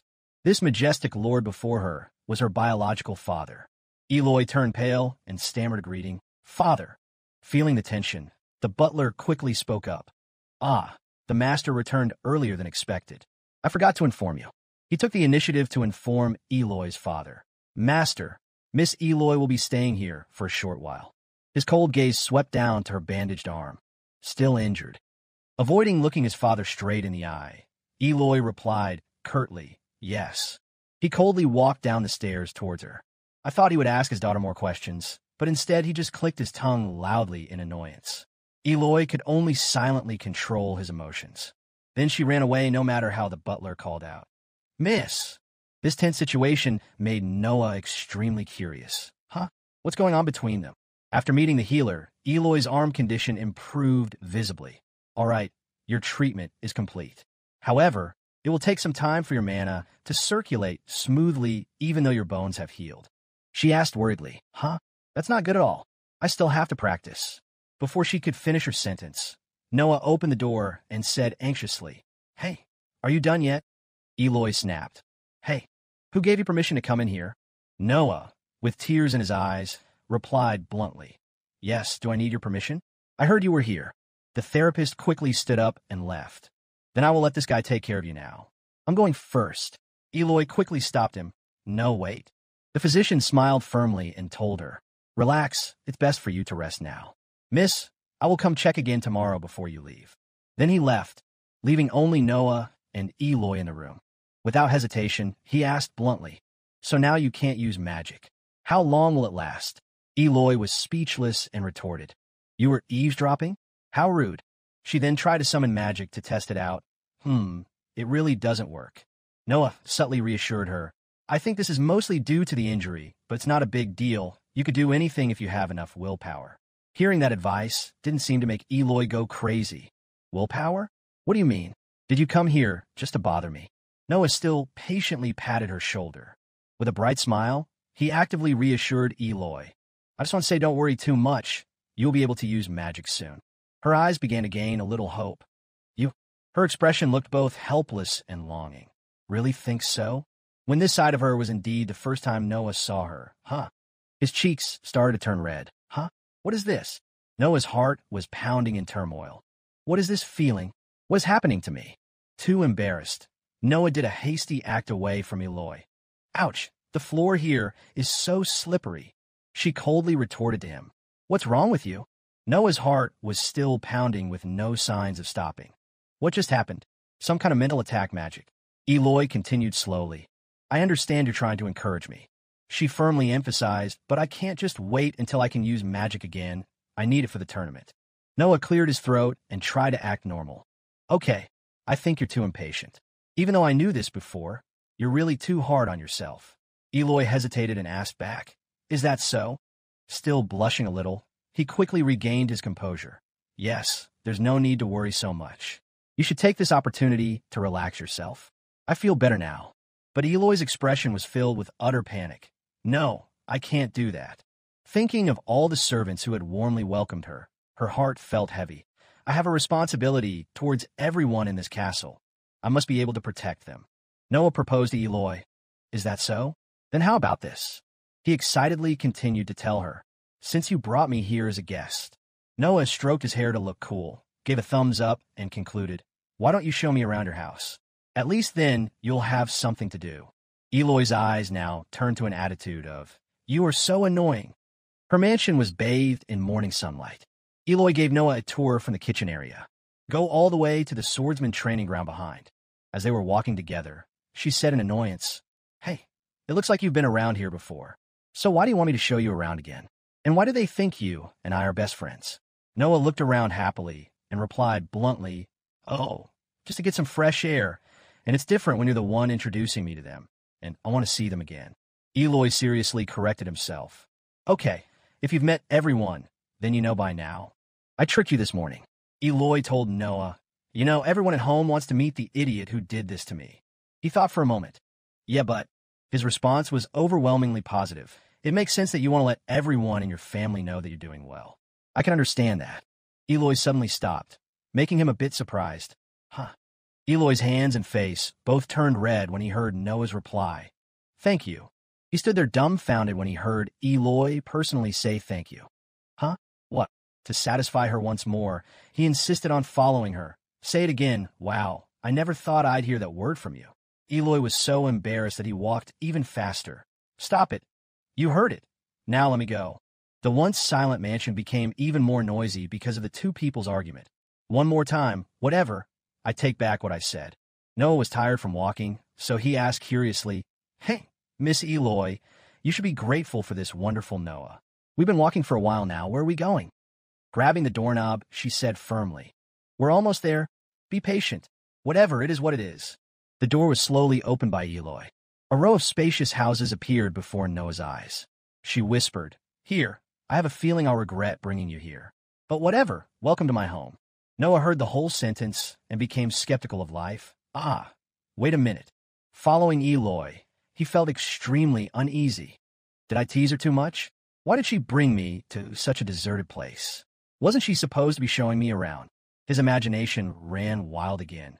Don't tell me when she said, It is like that she meant my life? While in a panic, Eloy coldly added another sentence. By the way, now taking out her magic book, she continued in a serious voice. Let me tell you the truth. I've always found you unpleasant. Noah acted out his thoughts with great passion. So it's time for you to die. He was so scared that he screamed like a man was being slaughtered. Eloy saw it and was speechless.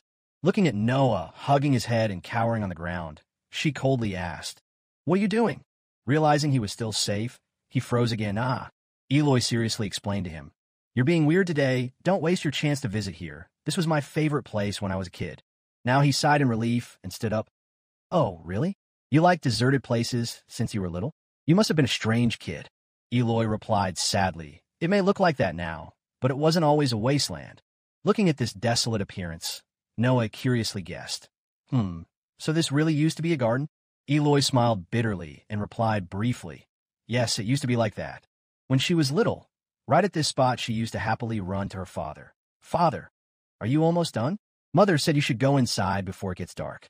He looked at Eloy with a gaze filled with love that was different from now. Hello, princess. Eloy, I am working hard to draw a summoning circle for you, my little princess.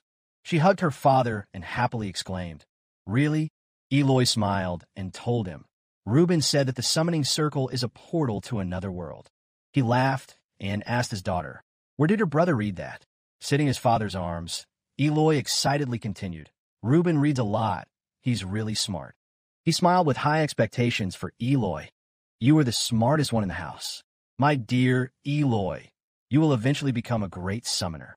She then excitedly promised her father, Yes, I will become a great summoner.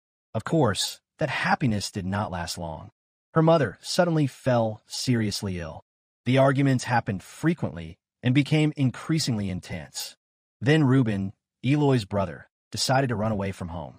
That rainy day, Eloy could only helplessly watch her brother's figure gradually disappear. She reached out to touch the leaves and solemnly remarked, To start a garden in a volcanic area is a pointless endeavor. Eloy added cryptically, A wasteland would be much more suitable. Eloy waited for Noah's response. But there was no answer, so she turned back and asked in annoyance, Why are you so quiet? Are you listening? He was fiddling with the summoning circle under his feet. Eloy got angry and scolded loudly. Hey, aren't you paying attention again? Noah raised his head and seriously replied, No, I heard it. This is the summoning circle you were talking about, right? He quickly made a show of it for her. Wait a minute. I'll show you something interesting. Eloy irritably whispered. Interesting thing? Using wind magic on the spot, Noah happily said, Here. He used all his strength to blow away the thick dust covering the summoning circle.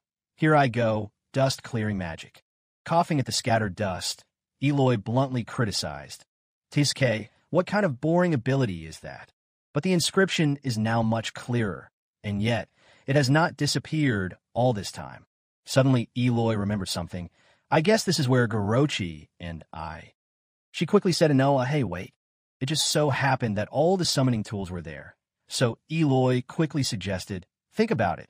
We already have the summoning scroll from our last victory. Her eyes lit up with extreme delight again. Hey, Noah. He was taken aback by Eloy's bold suggestion. Why don't you try it? Yet that night the room was filled with Noah's groans. Why? He put his face down on the pillow and lamented miserably. Things are like this again today. It was fine when you stroked your hair and said that. Everything was going smoothly at first. I look so cool. Noah looked up and muttered, but he panicked and hugged his head, screaming miserably. Why do I end up looking so stupid? While in the back garden with Eloy, she suggested to him that the summoning coil. She continued decisively. Why don't you try it? Noah said, honestly a little surprised. Huh? Me? How? Eloy quickly explained to him. What do you mean, how? You're standing on a summoning formation. If you succeed, it will be a huge achievement for our team. Noah scratched his head and hesitantly asked back. I guess that's true, but should we ask the others before using it? Eloy's authoritarian version took over once again. Who cares what they think? I'm a captain, and I say it's okay. And if they don't agree, it's not like they can use it. None of them can use magic. Noah worried to himself. I suppose so. But when did you become a captain? Could I have become a summoner so suddenly? Eloy still proceeded resolutely. Anyway, take out the scroll. You brought it with you, right? He rummaged through his pocket and hesitantly replied, Of course I do. It's so important that I always carry it with me. Wait, where did I put it? But when he took out the roll of paper, it was strange. Here it is. Looking at the piece of paper in his hand, Eloy was shocked. Oh, are you crazy? Why did you crumple it like that? Noah explained in a low voice. I mean, it's too big to carry around. She impatiently scolded him. Straighten it out right now. Eloy's aching head said, I really can't count on you. Please do it properly. You still remember the summoning technique from class, right? The summoning scroll began to glow as Noah finished reciting the incantation. Perhaps so. This is how you use it, right? Eloy stood outside and seriously instructed. That's right, continue. Noah closed his eyes and concentrated with all his might. I studied theory in class. I fell asleep, but if I try to concentrate, maybe it will work. The summoning scroll glowed even more intensely. Noah's face showed excitement and amazement. Okay. The summoning scroll began to twist. After a while, he slapped Noah in the face. Eloy couldn't help but laugh out loud. She burst out laughing as the boy happily teased Noah. You look so stupid, you idiot. Pulling the paper away from his face, he retorted in annoyance. Hey, that's too cruel. You hurt my feelings. You didn't succeed on your first try either, right? Eloy laughed until tears came to his eyes. It's funny, of course not. I've tried it over and over again. She actually stood right there and practiced over and over again. That's right. Why wouldn't it work? To the point that the butler felt so nervous that he had to run out to stop her. Calm down, miss. Day after day, Eloy practiced tirelessly. I failed countless times, but I never gave up. Luck always smiles on those who give their all, and in the end, Eloy then truly mastered the art of summoning. I did it. Even now, when she recalls that moment, she still feels nostalgic. That was before. Eloy enjoyed encouraging Noah. But I never look as stupid as you do when you fail. So keep going. What doesn't kill you can only make you stronger. It's nice to say, but thinking back, I don't know where to hide my face. What a shame. I would have succeeded if I had enough time. Noah lamented miserably. I should have refused at that time. I never lose. But thinking back, he realized there were also positive points. Noah smiled, feeling relieved. Well, at least she's happy, even if she's smiling at me. Just like that, Noah fell into a deep sleep. I guess today wasn't so bad after all. Early the next morning, the physician came to examine Eloy as scheduled. He is not recovering as quickly as I had hoped. He took a close look and diagnosed that at this rate, it would take at least a week to fully recover. Eloy was shocked when he heard this news. A week? The tournament will be over. Don't you have any way? The physician smiled gently and replied in a low voice. I have done all I can. Knowing that he was already devoted, the doctor tried to reassure himself. Look on the bright side. All hope is not lost. She raised her head and calculated decisively. That's right, if he succeeds in summoning. The intense desire made Eloy more motivated. I can come up with new strategies for my team. From above, Eloy's father was silently watching Noah practice under the summoning circle. I can't do it. He coldly asked himself, Eloy, what are you thinking? He sharply criticized what she was trying to do. There's no time to waste on this stupidity. Suddenly, there was a knock on the door outside the room.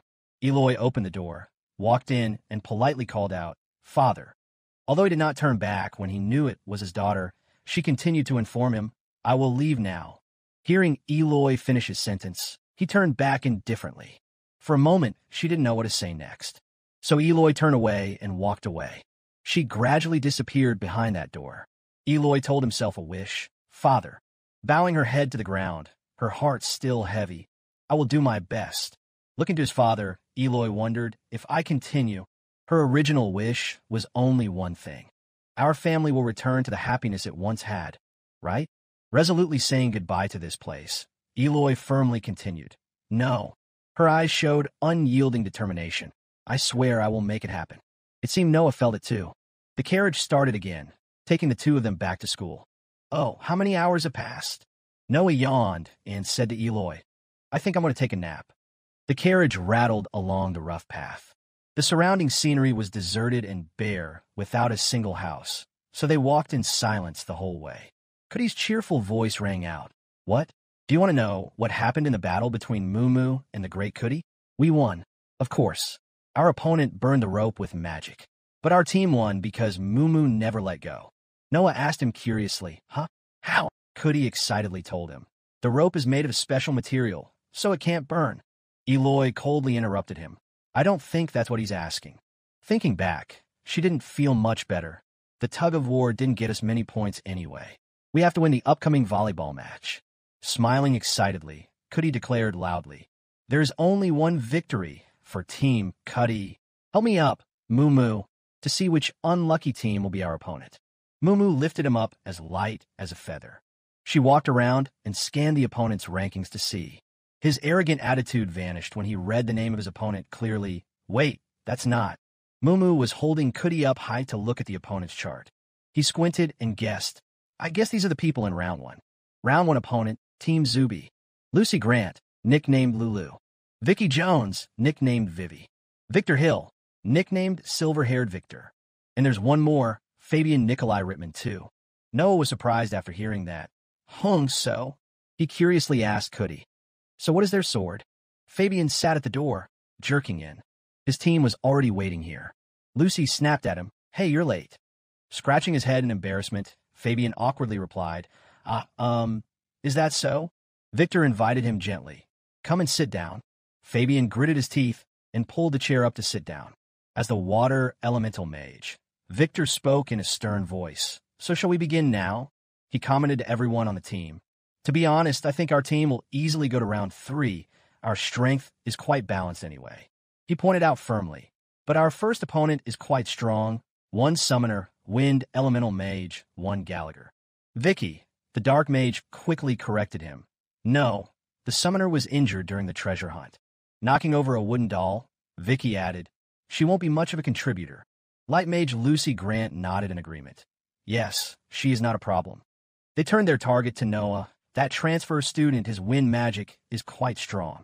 Vicky quickly suggested, we can take care of him together. Victor threw away a doll, concluding neatly, great, this is friendship. So the transfer student has been taken care of. Next, he nonchalantly plotted, there's only this guy left. We have to summon a monster to deal with him. We don't need to risk taking action. Vicky agreed briefly. That's right. Lucy folded her arms and concluded, so, in short, she looked at the summoner Fabian Nikolai Rickman, too, who gave the mission. You will play a big role. Mr. Half Summoner. He stammered in surprise. Huh? Me? Half Summoner was Fabian's nickname. At this moment, the principal was receiving the honored guests in the room. To be able to summon at such an age is already a great achievement. A gentle female voice replied, is that so? This was Fabian's mother, Mrs. Rickman, who kindly sent a few words to the principal. In any case, please take good care of my son. She politely commented, it doesn't matter if it doesn't turn out great right now. It's better for him to grow slowly. Elvis lived a long life, after all. The principal's eyes were extremely cold. Out of politeness, he smiled and replied, yes, of course. Because of his mother's overprotectiveness, Fabian believed himself to be a late-blooming genius. But that doesn't mean he's not competitive. Fabian slammed his fist down on the table. Fabian smiled happily and declared, I see what you're saying. I just need to get rid of that Gallagher, right? The day of the final competition has arrived. Noah's team is ready. In the stands, Aaron's group was silently watching him. He raised his face in obvious contempt. Cootie repeated dejectedly, you guys. He sighed in frustration. Remember what I told you this time, okay? The rules of the game and the characteristics of our opponents. Especially you, Noah.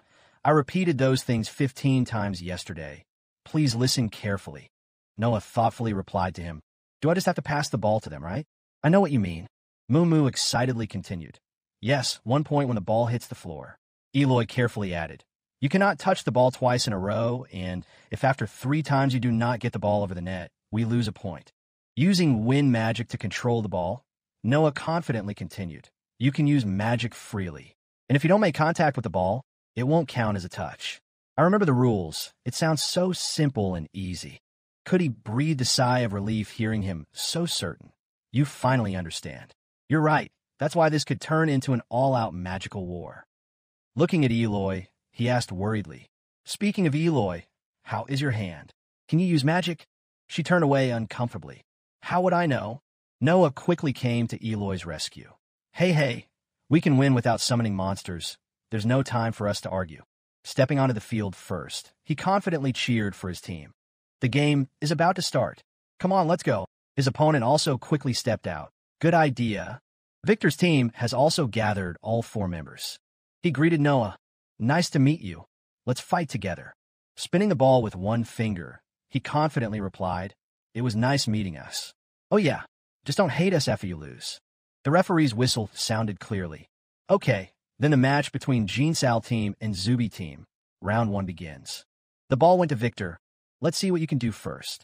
He bounced off his feet. Jump high and hit hard. Suddenly the wind magic returned. Noah calmly received the ball. They really didn't hold anything back from the start, but that's okay. Lucy curled her lips and whispered, wind magic. As expected, Vicky quickly continued. That means she also started using her dark magic. We will proceed with our plan. Just as Noah was about to block the ball, her magic took effect. He couldn't help but be surprised when he got caught in Vicky's trick. When he came to his senses, the ball had already hit him hard in the face. Seeing Noah suddenly fall down, Eloy panicked and asked, hey, what happened? He was so stunned that his brain couldn't comprehend. What was that just now? Vicky's magic actually blacked out everything in Noah's eyes for a short while. I can't see anything. The entire gym became strangely silent after Noah's fall. Even he was surprised. Huh. Cudi asked him in a panic, "What happened?" Noah honestly recounted his feelings at that time. Suddenly, for a moment, I couldn't see anything.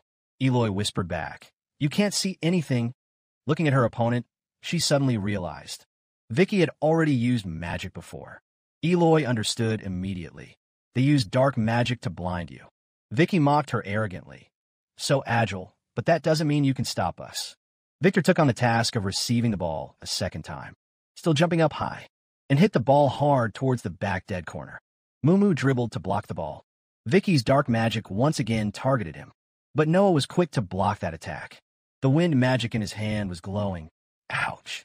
He happily showed off to his opponent. "I blocked it." Lucy cursed under her breath. "Damn it." Thanks to Mumu's save, Cudi got the chance to hit back. "Don't worry, the great Cudi will score this goal." He jumped up excitedly shouting, "Noah, here you go." His eyes were filled with determination. "That's right, I will put an end to this." Noah jumped up high. He smiled happily and declared, "I'll return it." Just as he was about to hit the ball, a bright light suddenly appeared. Noah was blind in both eyes and screamed helplessly. He suddenly felt dizzy and fell down. Groping on the floor, he exclaimed, "What is it?" Lucy stepped up and playfully teased Noah. "Oh, you think you scored?" Saw the light magic was of course her doing, but we're not done yet. Vicky chimed in. "We have many more hidden cards." The Noah group was all extremely cautious. After a few futile attempts, Zuby's team, led by 7 points. The duo Lucy and Vicky are indeed a huge obstacle for Noah's team. The score lead is 17 points. After the referee's whistle, the first half ended. Eloy gritted his teeth in anger. "Those cowards." She got angry and scolded Victor's team. "Hey, how long are you guys going to rely on that magic? Play fair." Mumu had to speak up to stop her. "Eloy, this is magic volleyball."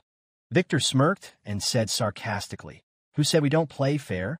With the combined power of our magic, none of you can compare." He crossed his arms and clearly declared, "However, ordinary people can defeat geniuses through cooperation." Cudi was also furious. He growled and cursed under his breath. "This brat." Victor further provoked Eloy by sarcastically saying, "If you haven't tried your best yet, now is the time. Why don't you summon your monster? This is getting boring." She was furious and glared at him. "You arrogant brat." But as expected, Eloy still couldn't use magic. She pursed her lips in annoyance and blamed herself. "Damn, I still can't use magic." Actually, Victor did that just to probe her situation. Eloy angrily questioned him back. "You think I can't do anything without my monster?" Noah's group stood there looking on cold. She's gone crazy. Lucy and Vicky were stuck together for a long time when Eloy said, "I know all your tricks. Those childish tricks won't work anymore." Her killing intent was naturally unmatched. "I guarantee you will be the losers." The referee quickly started the competition. "Okay, now let's start the second round." Eloy smirked, knowing he already had a plan. Holding the ball in her hand, she decisively gave out instructions. "Noah, use your wind to attack. Restrict those two with your wind magic." He hesitated and asked again, "Restrict them? How do I do that?" Eloy ignored him and insisted, "Just use wind magic to distract them." Since she had no friends, the fact that Lucy and Vicky were close made her even more amazed at how intimate the two were with each other. While casting wind magic, he warned Eloy, "If I waste my mana like that, I won't last 5 minutes." The light rose high, and she firmly concluded, 5 minutes. You should know that's more than enough." With a divine serve, Eloy firmly added, "Without magic, this is a physical match." Fabian was rushing back to catch the ball. Unfortunately for Noah, he caught it. Next, Victor jumped high to hit the ball, but he quickly noticed Gandalf's team's barrier. Mew Mew's towering figure made him flinch.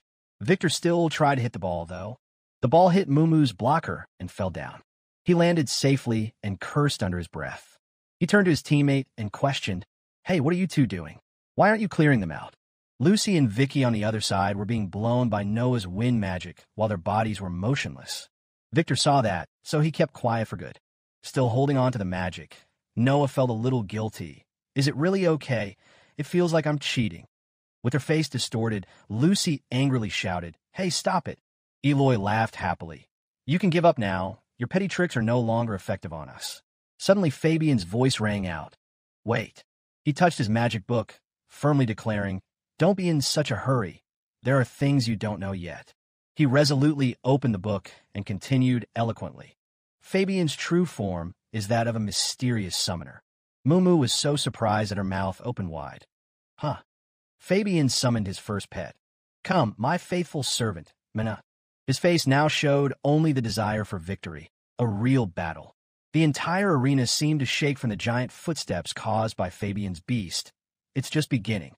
Noah exclaimed with a surprised look on his face. He's a summoner?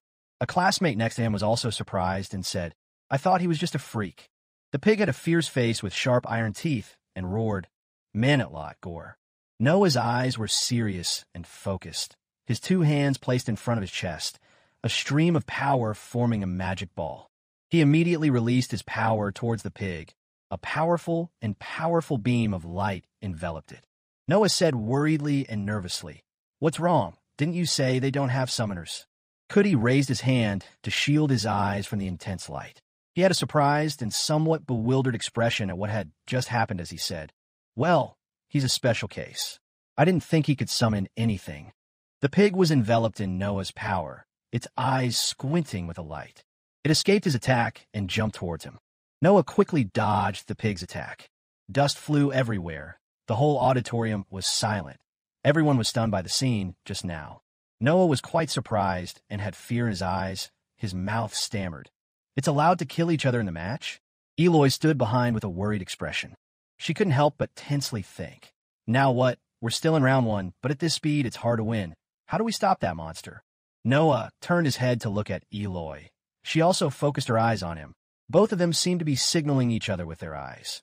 He turned back with a worried look on his face and slowly said, I guess. Still with that worried expression, he still maintained his confidence and stepped forward, saying, I have no other choice. Noah, the great repairman, will take care of it. Eloy, standing behind him, was also quite surprised by his actions. Mumu couldn't help but tense up.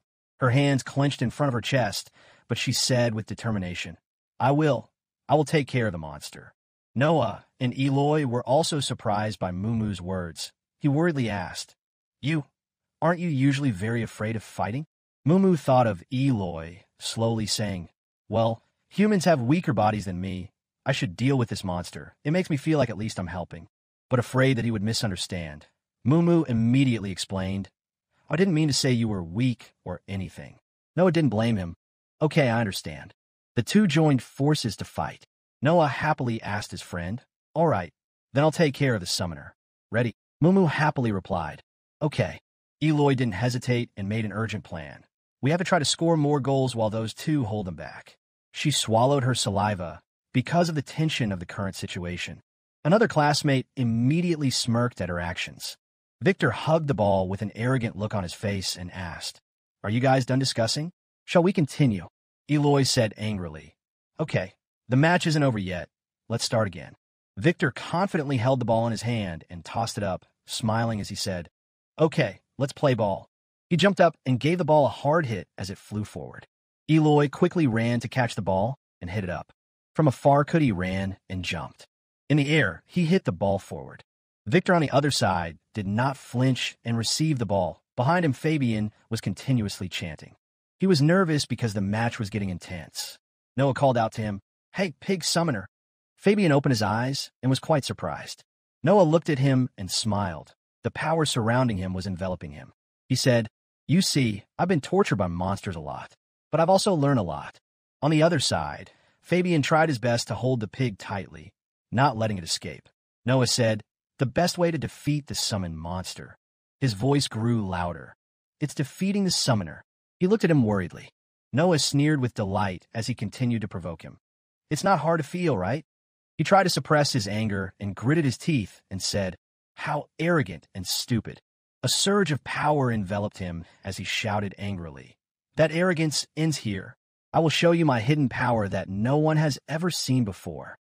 From afar, the pig was being held tightly in Mumu's arms, its eyes flashing with a fierce light.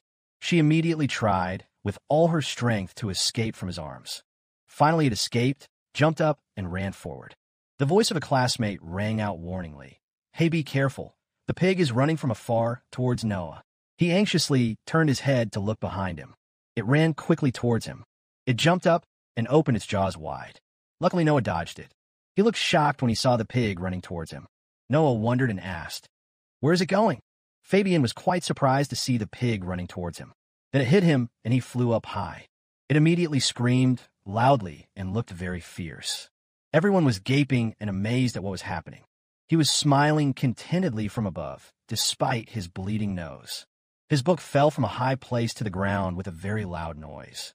Cootie, as if he had predicted something, said, "I guess I was right about him." Eloy was also surprised and asked him back, "Hey, right about what?" "Wait." Fabian fell against the wall, lying on the floor, unconscious. The wall behind him had a large cave-in.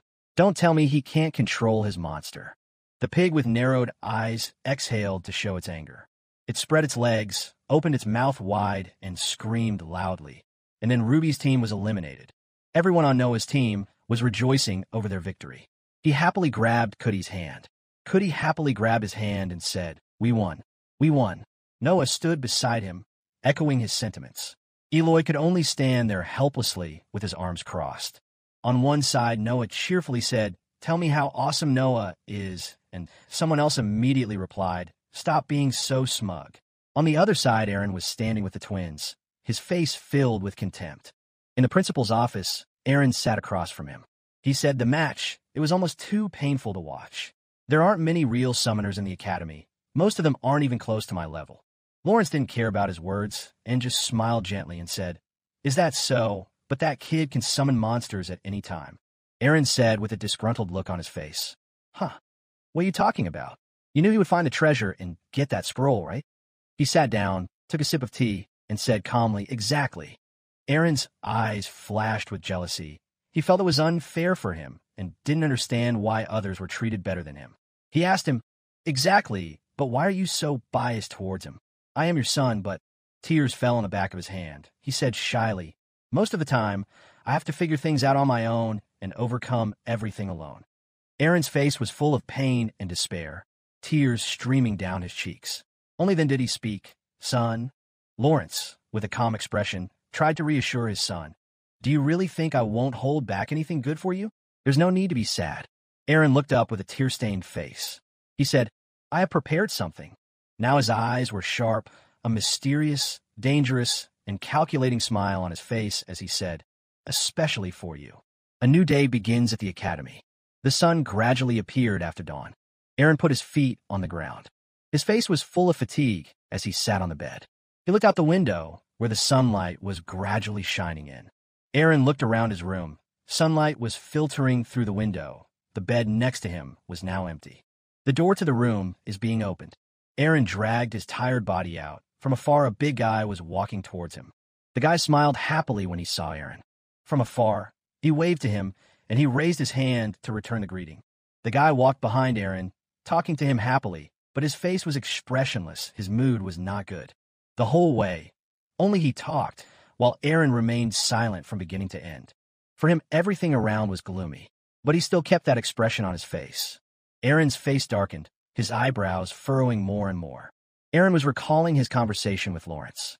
He sat on the chair and asked, "Something more special, like a gift?" "What do you mean?" Lawrence's face showed a cunning look in his eyes, his mouth smiling as he said, "I will give you this." A golden ball with a strange-looking pattern appeared in the principal's hand. Aaron looked surprised when he saw the golden ball. He used both hands to hold the ball. His eyes looked at him sharply and said, "Try transferring your magic power into it." He seemed a little surprised about the ball. The sphere in Aaron's hand was slowly glowing. The ball was immediately absorbed into his body, and its surroundings were covered with blood threads. He immediately stood up to hold the person back. His eyes widened, his brows furrowed. Blood vessels are gradually appearing in his body. Aaron trembled in pain and screamed. He sat down on the table, spilling his teacup. His face was shocked as he asked, "This is—" The principal asked with a sinister face, "Do you like it? Use it to demonstrate your abilities." People are gathering at the place where the match is taking place. Two large classmates stood behind Aaron, one of them saying, "These are the default losers," as he stood silently in place. On Noah's side, everyone was full of enthusiasm. Cootie angrily said, "What are you talking about, bald guy?" Aaron's friend immediately objected. "Bald? This is short hair." but he still stood there silently. At the same time, the referee blew the whistle to signal the start of the match. Eloy hit the ball with a serious face and said, "Take it, we'll show you." The ball flew towards the guy on the other team. He stood still with sharp eyes, saying, "Don't." He used his power of cloning to turn himself into three and shouted loudly, "Underestimate us. All three. You catch the ball. You hit the ball. People hit the ball. Together we shout. We are one." Cootie said with an incredulous look, "What a country slogan. You can't tell who touched the ball, and it looks so stupid." One of them jumped up and hit the ball forward. Moo from Noah's team was quite surprised by that action. But very quickly the ball fell to the ground because Moo was so tall that he could catch the ball easily. He said, "I can block it. It's okay." The other three men immediately fell silent and sad. Our union. Noah excitedly clenched his fist in front of his chest and said, "Moo is really trustworthy." But Eloy behind him immediately retorted, "But don't rely on him alone. Remember your role. Keep an eye on Aaron and don't let him summon anything." "Okay, leave it to me," he said cheerfully. There were streams of power around him. His eyes exuded confidence. "I won't let anything get past me." His hand carried power towards the other team. All three giants were in battle stance, but Aaron on the other side was still standing still from the beginning. He just stood there, pensively, without any expression. Remembering talking to the principal, he leaned over the table and asked, "This is—" The principal sat on the chair, leisurely sipping his tea, and slowly replied, "It's called Selkrino, an artifact that I've been researching for a long time." He looked up at him with his cold eyes and said, "Use it instead of the summoning book." His face was covered in sweat as he heard him say, "It will show you power you have never seen from a summoned monster before." Aaron tilted his head in wonder and thought, "I can't understand why he wouldn't use this for himself." He held the golden ball in his hand. His face looked a bit doubtful as he said, "But I understand. I have no other choice but to accept it." Aaron stood in the middle of the field, surrounded by the voices and cheers of everyone. He stood facing Noah's team and said, "Kai, come here." A powerful gust of wind appeared, accompanied by a giant robot, making both Noah and Eloy amazed by it. Eloy turned back to Noah and scolded him. "Hey, what are you doing? I told you not to let him summon you." He was worried and immediately shook his head in denial. "But he's summoned without a book." Eloy angrily replied to Noah's denial. "Where did your focus go? Don't make excuses." She turned back and asked everyone, "Has anyone seen the book?" Noah was stunned by what he saw before his eyes and asked, "Wait, what's wrong with him?" Eloy, standing to the side, thought he was joking, so he immediately scolded him. "Don't beat around the bush. Don't leave that monster to Moo. Go stop it yourself." She turned her head to look while speaking, and Aaron was now trembling. Eloy continued, "Strange." But before she could finish her sentence, her eyes opened wide and filled with surprise. She was surprised to see strange auras around Aaron. His eyes widened and became white, and terrifying veins appeared on his face and body. Eloy asked, What happened to him?" The crimson energy looked so evil that it seemed like it wanted to swallow Aaron's mind. Old memories of that church with the children. Orphans playing in the yard appeared. That day, the old priest led him before a man right in the prayer hall. He put his arm around the antisocial man and said, "Say hello, Aaron." Looking at his kindly smiling guest, the priest continued to introduce, "This is Mr. Lawrence." The exchange then proceeded so quickly that Aaron couldn't help but feel a little disappointed. The man I trusted like my father sold me out. However, it didn't last long. His attitude changed as soon as Lawrence led him out of the church under the witness of other children. "But that doesn't mean I lost anything." Aaron looked back and sneered, "I just feel so lucky." His thoughts became more and more determined over time because his temper also became more and more distorted. Even an accidental incident would make him exaggerate. Aaron freely bullied everyone. "Hey, how are you walking? Do you know that Mr. Lawrence is my father?" He himself defined himself like this: "I am greed." And that also led to the current situation. Aaron screamed madly as the powerful energy overflowed from the sphere covering his body. Everyone around started to panic. Noah frowned. What's wrong with him?" As soon as he finished speaking, Kai held up an energy bottle in his hand. It is not difficult to guess that it continuously throws those explosive cylinders at breakneck speed at the opposing team on the other side of the net. Luckily, Noah reacted quickly and created a gust of wind that blew them away. The bombs were deflected and exploded all over the field, forcing him to let the wind spin around to form a shield to avoid them. Even though he protected his teammates, Noah still felt annoyed. Why can't anyone in the academy control their monsters? Seeing that it was not working, Kai immediately took out his cannon, quickly gathered magic bullets, and fired them. The energy stream poured forward like a waterfall violently. Everyone rushed from the direction under Coodie's loud shout. "Be careful, you'll melt if you get hit by it." The water that was splashed everywhere caused the floor to melt and become black and burnt. This horrifying sight left Moo feeling stuck. "We can't just dodge like this. I'll hold it back like before." Noah heard that and quickly stopped him. "Don't. It's completely different from a pig. If you get hit, you'll melt." Eren, meanwhile, was still being invaded by that mysterious power, his eyes wide open and screaming. Eloy looked on, gritting his teeth in anger. "What the hell is going on?" She turned to the referee and asked, "Shouldn't you have stopped the game?" He awkwardly looked at the principal sitting on the stage and asked for his opinion. Although he said nothing, Lawrence's gloomy attitude clearly showed the answer. The referee, after confirming, is obliged to declare, "The match will continue." Noah was furious at being made difficult. "We don't even know where the ball is. How can we continue playing?" Not giving him a moment to rest, Kai's cannon fired another volley. Noah just barely dodged it as it flew past him. "So this is how it goes?" He frowned and decided not to give in anymore. "Okay, I'll be serious this time." No sooner had he said it than Noah swung his arm and sent a wind slash towards him. Kai immediately received the bitter fruit of that slash on his chest very hard. But unexpectedly, even though the wind blade was beating so hard, it did not affect it at all. Noah was surprised to be in such a difficult situation. Is this monster still this strong? Standing behind, Eloy looked at him worriedly as she also sensed something unusual in Eren. Eloy silently analyzed. "Noah, there's no way he can beat the Poison Master. He lost to him before, and something is very strange today." Looking at her hand, she hesitated. "There is only one way to defeat it. Just give it enough time to work." Perhaps having thought it over carefully, Eloy quickly closed his eyes with determination. She slowly felt the magic flow within her slowly rising. When she opened her eyes and saw a light source, she knew she had succeeded. While Eloy was trying to find a way, Noah and his teammates were having to dodge continuous shots. Suddenly, she shouted to attract everyone's attention. "Don't stop him, Noah." Eloy looked confident, as if she was sure of victory, because behind her was now a bear with the body of a big, muscular man looking very fierce. Noah turned back and saw that, and was happy. "Hey, you can summon again." She smirked and replied, "Yes, leave that monster to me." Without further hesitation, her beast immediately roared and pounced upon Eloy's command. "Garuchi, tear it to pieces." Kai stood there unwavering, a strange light shining in his eyes. Just as the bear got close to Kai, it was punched in the stomach by a force so strong that it curled up. Garuchi flew behind Kai and hit the floor with a loud bang. The students sitting in the stands watching screamed, "Huh? What the hell? A Poison Master defeated Garuchi. How is that possible?" Not only them, but Eloy also started to panic. "Huh?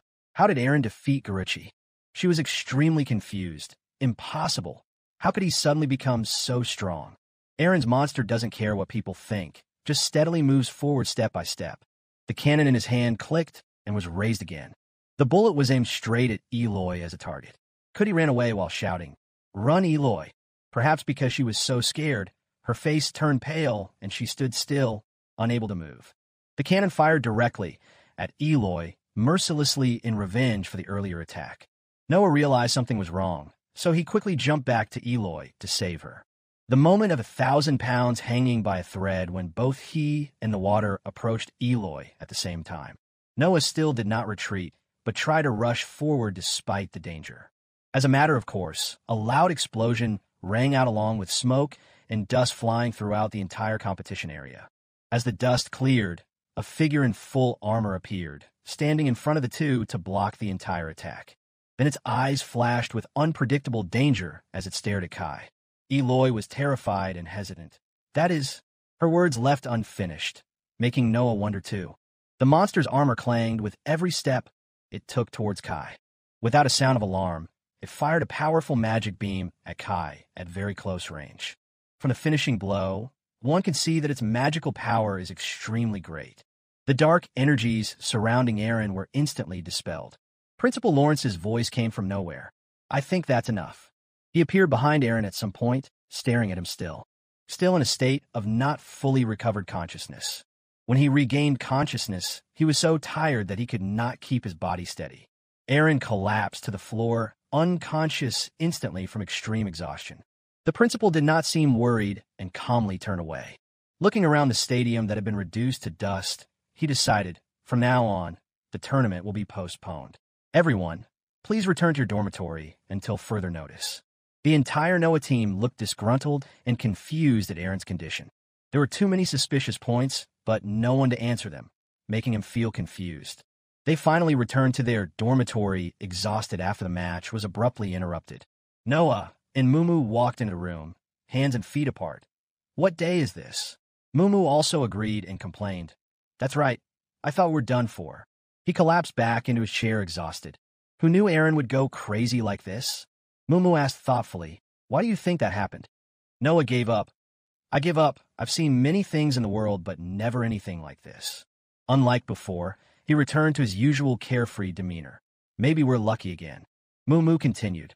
We were lucky that no one was hurt, right? Noah corrected evilly. No, I mean, we can win by default again. Mumu was speechless. Is that what you mean? He did not hesitate to express his opinion. If we are still lucky like this, we can win. We should keep it in our hands, Mumu. Noah said as he turned the book in his hand, excitedly criticizing his opponent. Maybe next time our opponent will slip and... Suddenly a piece of paper fell out of the book. His voice stopped abruptly, and he looked at it wonderingly as it fluttered before his eyes. It turned out to be a letter with a few short lines on it. Noah picked it up. This is... He read the contents silently in curiosity. Being a spy for Eloy, 10,000 gold up front, 30,000 gold upon completion. Huge question mark appeared in his head, leaving him speechless. Noah froze on the spot, the book on his fingertips slipping down. Then suddenly he held his cheeks and screamed violently. This letter! Noah scratched his head and pulled his hair. Oh my God, how could I forget? He coveted the money. It costs 40,000 gold. I hope it's not too late to reply. Before putting pen to paper, Noah carefully glanced around. Then he ordered Mumu, hey, you should be going to bed. His roommate argued in a low voice. The sun hasn't set yet. Ignoring him, Noah replied to the letter. Subject Eloy L. See Grand Surveillance Report. Date written 15 to 800. He suddenly hesitated. Wait, a lot of things have happened since I received this letter. Where should I start? There were too many events that made him hesitate. Should I start with the monster that chased us? That was when she broke her arm. I should talk about that too. Noah began to rummage through his memories. That's why I visited her house too. Should I write all about it? Images kept coming back. And everything that happened today, Eloy almost died, so Suddenly Noah stopped reminiscing because something made him feel confused. He asked himself, wait, what am I thinking? Why did I do that? Because he couldn't figure it out, he shouted loudly in frustration. My head hurts so much. Time passed. The sun was shining its last rays of the day. The silhouettes of students walking around the schoolyard were filled with sunlight. Noah muttered to himself as he walked. The fresh air might help, and the breeze might clear my head. When he looked up, he found something right in front of him. Looking closely, he saw Eloy's figure, making him jump. So surprised that even though no one did anything, Noah stuttered and shouted, You? Eloy heard the noise and turned back annoyed. What? Why are you yelling at me? He quickly covered up. Why are you here? Hearing that, she sarcastically said, I need to breathe fresh air. What? Do I need your permission? Then she questioned Noah again. But by the way, why did you before that? For some reason, Eloy's voice gradually faded away while he was speaking. She smiled gently. It's nothing. Thank you for trying to save me. Never having seen such a gentle attitude, Noah didn't know how to react. I don't know if it was because of the smile or the sunlight, but his whole face seemed to be covered with a brilliant halo. It took Noah a moment to find his voice. It's not a big deal. Still, he felt so confused that he twisted his fingers together. Noah shyly avoided Eloy's gaze and repeated again, It's no big deal. When it was dark, he returned to his room to continue writing that report letter. Perhaps the walk and the chance encounter with Eloy had served to confirm how he should respond. Noah picked up the pen and stared at the blank sheet of paper on the table. Then suddenly, as if he had thought it over very carefully, he crumpled the letter. Noah clenched it in his hand and said loudly in a determined tone, "It's a sin to spy on friends."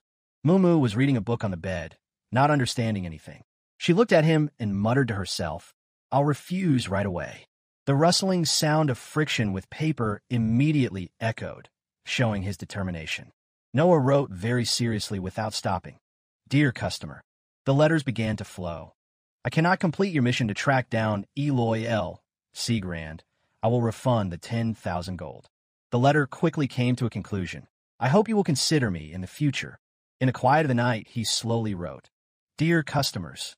Noah also wrote a few curious lines about his mysterious guest. "But who are you really?" In a faraway place. When the reply letter arrived, Bin Min was gradually becoming familiar. In the room filled with morning sunlight, his hidden guest was holding it in his hand. He leaned against the table, reading each line of Noah's resolute refusal. Perhaps it was unexpected that the stranger laughed with delight. "I think I'll be gone for a while." Reuben was dozing off when he heard that and woke up, bewildered. "What? Huh? Why? Where are you going?" Hearing her question, Winzat just lightly tapped the letter on the table, without rushing to explain. He looked out the window toward somewhere and said, "Renee Academy." The morning sunlight shone through the leaves, casting shadows on the academy wall. Inside the academy, crowds gathered around, discussing excitedly after yesterday's incident. "Hey, did you see what happened in the volleyball match yesterday?" "No." The students of the academy were gradually settling down. Professor Min also walked in and said, "Everyone, please sit down." Looking at the situation in the classroom, the professor continued, "Judging by your faces, you must have heard about yesterday's accident." Placing her hands on the table, she explained further, "That's why." With a serious look, "This year's tournament will be suspended. No, canceled to be exact." As soon as he finished speaking, the students felt dissatisfied with this decision. "What? That's not fair." To suppress the noise, Professor Min spoke loudly. "Quiet. We will award prizes based on the scores as of yesterday." The classroom atmosphere gradually returned to its normal state. Everyone wondered, is yesterday over? Hearing the professor's explanation, Cudi immediately folded his arms and pondered. Thousands of analyses popped up in his head. Even the question from beside him didn't distract him. "Cudi, have you turned into a computer?" The student still couldn't accept this announcement, one hand raised to ask, "Professor Min, what about Aaron?" The professor replied with a calm expression, folding his arms. "Aaron is recovering from his injuries." The student just now said bluntly, as if he couldn't believe the seriousness of this incident. "He can't even go to class? Is it that serious?" To reassure her student, she could only give a general answer. "I don't know the details myself. That's what his caretaker said, so that's what we should know." With that, she glanced into the distance slowly. Professor Min began to recall what happened in the principal's office, sitting firmly on her chair. She immediately asked, "Mr. Lawrence, what happened to Aaron?" With a face that was not worried at all, he replied, "Aaron was seriously injured, so I plan to give him some time off to recover." As he spoke, he continued writing something. The professor still felt unconvinced. She insisted on understanding the cause of the incident. "Even if he dropped out of school, shouldn't we find out what happened?" Her voice grew louder, her face filled with determination. "We must find out why he has such a dangerous item." At this point, the principal just let out a sigh. In response to her question, Lawrence said, "Unfortunately, Aaron hasn't woken up yet, so his interrogation will have to wait." Clasping his hands on the chair, Professor Min glanced. So then, not waiting for her to say anything more, Lawrence's eyes were cold and his voice was like ice. "Professor Min, I will take full responsibility." The atmosphere in the room was filled with murderous intent. Professor Min felt a chill down her spine. She could only remain silent, unable to say anything. Thinking for a moment, she cleared her throat. "In that case, everyone please be quiet and forget about that matter." The classroom atmosphere was still extremely chaotic. Thousands of opinions were posted. The final exam is coming soon. Ignoring the noisy atmosphere, Eloy fell into thought. She wondered, how strange. In the back seat, Noah leaned his hands on the table and glanced down at the girl in front of him shyly. The more he looked at Eloy, the more his heart skipped a beat. His face flushed, and he couldn't hide his emotions. In a dark room, Aaron woke up, his face full of fear. He woke up with a start, his eyes wide open in horror at something. Father stood in front of him at some point, calmly saying, "You're awake." Speaking in a frightened voice, "Father, where are we?" Standing before his son who had just woken up, Lawrence still had a calm expression. It seems you forgot. He further explained, yesterday during the volleyball match. Lawrence's voice was eerily calm. You killed your opponent. Aaron's eyes showed obvious fear. Looking down at his shaking hands, his eyes filled with fear, Aaron asked himself, did I kill the boy? However, Lawrence just gave a doubtful smile. No one cares if an orphan is killed.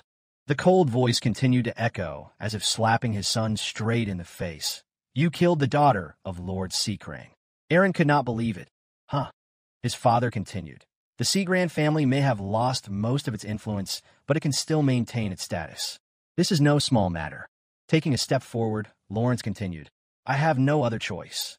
Kneeling down, he lifted his little son's frightened face. He whispered, the best thing I can do is hide you here. Lawrence took the ball from somewhere and lifted it in his hand. His eyes calm, he continued along with this.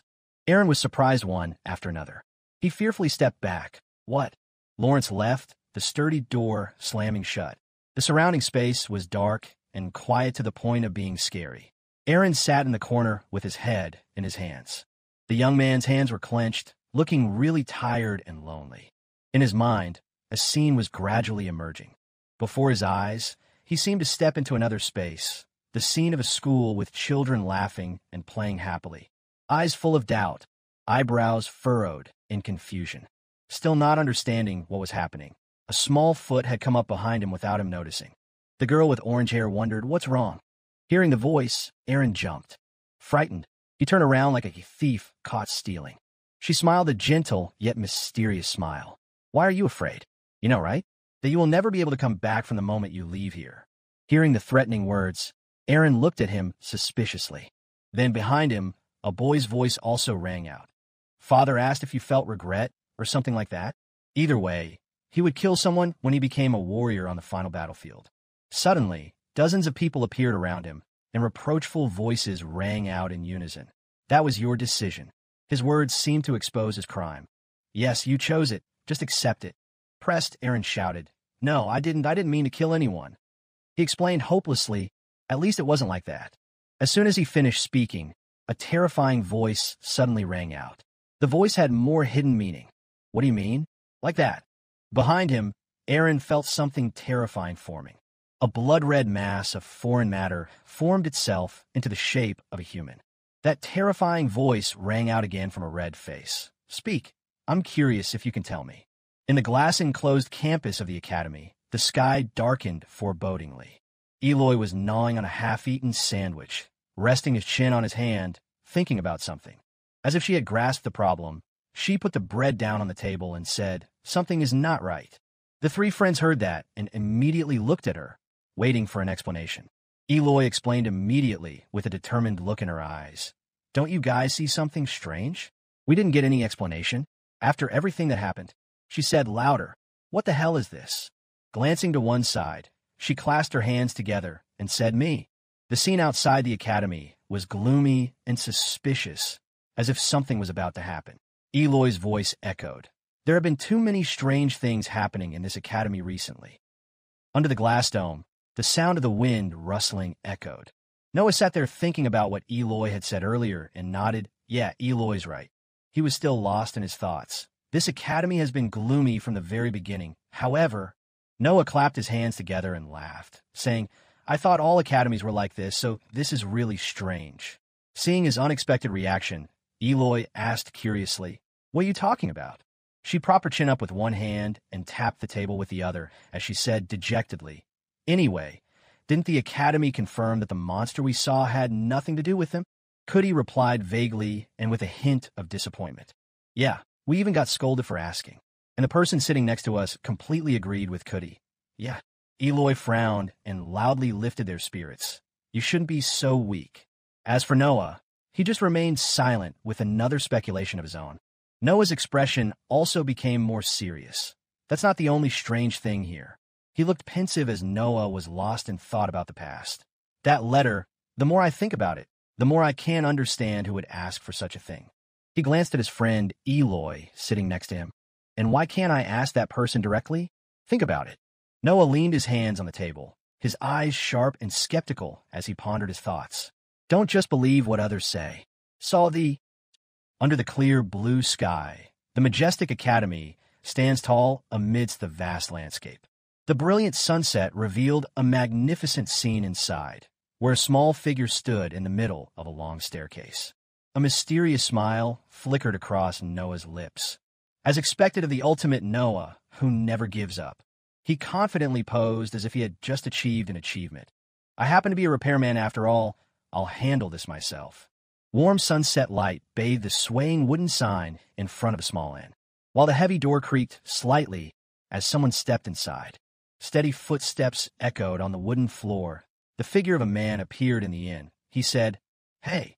A sturdy man with a mustache frowned as Noah entered. Noah raised his hand as a greeting to the innkeeper. "Long time no see." The shop owner's eyes were closed, but his face couldn't hide his surprise. "How is that possible?" Noah. He wanted to say something, but hesitated a bit. "You." The innkeeper turned his face away and spoke. "What do you want? Since entering that prestigious academy, you haven't even bothered to visit." His words carried a hint of reproach, but he forced a smile and said, "I'm a little busy."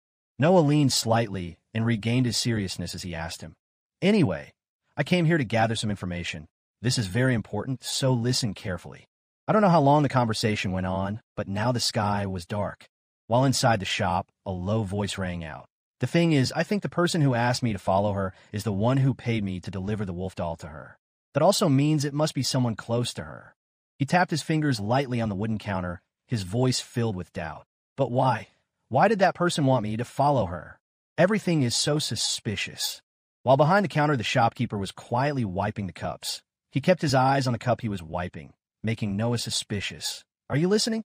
It was only when he mentioned it that he stopped everything and called out, "Hey, Noah." Then the innkeeper clenched his fist and brought it down on Noah's head with great force, roaring reproachfully. "How rude. You finally came, but the first thing you do is investigate information?" Noah held his head and groaned after being hit hard by the shop owner. "Huh, why did you hit me? I told you this was urgent." He firmly clenched his fist and emphasized, "All right, kid. Moreover, you also know clearly that we cannot disclose customer information, or have you forgotten?" Noah saw that the shop owner seemed to refuse, so he complained, "It's not that I forgot, it's just..." The hit just now still made him hold his head and rub it, secretly complaining, "He's really stingy. It seems like asking directly won't work." He glanced over and secretly thought of another plan. Looks like it's time to use plan B. I just need to steal his notebook and..." But before it could finish, it was hit again by the person opposite. Receiving such an unexpected blow made Noah rub the place that was hit and growl uncomfortably. "Growl, what was that?" The owner of that blow just gently said, "Don't think about anything else, kid. The repairman just needs to focus on completing the assigned task. Don't let your sense of justice get in the way." He opened one eye and looked sharply at Noah. "Make you do things you will regret later." Noah was helpless after receiving 2 consecutive blows. Seeing his reaction, the shop owner immediately looked at him threateningly. You still haven't given up?" Noah hurriedly covered his head and said, Okay, I understand, I'll go." Noah stood up to leave, but the innkeeper still called out, "Take care, and bring a gift next time." He replied dejectedly, "The academy is not a place for sightseeing. I won't be coming back." Noah grumbled as he left the bar. "I'm too old to be treated like a child." He helplessly hoped. "This kid, I hope he will understand everything soon." He crossed his arms. "I still hope everything will be fine anyway." Under the starry night sky, the academy appeared amidst the majestic mountains and forests. After leaving the inn, Noah ran quickly on the road. He ran as fast as he could, complaining, oh my God, I'm late." Now he was more frightened and in a hurry than ever. It's past curfew. Noah ran through the silent forest under the moonlight. But as soon as he saw everything before his eyes, his breath stopped. The great gate of the academy has been closed for a long time. I knew it, the gate is closed. Hiding behind a large tree, Noah quietly observed to find a way to get inside. Should I jump over the wall, like last time? But something seemed unusual. Noah saw a mysterious cloaked man standing in front of the 2 guards guarding the gate, which surprised him a bit. Noah strained his eyes to observe, completely unaware of a black armored figure silently approaching from behind. He immediately pinched his hand. Then he shouted in a loud voice, "Kid, what are you doing out here after curfew?" The guard pulled him towards the gate. Someone needs to teach you a lesson. He cried out in pain. Ah, let me go first. Another soldier wanted to leave and said to the mysterious person, please wait here for a moment. The guard said, hey kid, are you allowed to leave the academy grounds?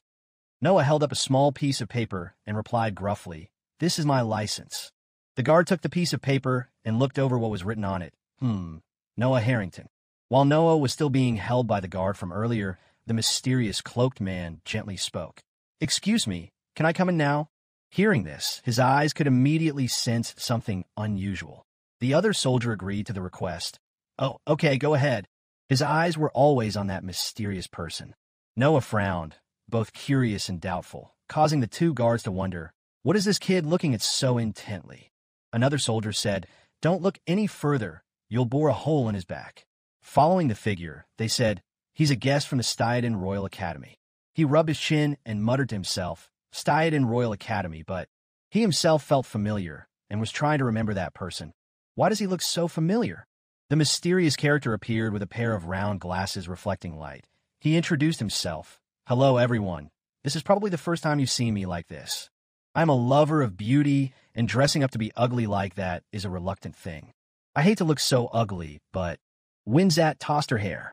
He seemed to be talking to the audience. There is no other way to hide that I am a researcher at an international organization responsible for forbidden antiquities. It's a secret, understand? Just thinking about it made me laugh involuntarily, but it was interrupted by a call. Sir? Winzat was startled to see Professor Min standing before her. She asked excitedly, are we leaving yet? He replied, oh, okay. In the vast corridor, footsteps echoed. Winzat from the Royal Academy walked with Professor Min. I cannot describe how shocked I was when I heard that someone from the Royal Academy came to visit us. Winzat kept glancing around as he said, oh, perhaps I was rude to visit without notice. I apologize for the inconvenience. Professor Min exclaimed happily. Inconvenient? Absolutely no inconvenience at all. Then she went on a long spiel. It's just that I thought that the Royal Academy's research focus was mainly on the military field, so your interest in education really surprised me. It feels like my years of hard work have finally paid off. But it doesn't mean I'm not interested in military matters or anything. Winzat began to feel helpless and tired about his disguise at this point. I thought my fake identity was working smoothly, but it's really hard to play a character you know nothing about. Despite Professor Min's enthusiasm, Winzat was completely helpless. Actually, he had a personal reason for coming here. In the middle of the academy's hallway, the mysterious man was deep in thought, searching. Where could she be? Despite Professor Min's enthusiasm, Winzat was completely helpless. Actually, he had a personal reason for coming here. Winzat was a little startled and forced a smile as he replied, yes, I suddenly remembered when I was their age. However, Professor Min was still a bit skeptical, squinting his eyes and asking him again, is that all? Winzat nodded nervously. Oh no, doesn't that sound too suspicious? Suddenly she shouted. In that case, would you like to hold a special lecture for our students? He secretly breathed a sigh of relief. Looks like I haven't been discovered yet. However, Winzat was still a bit wary. But this situation isn't ideal at all. It's better to be on the defensive first. He broke out in a cold sweat and smiled wryly. I'm not very good at public speaking, so that was a bit. In the tense atmosphere, Professor Min gently pushed up his glasses with suspicion. Don't tell me you're the type of person who only cares about his own research. Winzat replied no less dangerously. Yes, I am that kind of person. Suddenly her expression changed rapidly, and she eagerly exclaimed, all the better. Please be an example for our students. They need to see what a true researcher is like. While Professor Min excitedly declared, Winzat could only sweat and step back in confusion. Oh my God, she's too enthusiastic. If this continues, my perfect plan will be ruined. At the Noina Academy with its brilliant red domes appeared. While inside the classroom, some students were attentively taking notes, while others stood in front of the board discussing animatedly. It seems that the students on the board are attentively writing something. After finishing writing, the three people stood there silently, filled with tears. They looked up at the picture on the board. Get well soon, Aaron. On the seats, the students sat very neatly. Noah sat with his hands clasped together in thought, the sweat on his forehead reflecting the torment in his heart. Then he leaned over to Eloy and whispered, Hey, Eloy. She replied, What? Noah said slowly, Tell me, is there anyone in your life who understands you well, but is also wary of you? Noah hurriedly explained. I mean like a butler aiming for your fortune or a brother vying for your position. Don't every noble have people like that? Eloy remembered his housekeeper and asked him in confusion. Do you really think my butler would do that? Noah broke out in a cold sweat. I guess not. She rested her chin on her hand and looked away. Besides, I don't have any brothers or sisters. Speaking of this, her mood immediately dropped as if something was hidden. Suddenly, Eloy slammed his hand on the table and jumped up, shouting loudly. More importantly, we have to go back there. Then she pointed at her two friends and said loudly, I mean back to the forest where we saw that monster. The two hugged each other and asked tremblingly why. The girl said, I'm a bit busy today. Even Noah tried to dodge. I have a few dinner parties to attend. Eloy immediately shot back. That's a lie. But the classroom atmosphere was destroyed by a clattering sound. Professor Min walked in. She quickly settled the class. Okay, quiet down. Winzat followed behind, and she announced, Today, I have a special lecture for you. The students in the class also quickly settled down and kept quiet to listen. I have invited an honored guest to visit the academy. She then introduced herself. He is a lecturer from the Royal Styadin Academy. He said hello. Nice to meet you. She panicked and wondered, what? Why is he here? While he was introducing himself, he glanced around the classroom. Before we begin, there are a few things I should... However, Winzat stopped, perhaps because he saw something, and he chuckled. I finally found her. Winzat had revealed his true identity. Yes, my name is Reuben Hannah Seagrand, and I'm here to find my sister. Eloy could not hide his utter astonishment. It was a story of many years ago on a night of pouring rain and purple lightning streaking across the sky. There was a shout from a teenage boy. I can't accept it. Winzat clenched his fists, feeling very angry. Mother just passed away, and Eloy is still too young. He shouted at his father. The war isn't even in our country, and you have no reason to get involved in it. So why do you insist on going? My father shouted, I don't need your approval. His voice was mixed with thunder. I have decided you just need to follow it. Thunder rumbled, and purple lightning swept across the pale face, reflecting the lifeless purple eyes. And Winzat could only stand there silently in helplessness. Two figures faced each other in silence. In the night of heavy rain and thunder, he carried his luggage in his hand and prepared to leave. Eloy poked his head out from behind and looked at him worriedly. Eloy ran as fast as he could forward. She hugged her brother and said loudly, Are you leaving, Winzat? But the only response was a gentle smile filled with bitterness. Winzat reached out and gently stroked Eloy's head with a tear-stained face. His voice was low as he said, Father and I don't share the same ideals, so I have to leave. I won't be coming back. By now, she had pushed back. That idiot left us years ago. But Eloy still couldn't understand why he was here at this time. Scene change between four cold high walls. Yellow light shines down on a body lying motionless on the cold stone floor. Darkness covers. In the dim light, the prisoner lay quietly. Then Aaron put his hands on the floor. In front, a strange figure with glowing red eyes silently watched and waited. Eloy, with an arrogant smile, as if enjoying the moment of absolute power. The scene changes to another place. The sky is pitch black, invisible lightning tears through the night. The rain poured down as if it wanted to drown the entire academy. In contrast, the class below is all Winzat's lecture. As far as we know, there is one basic rule that applies to all ancient artifacts, and that rule is, in the solemn atmosphere of the classroom, Winzat mused on the rule. There is always a downside to every upside. He gestured to the illustrations on the board and explained, if you use an artifact to gain something, you will inevitably lose something else in return. The students below were all listening attentively to the lecture. A classic example of this is an artifact that grants the user great power, but in return it drains their vitality. But the only person whose mood and expression changed since Winzat entered was Eloy. She clenched her fists. Perhaps having her lifespan shortened is actually a light price to pay. And Eloy ignored Winzat's attentive lecture below, compared to living worse than dying. That's what I mean. Then there was the image of Aaron lying violently on the ground. Eloy pointed her finger straight at him. Her voice seemed to be a reminder. Remember, the more powerful the artifact, the more terrible the price you will pay. Aaron waved his hand and flicked away the finger that was pointing at him now. He could do nothing but lie on the ground and look up at the person in front of him who was mocking him pitifully. "Oh, you don't seem very surprised." Eloy, with a dangerous smirk, lifted his hair and knelt down. His low voice rang out. "Has this appearance lost its appeal to you?" Aaron could only helplessly say, "Don't do that. You make me feel sick." She rested her chin on her hand and smiled lightly. "I thought you liked her." Eloy then dissolved into red entities of unknown shape. "What a pity." She exploded, leaving Aaron alone in the room. Seeing that, he could not help but open his mouth in surprise. Blood splattered all around. Suddenly a voice called out to him, "Aaron." Then they turned into these creepy faces and said, "Don't you want to know what I'm really like?"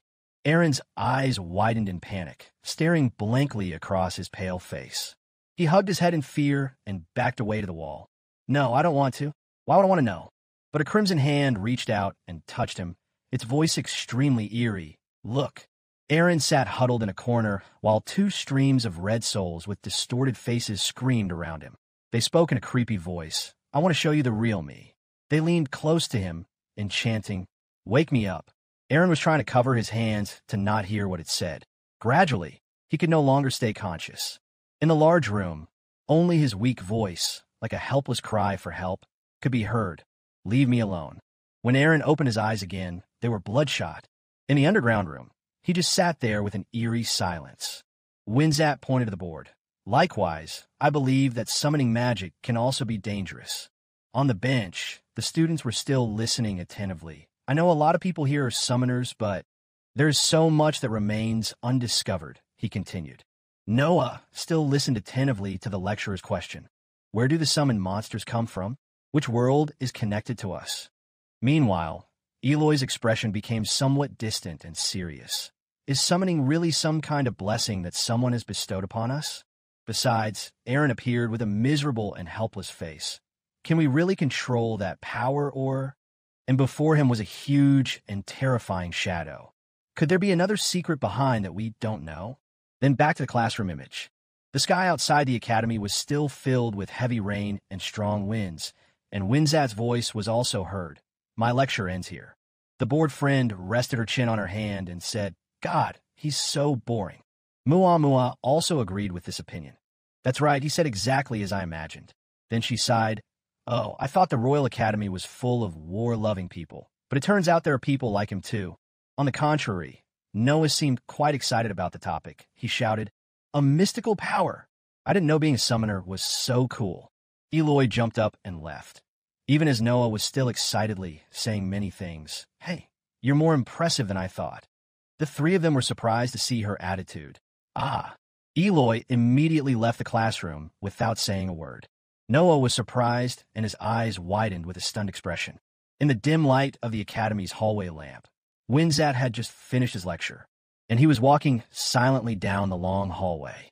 Suddenly, a strong hand grabbed Winzat's shirt and pulled him back. It caused the round glasses to slide off his face, revealing a look of surprise that had yet to react. Winzat was pulled so hard that he hit his face on the floor and cried out, "Ugh!" In confusion, he staggered and propped himself up with his hands. "Oh." Winzat reflexively looked around. Winzat saw his disguise fly to a corner, and a voice said, "Now tell me." Eloy stood tall in front of him and said, "Do you know what you're doing?" Instead, he just kept silent and shed tears, his face looking both ashamed and deeply hurt. Eloy lost his patience and grabbed him by the collar and asked, "Tell me everything if you still think you is my brother." She was indignant. Outside, Noah had followed her at some point and was pressing his hand against the door to listen. He thought to himself, he's her brother. Right now, Noah was kneeling on one knee, peeking outside the door as if eavesdropping, thinking to himself, "I'm just a forced person." Thinking back to earlier, he was lurking behind Eloy, thinking, all I did was follow because she seemed angry, but he looked surprised. That's her brother. Noah glanced at the door lock. More. Through the small hole of the lock, he saw Eloy angrily beating Winzat in the room. He still quietly observed and wondered, is she going easy on him just because he is her brother? In the room right now, Eloy was questioning Winzat, her hands on her hips, her face full of annoyance. "Why are you here?" He looked at her silently with a bruised face. He avoided her eyes and sighed. Winzat slowly stood up and said, "I'm here to pick me up." She listened without understanding what was going on. He wiped the corner of his mouth as he explained, "It might be hard to say for those who live here, but Stuyden is on the brink of war." Winzat once recounted, "The last war did not take place within our borders, but this one will be different." Eloy crossed his arms and asked, "How is it different?" "Stuyden is trying to start this war," he said seriously. Winzat recounts the story in detail. More soldiers were mobilized to protect the border. Each noble family would have to volunteer to serve. The Seagrand family must have been issued a decree as well. My father was now standing silently waiting without a trace of fear. But the servants around were all bowing respectfully. Everyone was sweating. An iron-armored knight with strong footsteps was slowly entering. He walked in with a mighty voice, and wherever he went, the servants' faces showed fear. He paused, his voice booming. "Sorry for this unannounced visit. I have a lot of work to do." My father bowed his head respectfully, preparing to listen to the decree. The man took out a scroll of imperial edict. His majestic voice shouted loudly, "By the king's command, the head of the Seagrand family." He emphasized the statement, "Will go to the eastern border immediately to prepare for war," causing the Seagrand owner to fall silent. As he recounted the story, Eloy interrupted, "But father doesn't want any more war. That's why he spoke out against the king," she continued. Eloy pursed his lips in thought. He chose to do so, even if it meant ruining our reputation and becoming the subject of ridicule. Winzat interrupted her thoughts. "That doesn't sound like him," he said. "He insisted on participating in the final battle when he didn't need to. Do you really think people can change that easily?" She shouted in annoyance, "He will change." Eloy turned away, still thinking, "Because Dad regrets what he did." Winzat immediately denied, "Even if he doesn't admit it." She was still determined. "I choose to believe that." He gritted his teeth in anger. Not wanting to hear such words, he moved closer and said loudly, "Father has always been a coward. That's why he ran away," Winzat said. Her face was a little panicked and a little shaken. He could no longer keep his composure and shouted, "He used the war as an excuse to abandon us, because he could not bear the death of our mother." Then a hand punched across the wall. The sound was fierce. It was seeing her hand punching the wall around it, which was slightly cracked. He immediately shut his mouth and did not dare to say another word. Eloy leaned forward and said, "That's exactly what you did." Eyes filled with tears, tears slowly fell, voice choked up asking, "Is that right?" He seemed shocked by her tearful face and words. But then he lowered his head, his voice revealing an apologetic tone. "You're right, I'm sorry." Noah was outside, peeking through the keyhole, and heard everything from beginning to end. Startled, "They're here." Panicked, he looked around for a place to hide. Eloy stepped out from inside and pushed the door open with force. Angry turned and left without saying anything. He peeked out from behind the big door and thought to himself, "Is she crying?" It seemed as if what he had guessed was true. As she walked, she bit her lip and cried. Noah Harrington was about to call back and ask, "Hey, wait." Winzat was still standing in the room. Seeing his figure in front of the door, he said, "I have something to do with you." He said, "Servant." The boy turned to look at him, startled. At this time, outside the sky seemed to have gradually stopped raining and the dark clouds were moving away. The rainwater puddles remained on the ground. Someone's footsteps hurriedly echoed. Eloy wiped his tears and ran quickly into the forest. Pursing her lips, she thought back to Winzat's words just now. "However, I came here to give you a change to choose." At that time he said, "To give you a change, leave Stuyden before the war starts." He said sincerely, "While I'm here, I want you to think carefully about my offer." She suddenly sighed sadly. "Stop." Eyes swollen after crying, look up at the sky. Everything around her seemed dark without a trace of light. Her voice rang out. "So, I have the right to choose." Back at this moment, Noah suddenly turned his head to look. He started to spill it all. "Yes, I was indeed the one who asked you to follow Eloy." Noah asked in surprise, "But why?" Winzat interrupted him. "Answer my question first." With a cold face, he asked, "Why did you refuse my request, and why did you follow my sister even after refusing?" As if hitting Noah's heart, he gritted his teeth and stammered, "That is..." Then he suddenly patted his chest. He boldly and confidently said in a firm voice, "It is my choice, sir." Winzat was stunned. He quickly glossed over the matter. "Personal reasons, something like a career crisis, sir." Noah scratched his face, his words a little embarrassed. "And I followed her because I was worried. We are friends, He sighed teasingly. Do you really think that sounds convincing? He quickly asked back, what about you? Why do you want to follow Eloy? She's your sister, sir. Winzat replied calmly. I was worried about her. I'm her brother, you know. He showed his disbelief on his face. Noah pointed at him and said, that's not very convincing. Suddenly, he withdrew his finger, not wanting to say anything more. He turned and walked away. Winzat saw him and wondered, where are you going? He asked him back. You said you were worried about her, right? His face was a little uncomfortable as he turned his head and said, shouldn't we look for her? Winzat was startled by that statement, but then he agreed. Right. The sky outside the academy was still surrounded by dark clouds. A sweaty face ran along with heavy breathing. Just a little more. Aaron was running with the book in his hand, thinking to himself, if only I could go a little further. There was light ahead, the exit. His rapid breathing grew louder. His hand reached out to touch the light ahead. A joyful smile appeared on his face as he hurriedly ran towards the exit. Finally, before he could be happy, suddenly the four walls around him started moving. Everything became soft, surprising him. Before he could understand what was happening, he tripped and fell on his face. There were tentacles surrounding him, making Aaron scared. Those tentacle-like things penetrated his body, making him scream loudly. Everything happened in a split second. Aaron's body seemed to freeze. He suddenly woke up and looked at the ball on the ground in panic. His face was trembling with fear as he said, again, the golden metal ball emitted a soft light. Aren't you tired of this? Eloy from behind suddenly grabbed his shoulder and said in a dejected tone, I was really expecting that you would give up by now. Everything was quiet again. Suddenly he shouted, shut up. Aaron's hand quickly grabbed the small ball on the ground. Aaron ran to the door, grabbed the ball, and hit it madly against the iron door, the sound of metal colliding loudly. Eloy suddenly moved closer and said, hey. He jumped back in surprise. Her face was terrifyingly gloomy. Her body was hidden by darkness. Only her red eyes were revealed. Her voice mockingly said, do you really think you can escape from here like that? He was scared and rushed forward, holding the metal ball in his hand. Thrown forward, mouth screaming, shut up.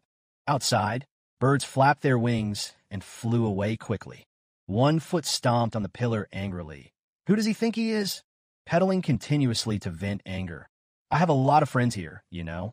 Eloy's face was filled with anger and screaming. And now he wants me to go with him. Does he really think I'll follow him like that? She kicked again, strong and decisive. She paused to gasp in anger, but then sighed in acceptance. Sure, Dad can protect himself, but what about all the people living together? Frustrated, I looked up at the sky and asked myself, what should I do? Suddenly, there was a rustling sound beside her. She curiously glanced over. Aaron was walking towards him with a book in his hand. A misty gray-white scene gradually spread out. He stood in front of Eloy. She asked curiously, what are you doing here? He said nothing and looked up, only to see his bloodshot pupils dilate. His face suddenly became extremely terrifying. A strange power emanated from him, and his words were also strange. Still, actually, Eloy didn't understand what he was talking about, so he asked again, huh? What else? Before he could think, something flew towards him with great force. Aaron shouted, die. A stream of extremely strong red liquid flew straight towards her. Luckily, Eloy still jumped to avoid it in time. Avoid being too hasty so that she slides on the ground, hands on the ground to avoid being thrown far away. Although she avoided his attack, she still suffered injuries to her arm. She hugged her arms and struggled to stand up, asking, who do you think you are? Before she could finish her sentence, a giant monster standing in front of her stopped her. He was Kai, but this time it seemed to be enhanced with more power and became even more insane. He began to roar loudly. Eloy gradually felt scared. This is bad. A jar filled with mysterious red liquid appeared. It suddenly emitted a thick smoke. The surrounding air was strangely quiet. Kai, as if filled with energy, let out a long breath. He was clearly being controlled by Aaron standing in front of him. She was embarrassed and said, this is bad. Kai raised his arm high. He slammed down on her, but luckily she dodged his arm in time. Eloy asked as he ran, why are you attacking me and your monster? Without a word of reply, Kai started to raise his weapon and pointed at her. He shot continuously forward. Red liquids were shot out continuously. Eloy nimbly dodged them all. Kai withdrew his arm. He stepped back again to gain momentum. He clenched his hands into fists. The extended arm shot through the air and shot straight toward where she was running. The blow was so fast that she didn't have time to react. A loud bang suddenly rang out. Eloy had summoned the wolf in time, successfully blocking the monster's hand. She loudly explained, "Stop it. I'm serious. Are you trying to kill me?" Still in that silent space without any response, he continued to shoot red liquid towards her, making her startled. Eloy shouted angrily, "Are you crazy?" He seemed to be mumbling something under his breath. His face was gaunt as if controlled by someone. His mouth continued to mumble strange words. She frowned uncomfortably and thought to herself, "Is he really crazy?" Eloy stood below and shouted, "Aaron, wake up, the tournament is over." But in his eyes, the whole world seemed completely silent. Aaron's face was horribly gaunt, slowly looking up. He held the metal ball in his hands and groaned in reproach. "I know it's all my fault. So stop it." Kai seemed to gain more power, the sound becoming more urgent. He screamed madly, "You are dead." With that, Kai flew away and quickly charged forward. He rushed forward, raising the acid container high, preparing to smash. The acid tank arm came down with terrible force. A loud sound rang out, and the man and wolf had to dodge quickly. Eloy slid to one side, pinning himself down with his hands. She shouted angrily, "Gorochi!" Hearing the command, the wolf stepped forward, his strength grabbing Kai's head. With just one strong force, it pressed the monster's head to the ground. Eloy gritted his teeth. "You bastard." She angrily rushed to where he was standing. "Do I look like a dead person?" Kai, who was not yet completely defeated, stretched out his arm.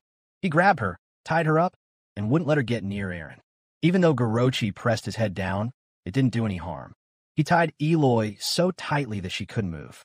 He started to stand up and hit Gorochi in the face. She saw that and shouted, "Gorochi!" She cursed under her breath. "Damn, he's too strong." Eloy looked up at the metal ball Aaron was holding with a doubtful expression. "Wait, that's..." She opened her eyes wide, in surprise, remembering him. "I used to hold that ball and scream like crazy." Aaron sat down in front of her and said, "I'm tired of this." His face seemed to hate her. His voice was harsh. "Just like you said, I'm really fed up now. Why don't you disappear?" Eloy gasped in horror at those words. Kai seemed to hear the order and aimed the acid gun straight at the tied-up Eloy. A hateful voice rang out, "Die." With that said, a stream of acidic liquid was sprayed out, heading straight towards her, but luckily she was shielded by Gorochi using his body. Aaron stared in surprise. Looking at Gorochi, grimacing, his fierce eyes held him back. It bared its teeth and used both hands to tear the ropes that bound Eloy and free her. Even Aaron was still trembling in fear. "Wait, really, you're still alive." It seemed that Eloy had suppressed her anger. She clenched her fists and growled, "Why didn't you?" She rushed forward, grabbed Aaron's collar, and prepared to punch him, shouting, "See for yourself." It seemed that the dark clouds had gone away, revealing a bright, clear blue sky. Winzat and Noah Harrington were still on their way to find Eloy. He asked in confusion, "Really? Why did you have to go so far from the academy?" He was rambling on. Also, he's not the type of person who misses class and suddenly finds himself in front of it. She was walking with her arms crossed, with Gorochi behind her carrying Aaron. He hurriedly ran over and asked, "Eloy, are you okay?" Her whole body seemed unable to support itself any longer and began to sway. As soon as he ran over, Eloy collapsed on top of him. Noah blushed, a little embarrassed. He was so embarrassed that he didn't even understand what was going on when behind him. Winzat was so angry that his whole body was on fire. Eloy then struggled to speak, causing both of them to turn to look at him. "I leave him to you," only to see Gorochi holding the unconscious Aaron in his arms. Eloy used a little force to push him away. She held out the iron ball that Aaron had been holding earlier. Inside it was something that looked like a heart. This one too. Noah was still looking when Winzat seemed to know what the hell it was. After a long day, the group was now settled in the medical room. Winzat sat studying the sphere Eloy had given him earlier. He kept reading the documents and then frowned as he compared. Noah sat anxiously by Eloy's bedside, watching over him since he was brought into the medical room. His face fell, his eyebrows furrowed as he looked at Eloy intently. It turned out that she wasn't unconscious, but was just too exhausted, so his gaze now only made Eloy feel uncomfortable. She warned in annoyance, "Can you stop staring at me? You're making me uncomfortable." Noah was still worried and stammered, "But He paused for a moment and then finished his sentence. But you're injured. She jumped up and explained again. I told you that's not my blood. She yelled, pointing at Aaron, who was unconscious on the bed next to her. Like I said, it's his blood. So, go stare at him with that weird look on your face. Even though she explained that she was out of breath, Noah not only did not stop, but also doubled his strength. At this moment, Winzat suddenly interrupted the young couple's conversation. Eloy. The two paused and turned to look at him. I have a few questions for you. Winzat looked serious as he handed over the ball in his hand. About this. After a few minutes of telling the whole story, she concluded with a sentence. And that's all I know. Winzat clarified.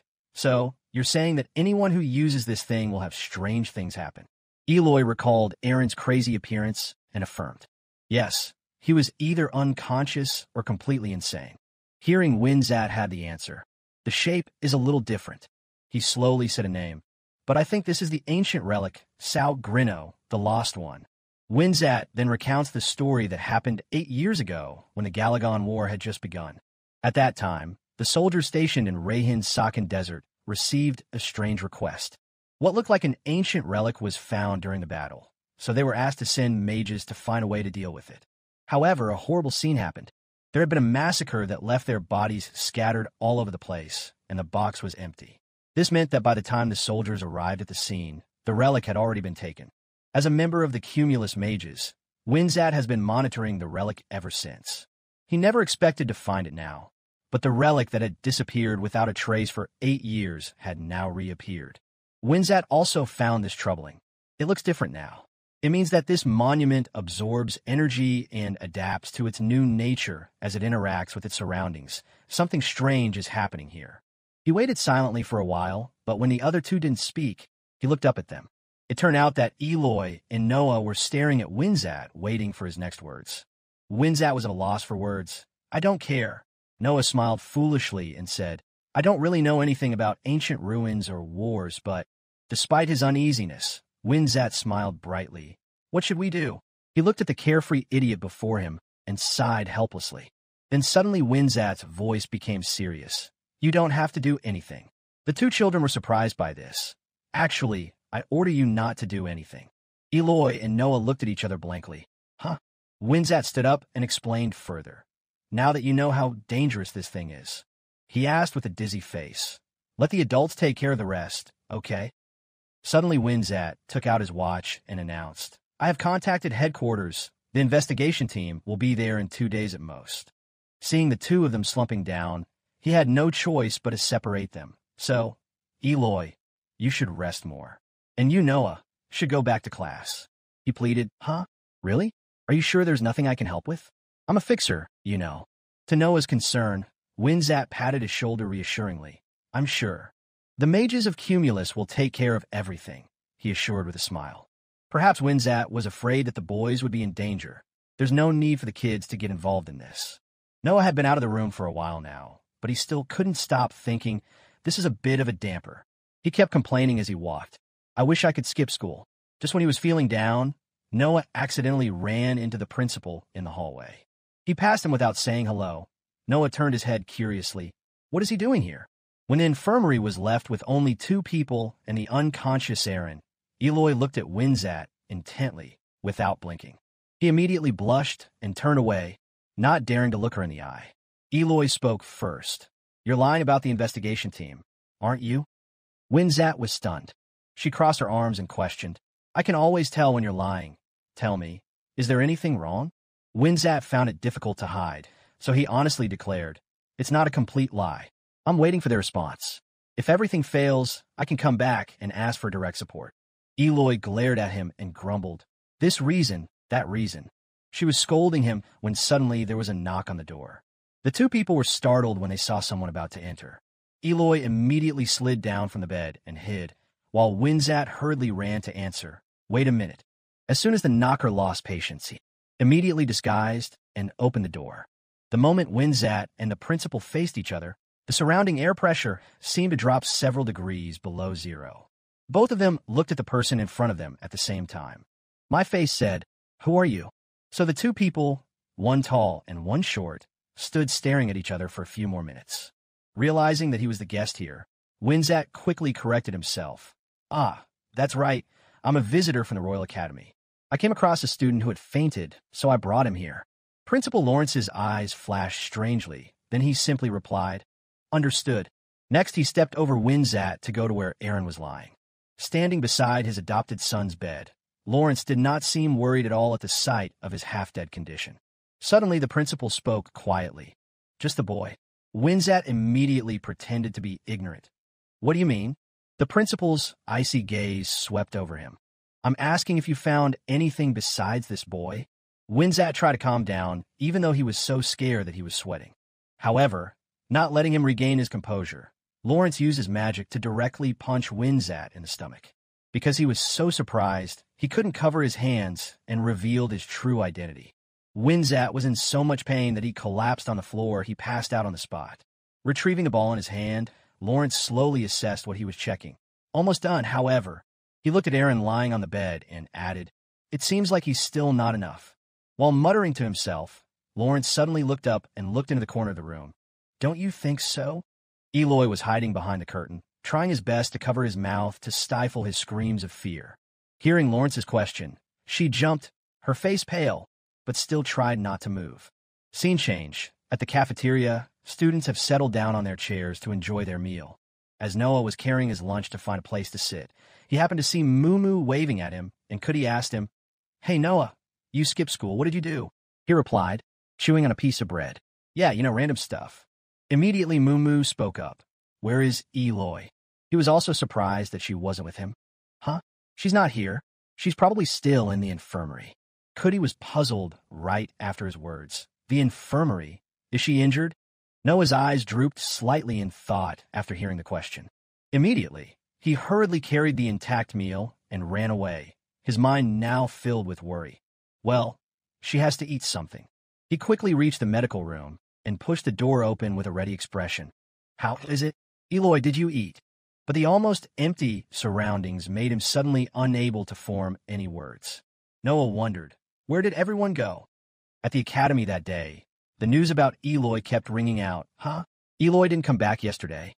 A friend who was questioned also honestly answered, No, I didn't see her. Cootie shrugged his shoulders and said with a blank expression, I didn't see her either. Even Moo had to scratch her head at Noah's repeated question. Me neither.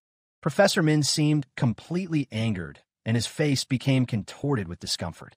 Finally, he gave up and walked out of the principal's office. Cootie watched him close the door and asked, What did she say? He could only recount. She said no students left the academy today or yesterday. She said who in their right mind would go out right before the final exams. He and Moo walked ahead, leaving him standing there, unsteady on his feet. He laughed as he walked. Well, she's probably just studying somewhere. Because he couldn't find a person, he now began to remember the famous name. At that moment, he said, Let's go find her. Cootie was immediately surprised by that statement. Huh? From a mountain behind the school, a tired voice said, I thought we were looking for Eloy. Cootie and Moo were exhausted from climbing until the sun was at their waists. So why are we here? Cootie continued climbing, but his mouth kept saying, Why are we climbing?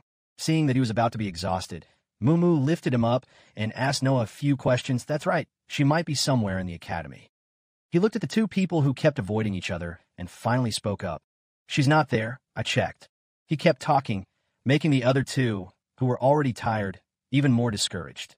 The professor said that no one left the campus yesterday. But what if she left without telling anyone? He remembered Eloy telling him firmly, We have to go back there, to the woods where we saw that monster. Then he immediately decided to look for her at this mountain. There's a high chance she went there. But he actually put all the words from behind in silent thought. She really might be. Suddenly a voice woke up Noah, who was sinking. Is it really necessary to do that? Cootie and Moo looked at him with trembling fear and suggested, Today is the weekend, so maybe she just went home. That's right, I go home sometimes too. The evasive words that came out made Noah almost go crazy and scream, She can't, she? Just as he was about to reach the climax, he suddenly stopped talking, leaving the space more silent than ever. Cootie was curious and quickly asked him, What happened to her? Moo looked at him and was worried. What's going on? Noah kept talking and then hiding and avoiding, turning his face away. Anyway, it's unreasonable that there hasn't been any news about her all weekend. This is too strange. He started looking at the other two with the brightest smile on his face to say the best words. Friends should care for each other, right? He sat comfortably on Mumu's shoulder, but looked at his strange appearance and felt bored. You're the one who's acting strange, aren't you? From then on, Noah kept denying, I didn't say anything. Cudi kept urging him to blurt out, come on, tell us. He kept having negative thoughts in his mind, refusing to accept the truth about this terrible feeling of insecurity. The three of them continued running deeper into the forest. Cudi still tried to make him tell the secret. You really aren't going to tell us? But it had been a long time since they had left, so the two of them gave up on the idea. Forget it. Somewhere in Noah's subconscious, there was always a knot that was difficult to untie. Maybe I've been deceiving myself. Very quickly, the three of them arrived at a place with a horrifying sight that scared them. What? A pile of corpses piled on top of each other looked horrifying. What the hell is going on? Mumu and Cudi took this opportunity to run away, but were stopped by Noah. Wait. He approached the corpse with a mixed feeling in his heart. This is... When he sat down to look at the corpse more closely, he suddenly gasped in shock as he remembered that terrifying face. The monster we encountered throughout the tournament. Thinking about that guy's ugly teeth, he couldn't help but shiver. Maybe this is what he is trying to tell us. Noah's blue eyes widened before his train of thought ended. Immediately, his legs were able to stand up. A door wide open behind the corpses quickly caught his attention. Mumu looked at him and asked Noah worriedly, What are you doing? He said nothing and walked straight to the back of the corpses. The iron door seemed to have been broken open. He immediately became serious. Cudi, Mumu. The two people who were trembling like leaves were even more terrified when he called out, Huh? He touched the stone statue beside him and said, I can't return empty-handed like this. I have to find Eloy because... Noah's words kept faltering because of the two words because, making Cudi unable to help but speak on his behalf. Are we friends? He looked at them again with a face that seemed to have relieved a lot of the burden in his heart and smiled. Then they began their journey to find Eloy. Let's go inside. The three of them went deep inside the door and reached the dark stairs without a single light. He kept walking but couldn't stop the waves in his heart. The last time I visited you, you told me that this wasn't a fixer's responsibility. He started to speed up and run, not forgetting to urge the other two. Hurry up. They continued to walk up the spiral staircase, the scene getting darker and darker. Maybe you're right. Maybe this is beyond my ability. They walked for a long time and finally came to another door that was tightly closed. Cudi didn't have time to look much before concluding, It's the end of the road. I think it's locked. Not wanting to let everyone stand around uselessly for too long. Noah called out, Mumu, you still have that key, right? He was called out and replied in confusion. Huh? Yeah. An intricately carved key was presented, a key that could open any door but could only be used once. Noah excitedly walked forward with the key in his hand. Okay, I'm going. But he was quickly stopped by a voice. Wait. The figure that was about to leave stopped in Noah's confusion. Yes. Cudi looked at him and said in a trembling voice, If you open that door, what if there is someone inside? His words continued to echo in the silent basement. What if, just what if, the person responsible for what we saw outside is in there? The two fearful, discouraged people standing behind him voiced their most negative opinions. Then what are we going to do? Now, he had to make a choice between the words of two people and the words of a stern face.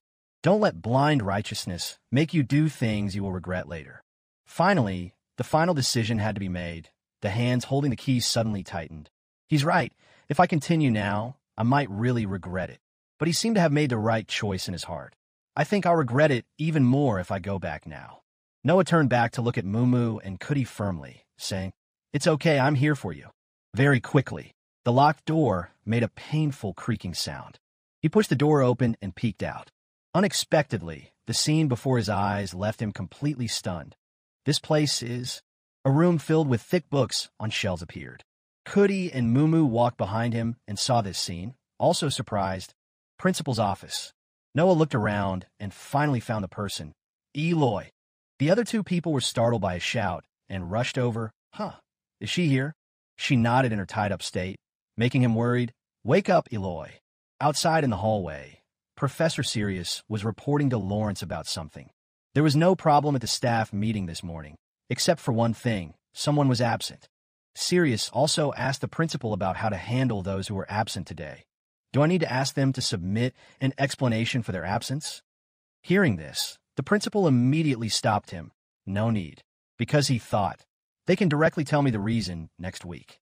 Then the headmaster turned his eyes to Professor Sirius and said gently, "I'm busy this weekend anyway, so don't worry about it." Receiving that, Sirius respectfully replied, "Yes, sir." For a moment, the headmaster fell into deep thought. Perhaps Lawrence had foreseen something ominous, so he instructed Professor Sirius, "But please increase security in the academy." At the same time in that room, Noah, Moo, Cootie ran to Eloy when she fell to the ground. The principal outside explained further, "So we can stop the intruder." Meanwhile, in the room, Noah was trying to untie the ropes on Eloy's body, but no matter how hard he tried, he couldn't. This made him angrily scream, "Damn it, why can't I untie these ropes? Are they enchanted?" Cootie softly called, "Hey, Noah." Feeling uneasy, he advised Noah, "Just take her and run. When we get to my room, I can use the tools to cut her rope." Cootie worried that they would get into trouble if someone comes in while we're in here, but Noah's mind was somewhere else. He completely ignored these words. So he quickly interrupted Cootie. "It's too late."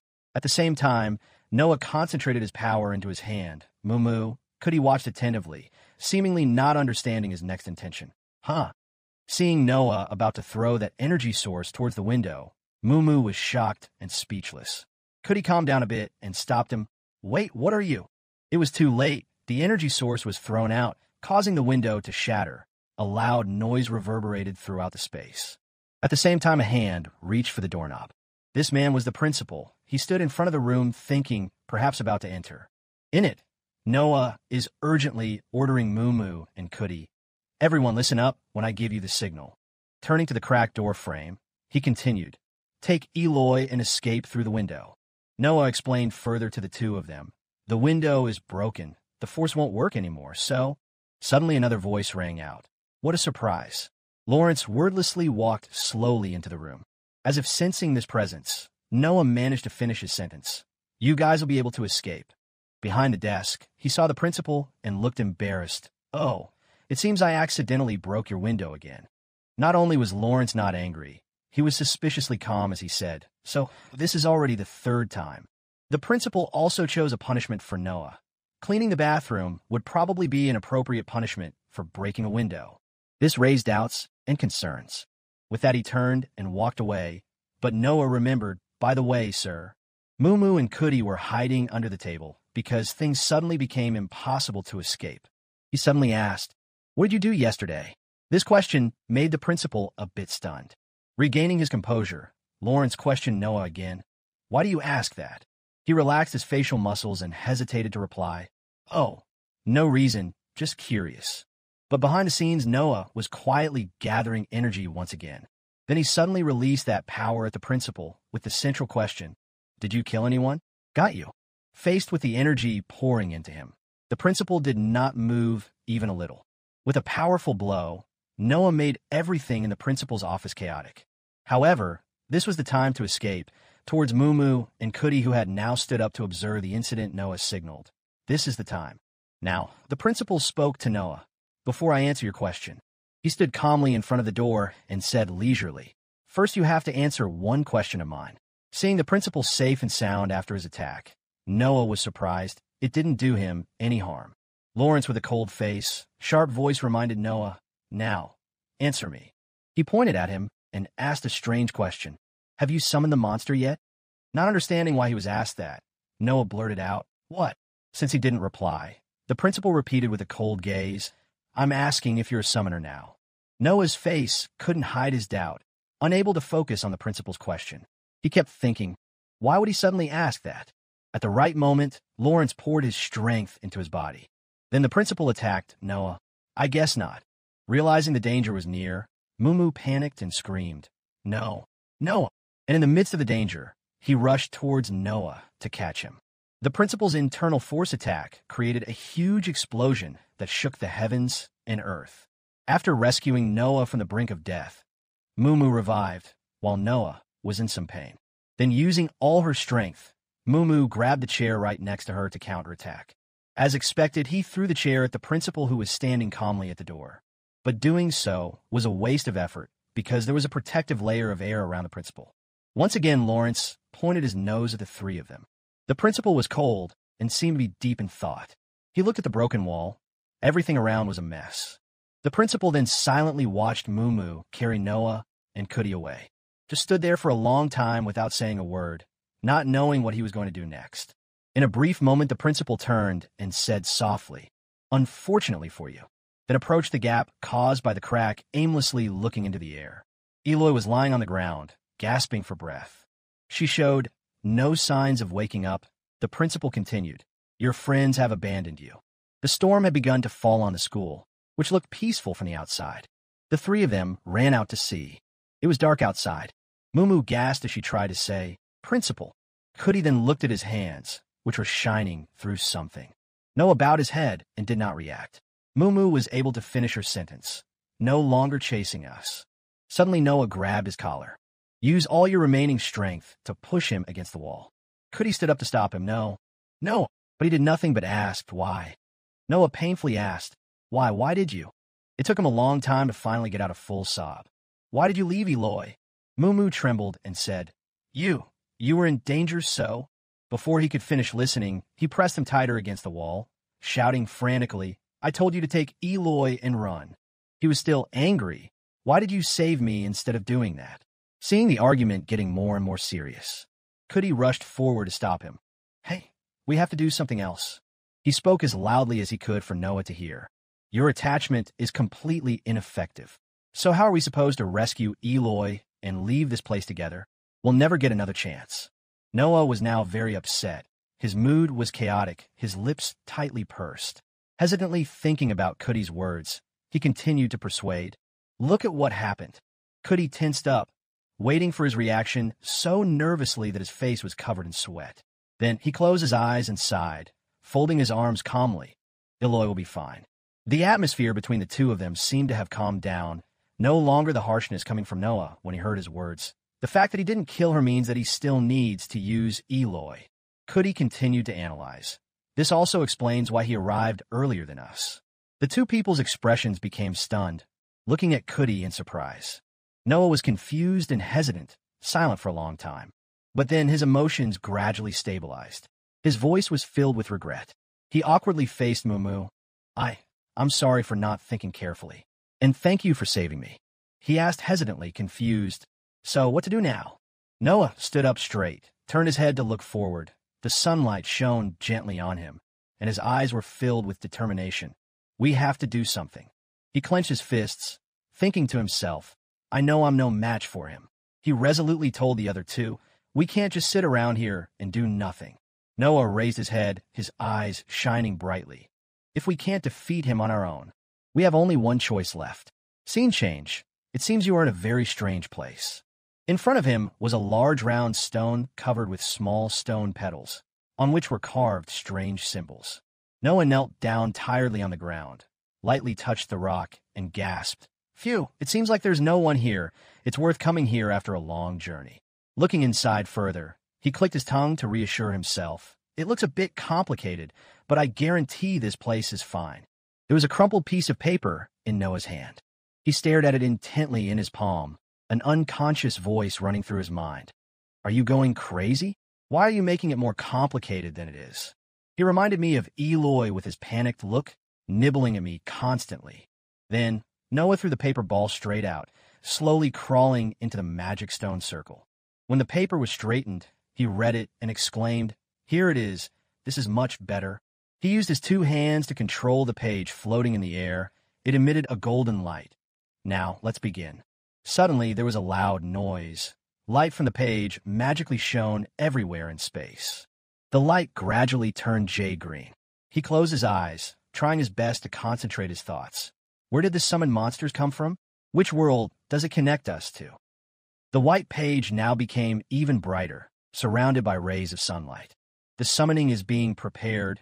There's some kind of blessing that someone will give us. The wizard image appears. Or maybe there are some secrets hidden behind it that we don't know about yet. He grimaced against the power radiating from the paper. Suddenly, that green light enveloped his entire body. Noah started to explode, screaming, "I don't know, how do I know that?" It emitted magical blue lightning bolts that became dense and spread throughout the surrounding area. Noah's mind was turned upside down. All the things I know. All he wanted was to never lose anyone again. He shouted helplessly while trying to resist that powerful force. Suddenly, something emitting a bright light from the sky landed straight at him. His voice said, "Don't worry, Eloy." His face looked at the person in front of him in shock. It was a goddess Acasis with long golden hair, a golden hat and robe, holding a majestic and magnificent spear hovering above him. Acasis's entire person exuded a cold and powerful demeanor, his eyes closed, his face cold as ice. "I will protect you." Over here, in a castle, someone's whisper rang out. "Are we doing the right thing?" It turned out to be Kudi and Mumu. Kudi was holding a large wrench in his hand. They carefully looked ahead while hiding behind the wall. Mumu hesitated. Like Noah said, the only way for us to communicate with the outside. The two looked at the large door ahead. Mumu said, "We have to get through here." Next to it, there was a sign that read, "Professor Frigula's room." Kudi asked him nervously, "So this is the only way, right?" Kudi clenched the wrench in his hand, his facial muscles contorting. "All right, let's do it." The two of them tiptoed, trying to walk as slowly as possible towards the door. Then a soft click of the lock opening echoed in the silence. The door was gently opened. Both of them carefully observed the inside of the room to confirm that there was no one there. Kudi squinted at the situation. As expected, everything is clear. While Mumu was closing the door, Kudi seemed to have seen something and happily approached. The phone, oh my god, it's here." Suddenly, someone's arm appeared. At this moment, Kudi's face had no more life left. Even his companion also reached out. The injured wizard with a gaunt, gloomy expression and rolled-up eyes was lying on the sofa. Both of them had panicked faces. And jumped. He started to get up and coughed a few times in front of them. This person's face suddenly became uncomfortable. His cheeks puffed up, his mouth pursed as if trying to prevent something bad. Then whoops, a second later, I vomited out the 7 colors of the rainbow, making everyone panic. Suddenly, someone's voice rang out, causing the two of them to turn around in fear. Professor Min walked in and sternly instructed, "I finally brought you some medicine. If you throw it away again, well." She saw the scene before her eyes and exclaimed in shock. The two of them made Kudi lose his soul, causing him to drop the tool in his hand on the floor. Late afternoon, the sun gradually set, the last rays of sunlight shining on each tower of the academy. On the floor, the two boys who were caught red-handed were forced to kneel down and raise their hands to the sky as punishment. The wizard began to explain his identity. So, holding the yellow compass in his hand, he continued, "In short, wizard meets the compass. I am Eloy's brother." Even though his wound had just been bandaged, he still managed to sit up with the blanket covering him, looked up and said, "And a member of the Cumulus Wizards Guild, the guardians and controllers of forbidden artifacts." Looking over at Professor Min, who was still standing there, he said, "The original reason I came here was to see my sister, but then it changed to retrieving an artifact." His face still bruised, a strand of hair lightly stuck to his face. He continued his explanation. "During that process, I was attacked." Professor Min, with a serious face, folded his arms and listened, and my sister was pushed into danger. Without waiting for him to say more, she pushed her glasses up and said, "Honestly, it's hard for me to believe it all." Hearing this, Wizard showed a worried and disappointed expression, only slowly lowering his head. Thinking for a moment, he sighed, "I see." Suddenly, Professor Min continued. He turned back as if waiting for something. She still had a serious expression. "From a humanitarian perspective, there's nothing wrong with helping you with these basics." Wizard's face became more joyful than ever when he heard the professor's words. "I will heal your wounds and allow you to contact your teammates or guardians." The sky was red with the setting sun. His words rang out with joy. "Thank you." In some room, someone is staring at a phone. Wizard picked up the phone. "I want to speak to Lena Celestin." Putting his robe over his shoulder, he talked to the other end of the line for a long time. Standing behind were 3 teachers and students with expectant faces, also waiting for good news to come. After a while, he put the phone down. Turning back, the wizard immediately said to the remaining 3, "About 8 hours at dawn." The 3 people's faces became extremely happy when they heard this news. Aid is coming. Hearing the good news, everyone breathed a sigh of relief. Putting his hand to his chin and slowly rubbing his face, Wizard said, "Also, I want to discuss something with you." As if pondering something, he continued, "There is someone else I need to contact." Professor Min immediately led the way. "Please come this way." Then the two left. Turning to Kudi, Mumu said happily, "What a relief. Glad we're getting help soon. Cudi agreed. That's right. Noah was so nervous just now. Now he can rest assured. However, the two were hesitant.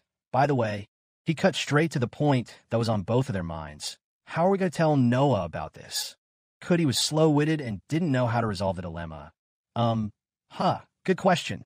In a flash, the sky was dark. Each yellow light shining on the tower lit up the area. We haven't discussed where we will meet again.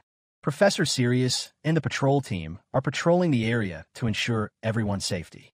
Seeing the figure in front, he shouted loudly. Hey, why are you still out so late? Go back to the dormitory now. Noah saw Professor Sirius and thought to himself, he is the headmaster's right-hand man. What does he know? His face showed a thoughtful expression. If you keep wondering in your head, he is also involved. Undaunted, Noah raised his hand in front of him in disagreement. Sorry, I can't. The soldier was surprised. What? He shouted at Noah. What kind of answer is that? His face still showing no fear, he leaned on one hand. I have a question, you know? With a defiant look on his face, Noah added, for Professor Sirius. Wearing glasses with an authoritative look, he said, you can ask your questions during class, or at least after the weekend. Suddenly, a flash of blue light caught his attention. For a moment, Noah still pointed with his left hand. But this has nothing to do with class. He then raised his face to the sky and shouted loudly. A green wave appeared with overwhelming momentum. In the blue wave, Akasis gradually appeared. At this moment, she opened her emerald green eyes, her gaze filled with confidence and somewhat eagerness. The view is magnificent. Noah was full of confidence with the support of the goddess Akasis at his back. With a more determined look, he asked the other person, so now do you want to answer my question? Professor Sirius's face had darkened for a while, and he growled, insolent brat. With a terrifying sternness, he threatened, you dare refuse to return to the dormitory. He drew his sharp sword and shouted at Noah. I'm afraid I'll have to teach you a lesson. Quick as lightning, Noah waited for the opponent to show an opening and then rushed in. That won't be easy. With his formidable skills, Sirius swung his sword towards his student. However, what he did not expect was that Noah quickly moved behind him and said in a soft voice, because you know. With a look of certainty of victory, he formed a move in his hand and shouted, I'm quite fast and strong now. Professor Sirius couldn't foresee the situation. You kid, come back. He threw the attack towards Sirius with a loud boom. Thinking that the battle was won, the female warrior hovered behind to learn. Suddenly he stopped when he heard a faint laugh. That's right. Professor Sirius placed one hand on the sword on the ground, and the other hand loosened his tie. His face was slightly angry. He adjusted his glasses. I can see. His voice was full of the authority of an old master. Going easy on you will not work. His school uniform fluttered in the wind as he moved quickly, to the point that it was difficult for the human eye to follow, rushing towards Noah and swinging the sword. With the sword raised high, Sirius slashed down. Noah was suddenly attacked and could only open his mouth and eyes wide. In the nick of time, he luckily escaped death from the sword of death, then quickly moved in another direction. Holding the sword tightly with both hands, he said in a terrifying voice, Come here, and I will show you. With a muscular body, incredible strength exudes. His sharp eyes filled with murder, he continued, What will happen to those students who dare to disobey? Back to the day before, Professor Sirius was extremely confused. What's wrong with this principal? In the office, a meeting was taking place. Someone asked, Professor Ming is absent? Another voice replied, I think so. He continued, not even a student, but a truant professor. Suddenly, a voice interrupted his thoughts. Okay, then lead today's meeting, Sirius. Making him very surprised to stand up and ask, Lawrence, why me? He replied with a smile. Please increase security in the academy. Sirius thought slowly. Lawrence ordered me to work on the weekend with a smile on his face. And now one of the students has gone crazy. In reality, a chuckle was heard along with Noah's voice. I have a question for you, Professor. His thoughts interrupted. Professor Sirius felt annoyed. You really? Next, he used one hand to hold the sword and the other hand to lift his glasses and sighed. Why is being a teacher so hard? With that, Professor Sirius grabbed his sword and quickly rushed forward, slashing continuously at Noah. The fast and precise sword strikes made it difficult for Noah to dodge. He was surprised. He is stronger than I thought. On this side, The professor continued to use sharp attacks to force him into a corner. The sword blade flew so fast that Noah was stunned. There's no way I can dodge this attack. Suddenly, Akasis used magic. He felt the magic surrounding him and exclaimed, "Huh!" The magic pushed him out of the professor's way. Akasis continued to cast his spell. This time Noah was pulled up high, making him extremely panicked. But then he was gently dropped onto the professor's back. The narrow escape left him stunned. What just happened? At this moment, Professor Sirius turned back to look at him and praised. That was an impressive series of moves. Hearing this, Noah turned to look and repeated a series of blows. Suddenly he realized, raised his head in surprise. Don't tell me, that's Akasis. Akasis looked at him and smiled as if confirming his suspicion. Noah held the paper in his hand and understood. That's right, I'm a summoner now. He rolled up the paper and thought, I can't win just by dodging your attacks. His actions made the professor feel confused. After rolling it up, Noah bit the roll of paper in his mouth and pondered, I've never tried this technique before. He considered as he used his magic, but with Akasis by my side, maybe I can do it. Then he and the female warrior on the other side. Behind the twins, swords joined together. Noah's eyes now showed determination. Let's try it. Professor Sirius saw this and stopped. What kind of trick are you trying to play? He swung his sword up and shouted. It won't work, understand? Akasis calmly opened her eyes and looked at him confidently. At the same time, Noah combined a jump and a backflip. Seeing him in the air made Professor Sirius gasp in surprise. He changed direction in midair. A series of blue lights flashed, covering the field of vision. In a flash, Noah had closed in behind him. Not giving him time to react, he launched his next attack. That was a super cool kick that sent him straight up in the air. The professor who was hit was left floating and wondering, how is he so fast? While he was wondering, Noah and his warriors appeared behind him. The two of them seriously joined forces to deliver the decisive blow. Countless slashes were launched in extremely beautiful curves. Professor Sirius was so shocked that his eyes rolled back. It's unbelievable. It's just that it's not possible. Noah now held the scroll tightly in his hand and happily said, looks like it worked. Suddenly, a voice from behind called out, hey, startling him. There's more. As friends and not enemies, Kudi and Mumu walked up and asked, what are you doing? Noah looked at his two friends with a confused look and replied, night fell at the school.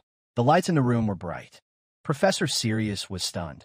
Am I worthy of being a teacher after losing to a student? Is my sword no longer valuable? What's wrong with kids these days? Why are they so rude? I just want them to be good students. The wizard's face twitched at his lament. While Professor Sirius was still traumatized, he smiled painfully. That was a good match. Then he turned to ask Professor Min. Was I that bad? She folded her arms and replied, you're even worse. Witnessing from the side, Kudi looked at Noah curiously. What happened? He scratched his head and said softly, I didn't want this to happen. I was just on my way back from summoning, and I thought maybe he knew something. So, he said, laughing jokingly. Noah's next words left his two friends confused. Well, at least I know something.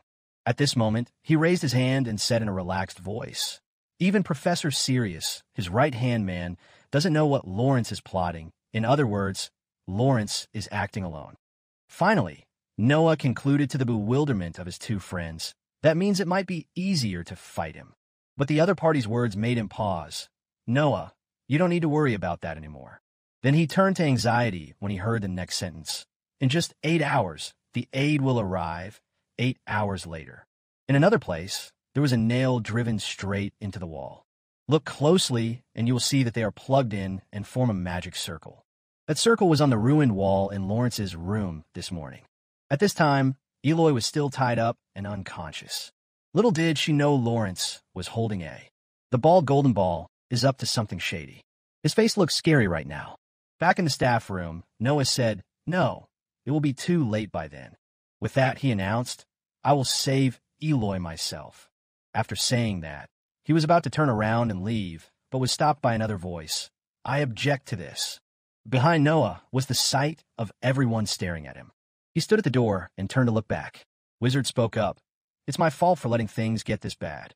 I let my guard down, but I can't put any of you in any more danger. Noah spoke up. I'm stronger now. He realized, I'm sure I'm not as strong as him yet. Despite that, he was still determined. But that's fine, I'm not trying to defeat him. I just need to rescue Eloy. With that, he turned back to look at the door and whispered, there must be some way. Noah persisted in persuading. Besides, if you're talking about danger, then we weren't in less danger before. But the wizard pulled him back and shouted, he's killed countless people already. He frowned seriously and explained, no matter how strong you have become, that monster will kill you without hesitation if it needs to. The wizard said, are you willing to? But before he could finish his sentence, Noah grabbed him by the collar. He shouted, you should join me, not stop me. Aren't you a brother? Sensing that he was angry, Cudi advised, please calm down. But he still didn't let go. His two hands grabbed the other's collar. He questioned, are you really going to sit still for the next 8 hours? Aren't you worried? The wizard responded by bowing his head and remaining silent. Realizing that made Noah even more furious. He pushed him away with his hand and said, if you have nothing more to say, I will go. As he turned to leave, a voice made him stop. Wait. He then patted his chest and looked at him hesitantly. I have a plan. Outside, Lawrence's room wall was covered with a magic circle. Suddenly, a green magic rushed towards him at a very fast speed. The magic pierced straight into that barrier circle. The cause was none other than Noah. He and the warriors standing below looked up and shouted, hey, Principal, come out here. His shout reached Lawrence, who was standing in the dark room. I know you're in there. He said as he walked away, you are very bold to come back. When he reached the barrier, he stopped, looked down, and said, have you come here to seek death? Noah replied boldly, well, maybe so. Remember a few minutes ago, a conversation took place. One person asked, a hostage exchange? One person replied, yes. Wizard analyzed. Based on the way he acts, it's hard to tell what his goals are. As Lawrence had sacrificed young students with magical abilities to achieve his goals, he needed someone with such characteristics. He clasped his hands together and continued, so I don't like this at all. The next sentence stunned Noah. But if we use you as bait, I think there's a chance he'll take the bait. Professor Min, sitting next to him, also spoke up. There's a force field completely shielding the principal's office. Now that he knows your identity, it will be reinforced. He immediately replied, that's the reason. After a pause, the wizard came up with a plan. We need to get him out of the office at all costs. Image of Cudi and Moo setting up a barrier if he just steps out of the force field once. It was a piece of paper with a drawing of a magic formation hammered into it by a stake with a ball on it. Over here, Wizard and Professor Min are observing the crystal ball. He was now extremely confident in his plan. That will be our chance. Back to the present. Noah was still standing below shouting, whatever the plan is, do it with me. I'm much stronger now. Lawrence smiled wickedly at his provocation. Then come out. He exclaimed softly, what an interesting request. Lawrence happily replied, but why should I agree? Noah found it hard to convince. Damn, maybe he won't do it that easily. At this moment, green magic appeared under his feet. He muttered, it's okay. If you don't go out. As soon as he finished speaking, he jumped up and shouted, I'm going to have to pull you out of there. Noah kicked straight into his force field. But he opened his eyes in surprise when he discovered something. He stomped on it hard, but it didn't budge at all. Due to the force of the kick, he was sent flying backwards. The Akasis warriors stood behind him and continued to give him strength. He had now settled into position and said softly, it's pretty sturdy, isn't it? Suddenly, Lawrence laughed loudly and said, there's a thug who keeps breaking my windows, you know. This made him exert his strength even more. Stop making fun of me. Noah rushed forward angrily and shouted, I don't know anything about those windows. But you're the one who made this hole. The collision created quite a shock. Watching from below in the bushes, both Cudi and Moo exclaimed, even as a summoner, Noah's attacks are useless. Despite Noah's relentless attacks, the principal stood still and said calmly, what a waste of time, you're not strong enough to get through this force field. Hearing those words, the wizard watching from the side also thought the same thing. I hate to admit it, but it's true, Noah. You can't keep wasting energy like that. Seeing Noah struggling to break the shield, he exclaimed, our goal is to make him step out of his force field, not to defeat him. A series of cries arose. Noah. The image of Noah being knocked back was followed by a shout. Focus, okay? Eloy now held out his hand as a demonstration and explained, listen, mana is a source of energy, but if you run out of mana, what do you use? He touched his shot leg and asked in confusion, what do you mean? Noah was now panting and remembered Eloy's words. If you run out of mana, your only option is to run. He was now panting heavily after trying to attack so many times. Hands clenched his pants, sweat pouring out. Done. He looked up at the other person while wiping the sweat off his face. The two people watching below also wondered. He stopped, not attacking anymore. Even the wizard was curious. What are you going to do, Noah? Suddenly, Noah reached out and used his power. He remembered some advice from the past. Now, follow me. Don't use the mana in your body. Noah calmly closed his eyes and focused on following the instructions. At this moment, a powerful magical aura surrounded him. The incident before their eyes surprised Professor Min and Wizard. That is, on this side, Noah suddenly opened his eyes wide and looked straight ahead. He gathered all his magical energy and followed the instructions and drew the energy in. Noah finally broke that terrible shield. Now, the wizard immediately seized the opportunity, quickly pouring power into the sphere. The formation that had been set up immediately activated, emitting streams of blue energy. Then it turned into sharp thorns, flying straight towards Lawrence, chaining him tightly. He calmly glanced at the thorns wrapped around his body. At that moment, a green stream of air passed by him as fast as lightning. It was Noah, who was holding Lawrence back. He ran as fast as he could and shouted, "Eloy!" The sight before his eyes made him stop immediately. Eloy was floating in midair, held tightly by a magic formation, the blood in her body being sucked into the sphere hanging in front of her chest. The sphere had a blue stone inside, surrounded by a golden frame. Her head was down, her face pale and lifeless. Noah's eyes widened in fear, and he stuttered, "Eloy." Suddenly behind him came a loud explosion that startled him. Lawrence escaped the barbed wire easily. He immediately turned around to defend. He slowly walked towards him, neutralizing the opponent with a trap to rescue friends. Not a bad plan. However, the corner of his mouth curled into an evil smile. Your friend is beyond saving, and your trap has been neutralized. I suppose that means your plan has failed. Noah broke out in a cold sweat. Lawrence laughed loudly, looking like a devil. Noah stood in front of Eloy. He pointed at Eloy, his voice filled with excitement. Look, isn't it beautiful? The orb continued to suck blood from her body. He calmly introduced, "This is the result of experiments developed on the blood of young mages like you." Noah was horrified and couldn't believe it. He stammered and asked again, What did you do?" Lawrence glanced down, coldly replying, "I have no reason to explain myself. You wouldn't understand any of it, anyway. So what will you do?" He stepped towards him, his voice filled with mockery. "Now that your plan has failed, I wonder if you have any other choice." Noah Ease replied, Stay. But to dance to my music, Lawrence suddenly raised his hand. His face in the light turned fierce.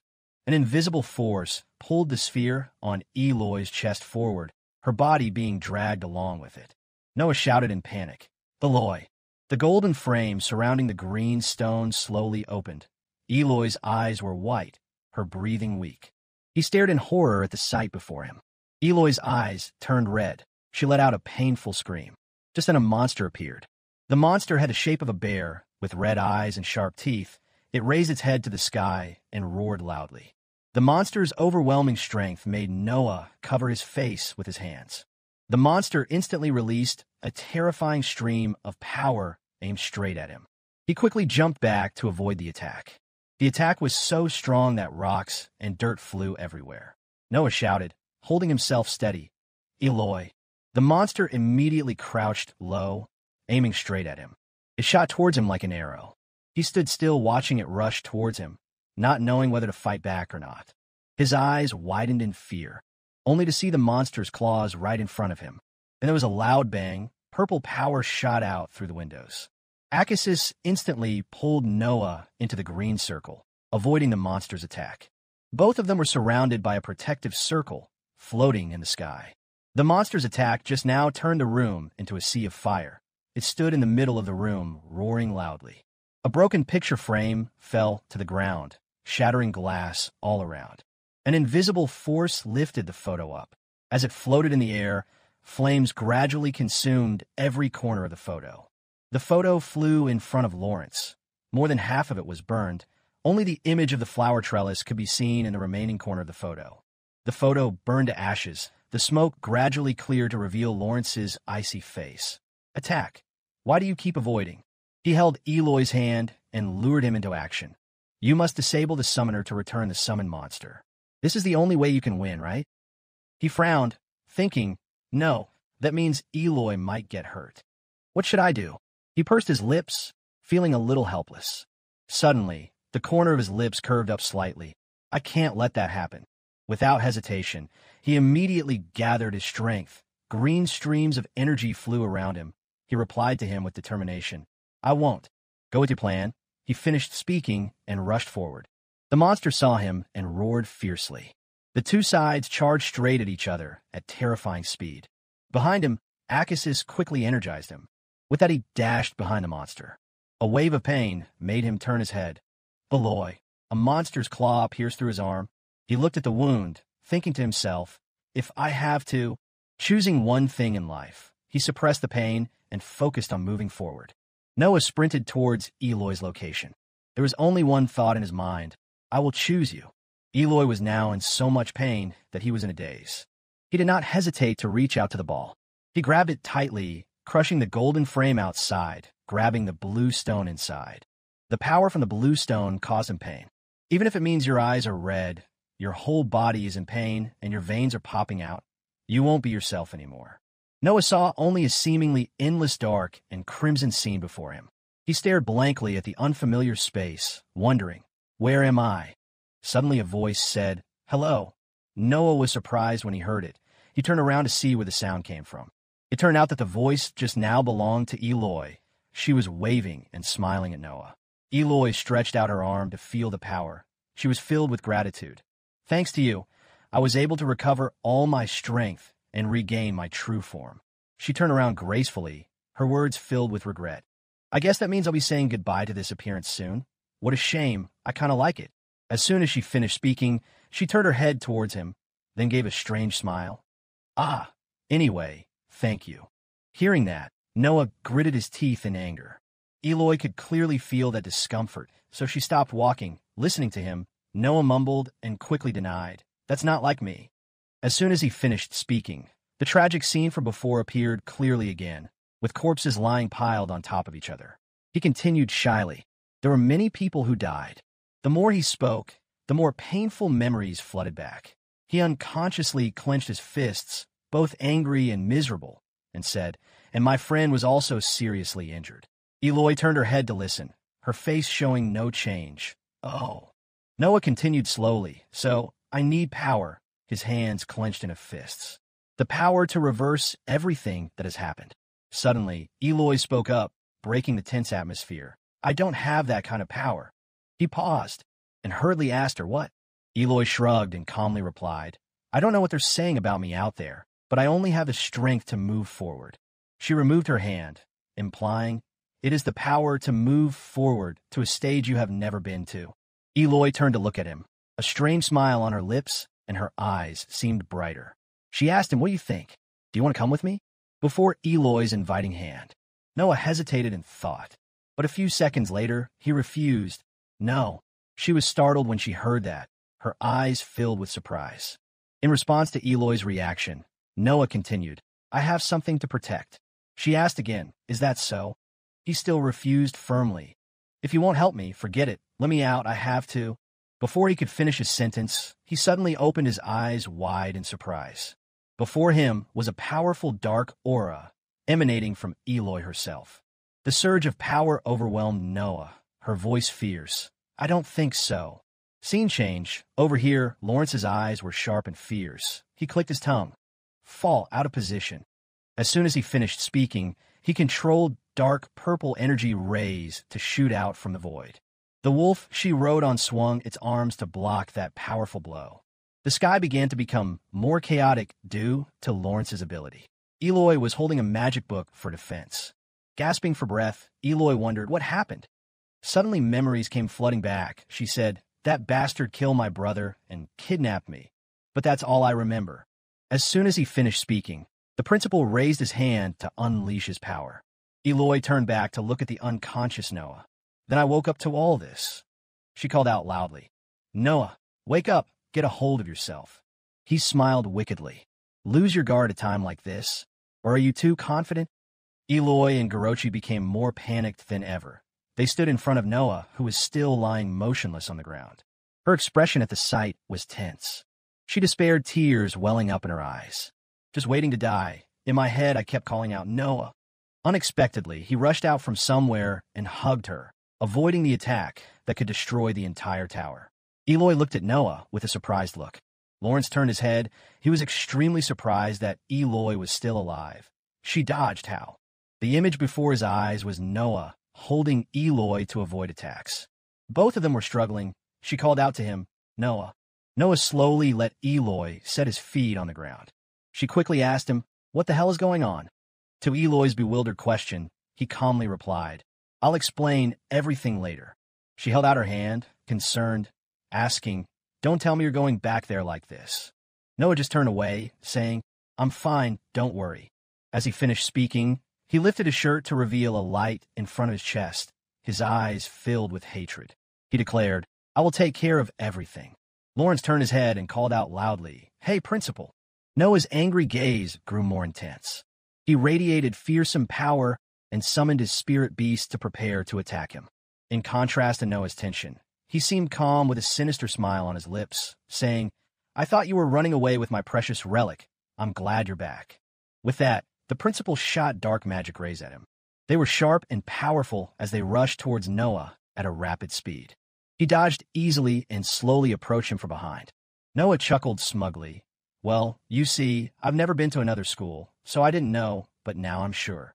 He immediately swung a kick, loudly declaring, This is a really crappy school.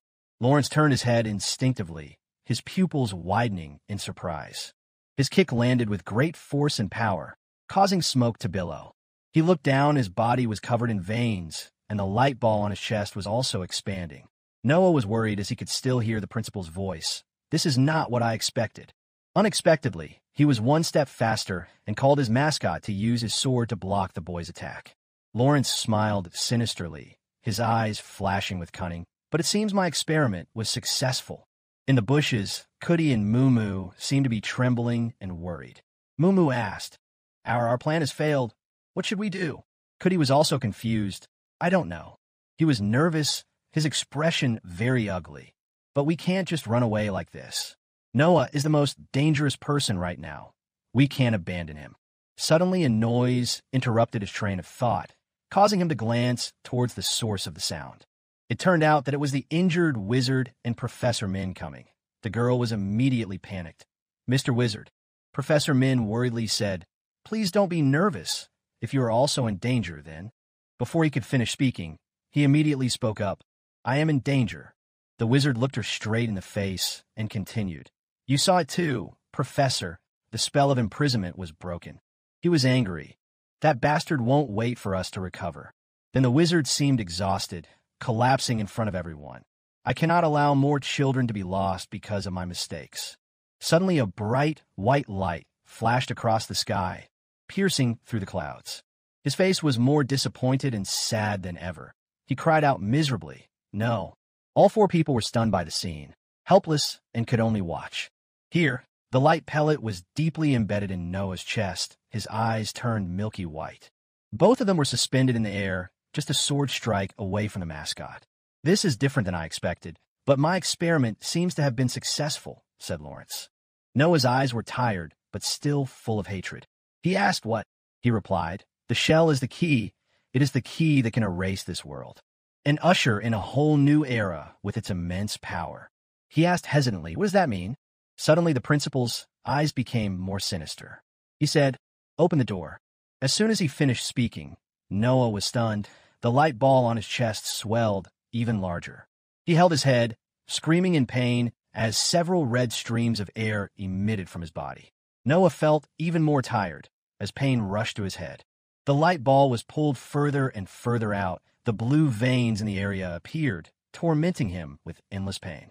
Noah seemed to lose control, screaming, My head hurts. Then he exploded, emitting a dense, brilliant beam of light. The image of Noah writhing and releasing energy high in the sky with the principal was very clear. The wizard who saw the scene collapsed. I failed. He fell to the ground in frustration, thinking to himself, In the end, I couldn't even save anyone. The wizard clenched his hands into fists. he said tremblingly. If only I knew this would happen. The image of Wizard stroking Eloy's head as a child appeared, making him even more sad. He gritted his teeth. I shouldn't have abandoned him at that time, tears streaming down his face. Suddenly everyone was startled. Cuddy spoke up, pointing forward. Hey, look over there. He had tears streaming down his face, his eyes trembling as he looked up as if praying to find a ray of hope. In the pouring rain, it was the figure of young Eloy running closer. Seeing that scene, Wizard couldn't help but be surprised and grateful, continuously calling out, Eloy. Back to reality, it was Eloy who was running over, her face dark. Everyone happily surrounded her. The girl said, Eloy, you're alive. Professor Min was overjoyed, thank God. But contrary to everyone's joy, she just pushed Mumu aside. He exclaimed in surprise, huh? While Cuddy was shocked by that reaction, Eloy stared at Wizard. He was happy to see her approaching, and stammered out her name, Eloy. Before he could finish speaking, a punch from Eloy flew out, hitting Wizard straight. Everyone was stunned and startled by the sight and sound of his painful screams. Not stopping there, she became more violent with each punch she threw. With their hands covered in blood, everyone was trembling and concerned about the Wizard's condition. The only thing they knew was his miserable scream. It hurts. Everyone took turns trying to stop her. Mumu stammered, calm down, calm down. Professor Min also tried to stop her. Please stop. Cuddy gasped at the violent attack. Eloy shouted, let me go. Cuddy also quickly put out the fire. Hey, your brother might die if you keep hitting him like that. Her voice grew louder. You should have told me. He heard this and immediately opened his eyes wide with curiosity. Before his eyes, Mumu was trying to stop her from stopping, and Eloy was trying to hold back her tears. She said resentfully, you should have told me you were alive. Hearing that, Wizard was surprised. He froze at what he was hearing. Then he reached out, as if to touch Eloy. Then the two hugged each other tightly under the gaze of the other three people. The sky remained unchanged. The bright light was still as dense as ever, and it attracted the attention of many students in the school. A boy was quite shocked when he saw it. Then one by one other people came out to see. Someone asked, what's going on? Everyone in the compound started to chatter excitedly. Dude, any ideas? No ideas. Why not? It's closer to your room. How would I know? I just woke up too. Suddenly a male student warned. Guys, the principal's office is in chaos. Everyone was shocked. What? Everyone started to panic. What should we do? Should we run away? Why wasn't there any announcement? I don't know what's going on. Professor Min then announced over the loudspeaker, attention all students of the academy. The students heard and calmed down a bit, but continued to gossip. She continued in a serious tone. At this very moment, the academy is facing great danger.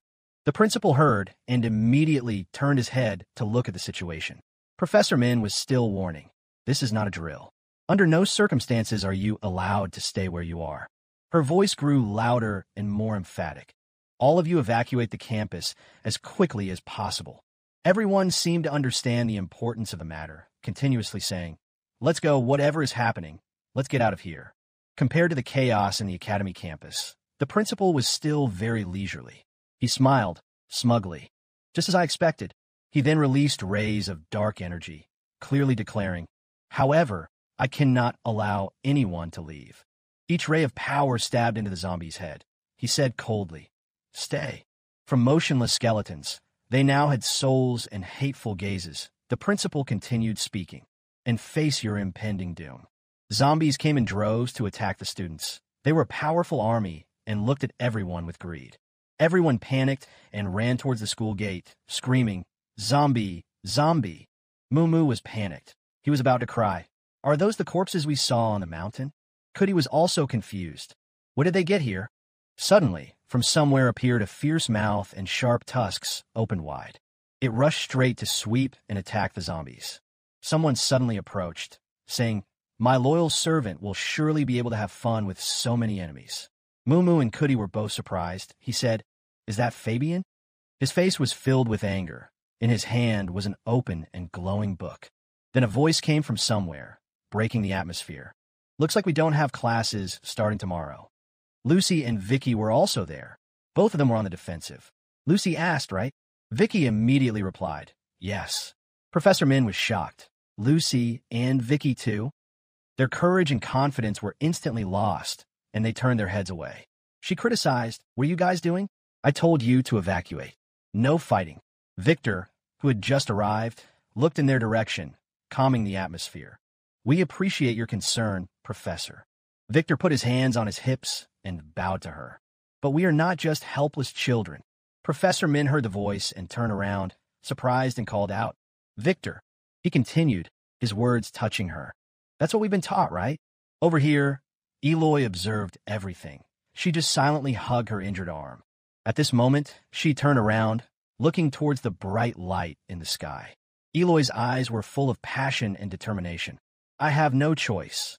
A strange light shines down from the sky while the students there fight the zombies. Lawrence cast his gloomy eyes downward. Suddenly a voice came from behind. "Hey, what?" Turned to see Noah frantically doing something. "What the hell are you doing?" He said calmly. "I'm surprised to see you're still conscious." A great amount of power radiated from him. Noah's body was covered with veins, his teeth clenched as if he was enduring something. "Why? Why did you do that?" he shouted. Lawrence remained calm. A foot covered in iron armor fell and then stepped down, wondering, "How long has it been?" His foot stepped into the puddle of blood-red water. There was a gloomy atmosphere all around. Only the water could be seen swaying in puddles as he moved. His arm reached out and lightly touched a girl's shoulder. She turned back to look at his stern face. His eyes seemed lifeless and lifeless. He thought to himself, "I can't even remember her face clearly. Can't imagine who that person is. I only remember that girl used to smile very brightly." Every now and then a movement occurred. Words were spoken but not clearly heard. What did the girl talk about? One day, I couldn't even remember her voice clearly. It was the memories of her that gradually faded away. His face became strangely calm, emotionless. As more time passed, more and more I lost. Memories began to crumble. Noah gritted his teeth and said loudly, "No one can lose the person they love." His body was hanging in the air as if being pulled up by a force, and everyone says you should treat them well while they're still around. But it's never enough. You know, there's nothing you can do about it. That's just the way it is. If they're truly important to you, it doesn't matter how much time you spend with them. It'll never be enough. Those words touched Lawrence's heart. He shouted, "But that doesn't mean—" Before Noah could finish, the man grabbed his throat. "You talk too much." The two of them floated in the bright space. His voice resounded. "It doesn't matter what I think or do." His face turned scary. Lawrence growled, "None of that has anything to do with you." The principal continued to warn, "You are simply a means to an end. Nothing more. You need to remember that." The ball on his chest had already swelled up alarmingly. Someone's voice rang out across the academy. "Do you want to separate them?" The other replied, "Yes." Eloy said, "My memory is a little fuzzy." She was talking to Professor Min. "I can't be sure exactly what the principal wants to achieve, but I know he can't do anything without Cell Grinnell." Was about to add should when Wizard interrupted. "No." She asked again, "Excuse me?" He said, "You will not be exempt." The wizard's voice continued to ring out, causing everyone around to look. "I'm saying that I intend to return to that place. After just surviving, you know very well how dangerous that is." Eloy interrupted. "I know the situation we're in." She begged her brother, "So please, help us." On this side, Cootie was raised to co-convince. Eloy's voice rang out again, making both Wizard and Professor Min slightly stunned. Our friends are now standing between the brink of life and death. Wizard stood, hesitating for a moment under her earnest words. Thinking it over, he let out a sigh and hugged her tightly. Finally, he made a decision. "You are not going out there to fight. Went there to save my friends. Okay." The three people were happy. She happily replied, "Of course." Professor Min stood by and spoke up. "Why did you make the decision when I was the one handling it?" He was startled, huh? Cootie held up a square, bronze box with a gold border, then quickly threw it away. The box broke into pieces. Each piece clung tightly to the sword. Cootie and the principal's mascot looked at each other. In a matter of seconds, the pieces of the box that had just been stuck to it immediately popped out. The angry mascot chased Cootie away. "I guess this thing isn't working." At this moment, it swung a sword down on top of his head. Suddenly, the monster's eyes were drawn to something. Professor Min is standing next to Cootie to support him. He called out cheerfully, "Professor!" Surrounding him was the white curtain she had created. Professor Min scolded, "Focus, come back now." "My shield won't last long, Wizard," she said. Wizard also rushed out and posed in response. Understood. The spirit creature did not hesitate to raise its sword and prepare to take the attack. A beam of light suddenly shot down, cutting it in two. Another vine came flying towards it from somewhere. It wrapped around him, grabbed him by the collar, and lifted him up, then used a strong kick to send Cootie flying high. Moo quickly caught him as he was falling freely. Fears came rushing in like ants. Cootie landed peacefully and stuttered. I can't believe we're using Slayer's ultimate. It's so exciting. Counter it. This is a crazy strategy. Professor Min was silently calculating. But this is its limit. The shield and the vine spell are just to distract the opponent. If we want our plan to succeed, we need to somehow bind it, and to do that, while I was thinking, someone shouted, "Professor Min, be careful." The mascot was charging towards her. The sword pointed straight at Professor Min's face, surprised him. Immediately, another sword blocked its attack. Her voice then rose, "Ah, I see." Professor Sirius had run out to block the mascot's attack. However, he also struggled, sweating profusely, complaining, "There is really something wrong with this school." Professor Min exclaimed in panic. "Professor Sirius." He used his sword to block Professor Min and said solemnly, "See, our principal is crazy." Lawrence muttered to himself, "Now I can finally end it all. It won't be long, so..." He activated the evil magic on Noah, causing him extreme pain. His scream of agony echoed throughout the formation's light column. A look of disdain appeared on Lawrence's face. "Don't get in my way." The Dark Knight, under his control, swung his sword fiercely. Professor Sirius bravely broke its attack. The sound of their sword energies colliding with each other was fierce. The swordsmanship of Professor Sirius and the Dark Knight were quite equal, so the battle became even more intense. But his aura was indeed not to be trifled with. "Is that all?" Professor Sirius insulted his opponent directly. "And you also call yourself the principal's summon monster?" His closing sentence made Lawrence's face extremely irritated. What a disappointment. The Dark Knight jumped high to gain momentum. The continuous sword slashes he unleashed. But with his light movements, Professor Sirius leisurely dodged them all. Pushing up his glasses, he jerked his chin sarcastically. Too slow. Moo and Cootie heard a series of rumbling noises and Professor Sirius cursing. "Damn it, too slow." Professor Min's voice clearly said, "Principal Lawrence." He glanced down at her and replied, "Professor Min." For the sake of the entire school, she bravely stopped him. "Lawrence, it's time for you to stop." However, Lawrence had no intention of holding back. "A smart person like you should have realized long ago that you're no match for me. So why?" Lawrence's mouth let out a long breath. His eyes turned cold when he realized Professor Min's scheme. "You were stalling for time." She quickly turned over the card. "Right now, do it." Lawrence coldly raised his hand and whispered, "If you really think." With just one blow, he sent the approaching wolf flying. Lawrence continued in a harsh voice, "I won't discover your plot if you continue to mislead me." The wolf demon instantly exploded from his point-killing move.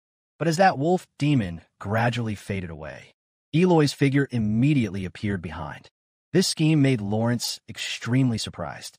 She successfully kidnapped Noah, the person he is holding. That giant pillar of light disappeared instantly due to the loss of Noah. Wizard excitedly shouted, "She did it." Professor Min also happily shouted. The plan was successful. They urgently called her, "Eloy, get out of there quickly, we need to..." But Noah's condition was not at all optimistic. Eloy painfully called out, "Noah." Her voice seemed to crack with worry. "Come on, wake up, Noah." Lawrence quickly appeared behind her. What a pity. Looking at the deep black hole in the middle of Noah's chest, Lawrence happily interrupted. "Sel Grinnell has burned all the magic power in his body. What you see is just an empty shell." Hearing Lawrence sigh and sigh, Eloy became shocked. What a pity. Her hand reached out. Placing her hand against Noah's cheek, she continued tremblingly, "This is really not good." She blamed Noah with all her sincerity. "Clumsy, and a fool who always plays silly jokes. But you're still really important to me." Her tears began to flow down Noah's face. "So please." Eloy pleaded in despair, "Don't die, you fool." It was at that moment that Noah's arm reached out. He touched Eloy's cheek lightly and replied, "Hello." Noah actually woke up and was still able to joke with her. "I wish I had something cool to say right now." Eloy's tension seemed to burst when he said, "But I can't think of anything." But Lawrence didn't let the reunion last long. He immediately activated the energy ball. Lawrence said arrogantly, "Unexpectedly, you should never have woken up." "But it won't change anything," he said with a sneer. A crimson door filled with aura was summoned by Lawrence using the cell Orb Grinnell obtained using Noah. "It's fully charged," Lawrence declared with satisfaction. Standing before him and Eloy, he arrogantly continued, "You are nothing more than a battery to recharge Cell Grinnell." Lawrence screamed frantically, "This is just the beginning." But before he could finish his sentence, he was stopped by the sound of stabbing. Sword was stabbed straight into his back. The mastermind behind this turnaround was none other than Noah's former rival, Aaron. His face was filled with anger and rage towards Lawrence. The Cell Grinnell sphere in Lawrence's hand suddenly stopped activating.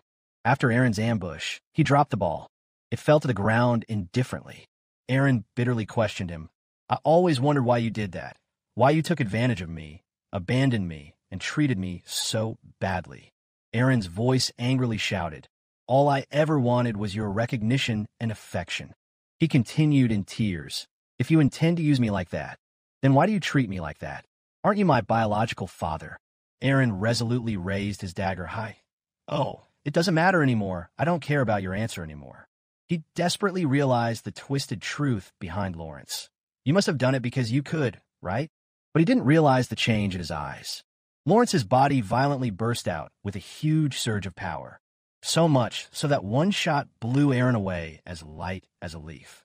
Luckily, thanks to Professor Min setting up a protective barrier, her group was still able to hold out.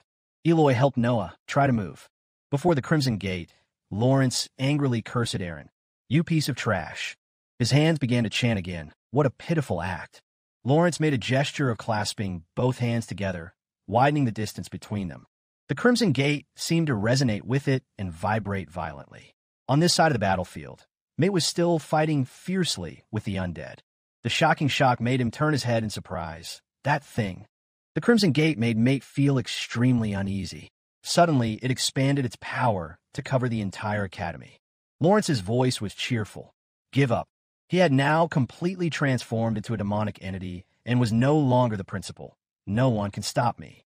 Noah whispered to Eloy, "Eloy, do you remember how I called you crazy?" She snapped, "This is not the time for your weird comments." But Noah wasn't joking at all. He seriously affirmed, "Do that move again." She was shocked and commented, "Are you out of your mind? Let's see if the enemy is the type that can be defeated by hitting the heart." But he still firmly continued, "But right now." Looking at the cold Grinnell cell on the ground, Noah came up with a plan. "We need something more than fire." With his demon form, Lawrence was indeed temporarily invincible. But Noah quickly carried out his plan. He directly recharged the Grinnell cell sphere. Lawrence just smirked. "A fixer will always be a fixer." He commented gleefully, "However, you have already used up all your energy. If you continue to overexert yourself like that, your body will explode." Noah bravely shouted, "Who said I was alone?" Next to him, Eloy held his hand tightly. The two of them were working together to fully charge the Grinnell cell. Professor Min and Wizard shouted in surprise, "That's Cell Grinnell." Cootie watched with great tension. Eloy's voice rang out firmly. "We learned all this because of you, and you don't know anything." Moo was worried and could only silently support her two friends. Eloy sneered at Lawrence. "That's sad." Suddenly, two shadows flashed past Professor Min's face. When she realized it was Cootie and Moo, she panicked and shouted, "You too." Moo's hand firmly placed on Noah's shoulder. Cootie grabbed Eloy's hand. The four of them fought together heroically. The wizard was surprised to find that the flames of rage were slowly subsiding. He wondered excitedly, are the children really controlling the relic? After a while of charging, Noah's spirit became completely different. He domineeringly provoked Lawrence. "Come on." His provocation made him furious. "I will make you." Lawrence's claws exploded with overwhelming power. Lawrence charged forward with a burning rage, regretting his arrogance. Noah thought hastily that he only had enough strength to move forward. Looking at the Cell Grinnell sphere that was shaking in his hand, he determinedly concluded, the power to move forward to a stage never before achieved. The four of them raised the Grinnell cell high in the air. Lawrence still charged forward with all his might. Noah's eyes burned with determination to stand up for justice. "Do you want to come with me?" After he unleashed the power of the Grinnell cell orb, the windswept landscape left Lawrence stunned. He exclaimed in surprise. Where am I? Suddenly Lawrence's eyes lit up. The claws on his hands also completely disappeared when he saw that familiar figure. The person he loves is standing right in front of him. Lawrence turns back into an elf, as usual. His lips trembled. Overwhelmed with emotion, he rushed to the side of his beloved, Renee. Lawrence's hand touched that familiar slender shoulder. Lawrence was moved and whispered, Now I remember everything. His hands clenched in agony. The tears that had been suppressed for so long in his heart were now revealed with relief by Lawrence. I miss you so much, baby. Noah let him pass that moment before giving the command, Close it. The Crimson Gate immediately closed, until it was just a black streak in the sky, and finally completely disappeared. The night sky returned to its original shape.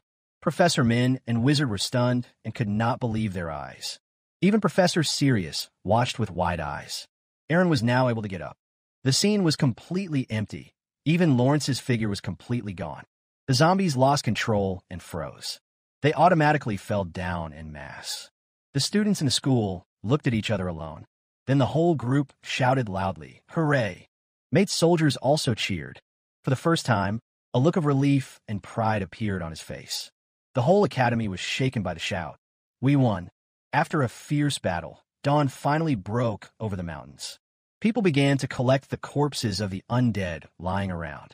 The soldiers each took one hand to move as fast as possible. The wizard's party finally arrived. The girl exclaimed in surprise. What's going on?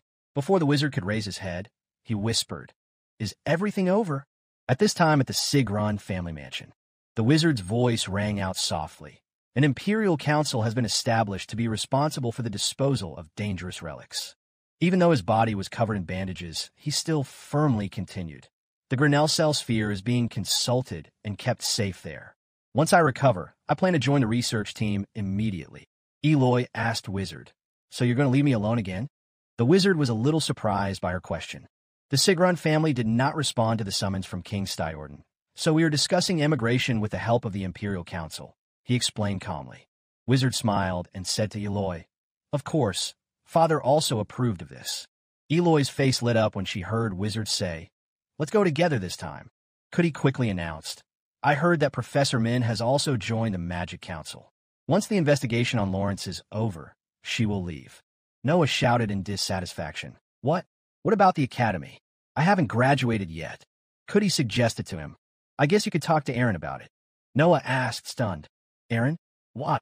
Cootie shrugged briefly and said, Why else? He explained to Noah. He looks like that, but he is Lawrence's only living blood relative. Now he's visiting his grave. Aaron turned around and walked away resolutely. The other children he raised seemed to have all passed away. Noah sighed helplessly and grumbled, Maybe I can't get the degree. I thought I would get the degree for free. He turned to Mumu and asked, What are you going to do? She honestly replied, Huh? Me? Mumu firmly replied, Of course I'm going home. His answer left Noah a little surprised. Mumu realized immediately. What's going on? Noah jokingly teased him. Now that you mention it. He happily told Mumu, You stop stuttering. Cootie also quickly joined in. Yeah, you're right. Because she was too embarrassed, Mumu stuttered again. Why you think that's it? Noah also stopped teasing Mumu. Never mind, you're stuttering again. Eloy appeared with a fierce expression. You guys. She snapped. Why are you still here? Didn't you say you were going home? Cootie calmly explained. Don't worry, we'll leave soon, but we'll leave it for later. Eloy exposed his trick. How long are you going to leisurely depend on me in this house? But Cootie just smiled and said. Eloy got mad. Then forget it. She turned around and walked away angrily. Cootie called out after her. Where are you going? Eloy simply replied. None of your business. But she quickly became serious and said, Let's go. She said to Noah, Follow me. He was surprised and asked, Huh? Me? The two of them went to Eloy's favorite garden behind. She sighed and asked Noah, You guys have been together for the whole semester and you still aren't tired of seeing each other's faces? Suddenly he blushed and exclaimed, Hey, Eloy. Noah whispered to her, Are you tired of my face? Eloy smiled and asked back, What are you talking about? Her tactfulness made Noah blush. If you can't think of anything nice to say, then don't even think about going. Too embarrassed, Noah deliberately joked. Oh right, because I'm very important to you, right? This time it was Eloy's turn to blush. The two of them were so embarrassed that they didn't say anything more for a while. The sky is still peaceful blue. Eloy's mind was reminiscing about the past. From the moment I faced the robot, about what Noah told her, even when they went looking for treasure, then ran away because of being chased. It's time for Magic Ball, and when faced with new enemies. The most recent was Principal Lawrence's event, the time when all four of them joined forces. Eloy smiled and whispered to Noah, "We've been through a lot together." He also happily agreed with her words. "You're right." Memories of Eloy seemed to be running through Noah's mind as well. Even when she hit him, although painful, it is still a rare joy in life. Until Lawrence taught me, when faced with dangerous enemies. Even though he was beaten to a pulp, Noah never gave up. Eloy proved his brilliance by parting the fins for the whole group, even when he was a human cannon to get the treasure. Countless times of life and death. Noah and the gang are always together. When Lawrence used him to charge the Grinnell cell, Noah remembered everything and was unconsciously angry. We've been through so much. How do we survive? I'm glad we're all alive. Especially me, Eloy firmly declared. I never want to lose again. She smiled meaningfully and continued. I mean us. Noah's heart suddenly started to beat again and again. The two of them just sat there next to each other, feeling the affection from each other. Taking the initiative to take Eloy's hand, Noah continued. Me too. The windy sky seemed to silently approve of the couple, because that is the most precious thing the Academy has given us.